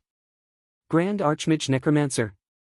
The last time Han Shua had advanced to Archmage Necromancer, it hadn't been more than 2 years. This time, Han Shua had come to confirm his rank again. This clearly shocked the young girl. Not only the young girl, but even the surrounding mages were all looking at Han Shua in shock. Each of them looked at Han Shua as if they were looking at a monster, their eyes almost popping out of their sockets. Archmage and Grand Magus only differed by one word. However, the actual distance between the two was very clear in the hearts of all mages. Generally, mages who could become archmages had their talents and wisdom recognized. Otherwise, it was absolutely impossible for them to become archmages. However, even if these people wanted to advance from Archmage to Grand Magus, it definitely wasn't something that could be done in 2 years. Depending on each person's aptitude and understanding of magic, this process generally required 10 to dozens of years. To be able to advance from Archmage to Grand Magus in a short 2 years, this speed was simply shocking. It was no wonder that so many mages in the room were looking at Han Shua as if they were looking at a monster. If the time Han Shua spent practicing magic was included, then Han Shua had used only 4 years to go from a person who knew nothing about magic to a Grand Magus who could command the winds and clouds of any country. This speed seemed to be something that no one had ever been able to achieve before. Just as the young girl was crying out in shock, the person in charge of the Magic Association, Aries Hussein, came down from upstairs. In addition to Aries, there was also a thin young man with long flowing hair who looked to be less than 30 years old. This young man walked silently with a carefree smile on his face. He wore an ash-white magic robe. Han Shua only glanced at the symbol on his magic robe and immediately understood that he should be the Carlos who was looking for Aries to confirm his rank. This person had clearly just become a Wind Grand Magus. He seemed to be in an incomparably good mood as he walked down with Ares with a smile on his face. The two were even cheerfully discussing. Ares unintentionally glanced downstairs and suddenly saw Han Shuo standing there like a javelin. He immediately cheered, "Hey, young man, you're Brian, right? I remember you. Hee, what business do you have in the Magic Association?" Nodding his head with a smile, Han Shuo calmly said, "Mr. Ares, I want to reconfirm my mage rank. I think I should have the qualifications to wear the Grand Magus Necromancer medal." Like everyone else in the room, Ares was also incomparably astonished.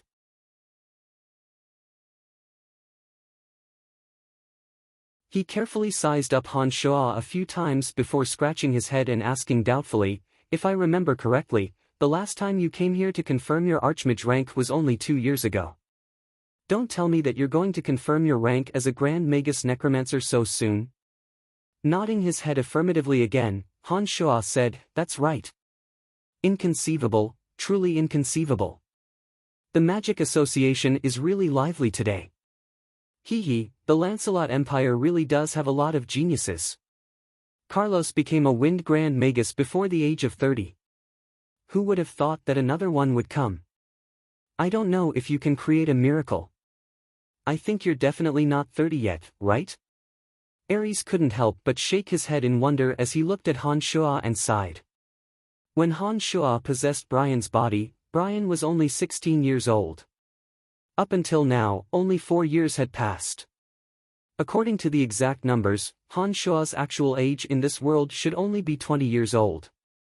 However, because Han Shuo had experienced too many life and death battles, and because Han Shuo was already 20 years old before he possessed Brian's body, his appearance appeared to be a bit more mature.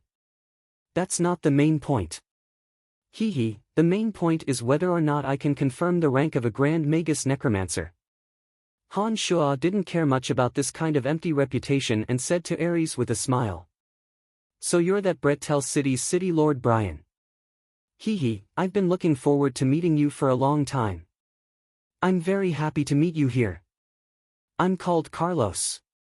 At this time, the Wind Grand Magus Carlos, who had walked down with Ares, suddenly smiled and greeted Han Shuo. Han Shuo politely returned the greeting and said with a smile, "That's right, I'm Brian. It's very nice to meet you, Carlos." Han Shuo seemed to have heard someone talk about this Carlos when he was at the Dark Mantle headquarters last time. However, Han Shuo didn't pay much attention to it last time. He was able to become a Wind Grand Magus before the age of 30. Han Shuo was certain that this person must be very famous in the Lancelot Empire. He thought to himself that when he returned to the Dark Mantle headquarters, he should find some time to investigate this person. "Young master, we should leave." In the hall, an old man who looked like a butler said to Carlos, "Don't worry. I want to wait for Brian to confirm his rank before leaving." Carlos turned his head and smiled at the butler. He then smiled at Han Shuo and said, "Brian, if you don't mind, can you let me take a look?" Han Shuo saw that apart from the people from the Magic Association, everyone else on this floor seemed to be Carlos's servants. He thought that this person's identity must be extraordinary. He first frowned, then smiled and said, No problem."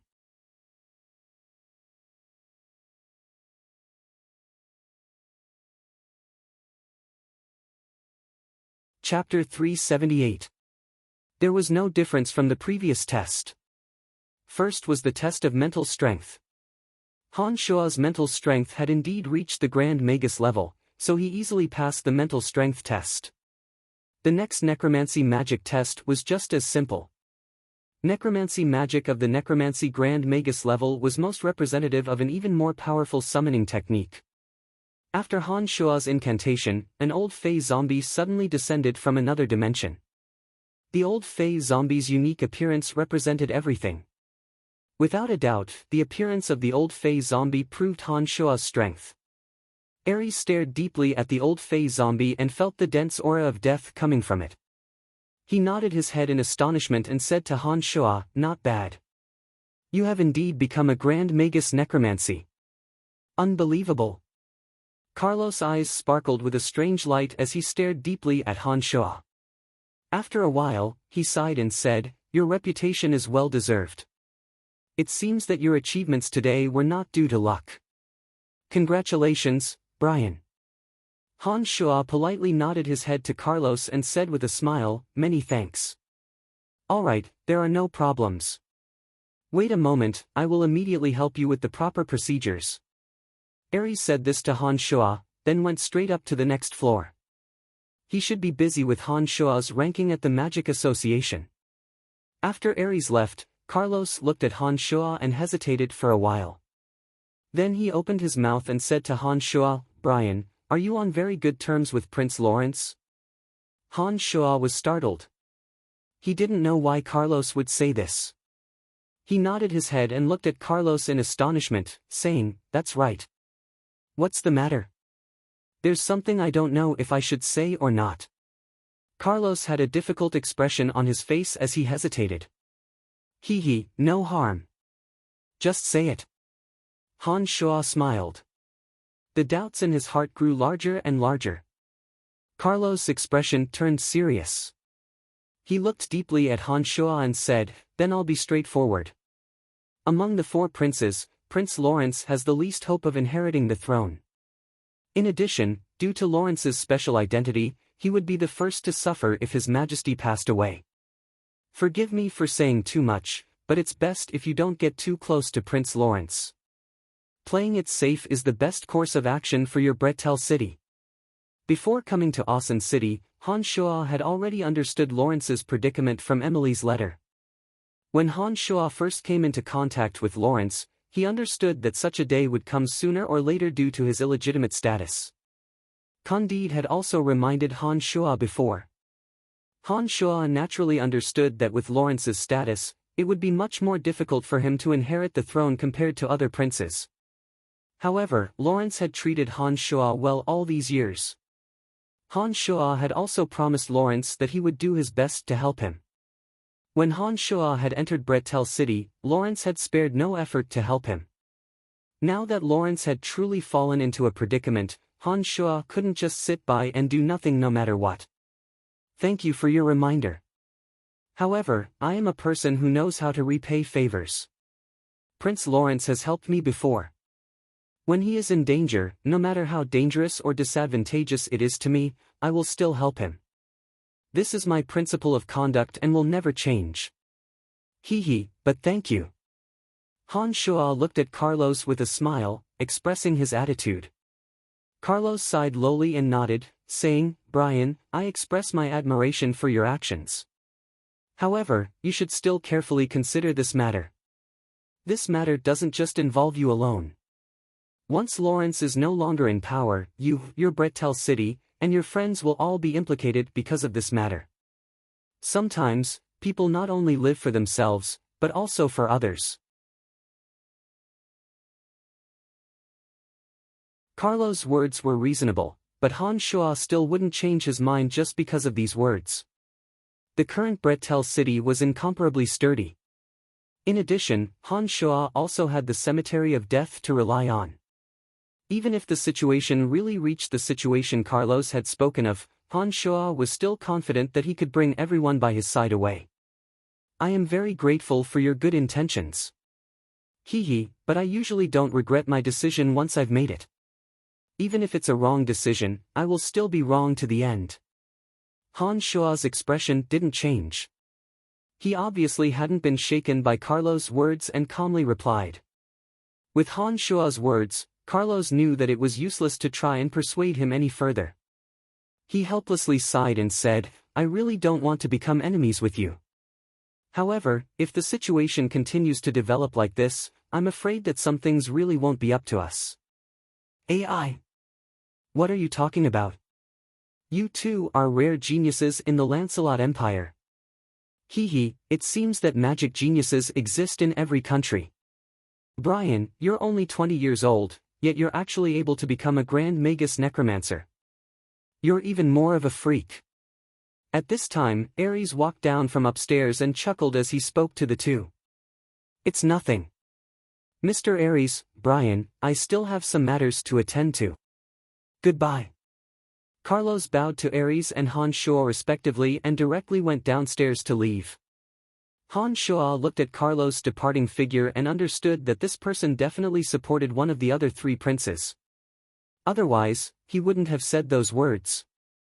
It was because Carlos saw Han Shuo's strength in his eyes, or perhaps because he didn't want to create a strong opponent, that's why he had advised Han Shuo in such a manner. However, for Han Shuo, after entering the separate demon realm, he wouldn't necessarily lose even if he faced a sacred swordmaster. A wind Grand Magus like Carlos, who had just advanced to Grand Magus, was simply not Han Shuo's match. Therefore, Han Shuo didn't pay too much attention to Carlos. Brian, your information has been re-recorded. From now on, you're a Grand Magus Necromancer. Here, this is your new medal and certificate. You can have your own magic robe embroidered with the symbol of a Grand Magus Necromancer. Ares chuckled as he looked at Han Shuo, handing over the proof of Han Shuo's new rank to Han Shuo. Thank you, Mr. Ares. Han Shuo expressed his thanks, then said, all right, I'll be leaving as well. Wait. Ares smiled as he shouted, your Dean Emma and I are good friends. She erected a statue of you in your academy, and Dean Emma came over last time to confirm your rank. If you don't mind, I'll give her your latest information.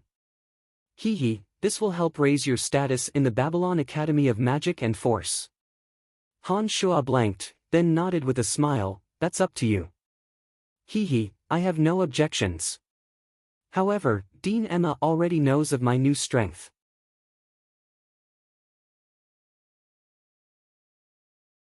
I think it doesn't matter whether you inform her or not. If that's the case, then forget it. Ares smiled, then said, all right, go about your business. I hope that the next time you come to confirm your rank as a sacred magus, I'll still be alive to confirm it for you. That would be my greatest honor. Han Shuo smiled and chuckled, I hope so. However, Mr. Ares, you have to live a few more days. After saying this, Han Shuo didn't continue to stay in the Magic Association. He directly went downstairs and headed outside. Carlos had already left with a group of servants downstairs. When Han Shuo came downstairs, the young girl obviously knew that Han Shuo had successfully confirmed his new rank. She looked at Han Shuo with adoration and said excitedly, you're really amazing. I've worked here for many years, but I've never seen such a young Grand Magus like you. Han Shuo nodded at the young girl implicitly and didn't say much. He smiled and left through the door, heading straight for the Dark Mantle headquarters. Mount Ordas, Dark Mantle headquarters. This time, when Han Shuo came over and flashed his identity card, he immediately received a special reception. One of the members brought Han Shuo in a certain direction. My lord, please wait a moment. I'll go pass on the message. The Dark Mantle member brought Han Shuo to a white stone door and spoke respectfully to Han Shuo. Separated by a white stone wall, Han Shuo could sense a few powerful auras coming from within. Han Shuo could generally remember people he knew. Even if they were separated by a great distance, he could still distinguish them through their auras. After reaching the separate demon realm, his consciousness had reached the large success stage. Han Shuo could even more easily distinguish the different auras on everyone's bodies. Separated by a stone door, there was a complicated magical boundary set up. However, it couldn't prevent Han Shuo's consciousness from sensing it. Alright, go ahead. Han Shuo nodded and said to the member who led the way. The current Han Shuo's status was no longer the same as before. Within the Dark Mantle, a Dark Sun envoy was definitely one of the higher-ups. Han Shuo had successfully advanced to a second Dark Sun envoy after disrupting Kelt's operation in the underground world. In the entire Dark Mantle, there weren't many second Dark Sun envoys like Han Shuo. This member naturally treated Han Shuo very carefully and respectfully. From this member's mouth, Han Shuo learned that the three heavyweights of the Dark Mantle had gathered here. Even some of the retired senior figures were present. It seemed that they were discussing some important matter. In the entire Dark Mantle organization, the lowest rank that could participate in this discussion was a third Dark Sun envoy. However, this member knew that Han Shua's identity was a bit special, so he went in to inform him. Han Shua's consciousness could sense the presence of Candide and Emily, as well as the not-so-friendly Cecilia. Other than that, he was unfamiliar with the other presences. However, for these people to gather here, there must be something important to discuss. This much was certain. The Dark Mantle headquarters was heavily guarded, and there were even more complicated and strange magical boundaries set up inside. Han Shua didn't release his mystical demons to eavesdrop, but only stood outside and waited. After a while, that member and another person walked out. This person was extremely robust and in the prime of his life. From his coarse palms, one could tell that he used a heavy weapon. He had a luxuriant beard. After coming over, he nodded at Han Shua and said, "Brian, right?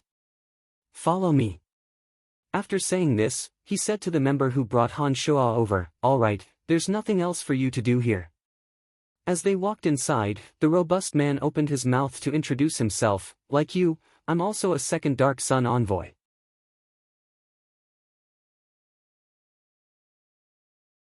"Hee, there's an oral order from above. Bring you in." This was an extremely spacious passageway. The walls of the passageway were lined with powerful crossbows and all kinds of small magical cannons, as well as all kinds of hidden magical boundaries.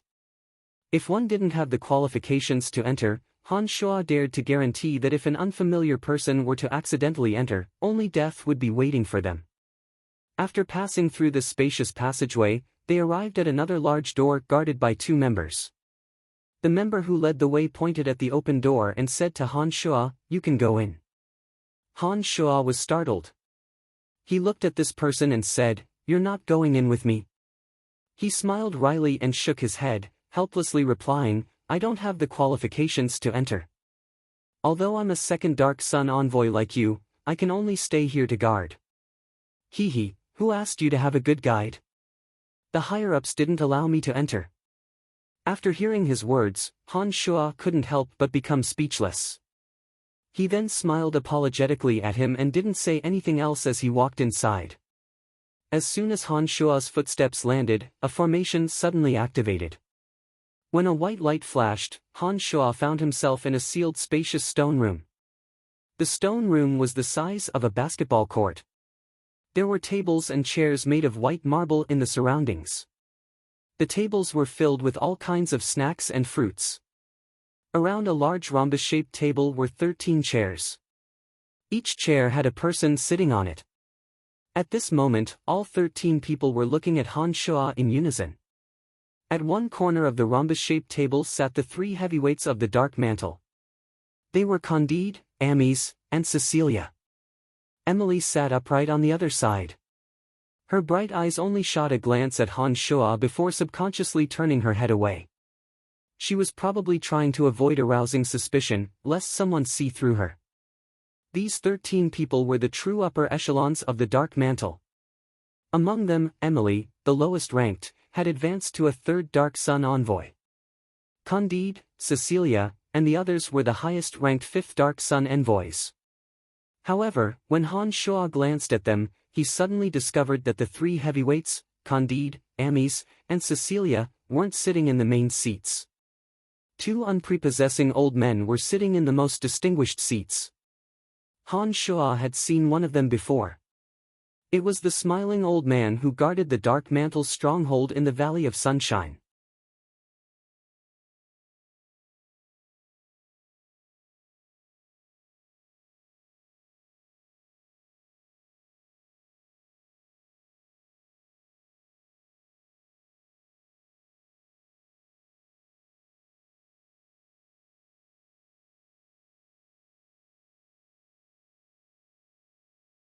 Isn't it all because of the existence of this old monster that we haven't used a sacred magus? Seeing that Candide actually admitted it, Han Shua was stunned. He firmly remembered Statholm in his heart and even more so secretly pondered whether he should be a bit more cautious towards the 7 Grand Duchies. You're tuning in to the Passion Pages YouTube channel. We're so grateful for your support, and don't forget to subscribe to join us on this incredible journey through captivating stories. Your generosity through donations truly makes a world of difference, as it's the primary source of revenue that allows me to expand and enhance this channel for you. Thank you from the bottom of my heart for being a part of this adventure.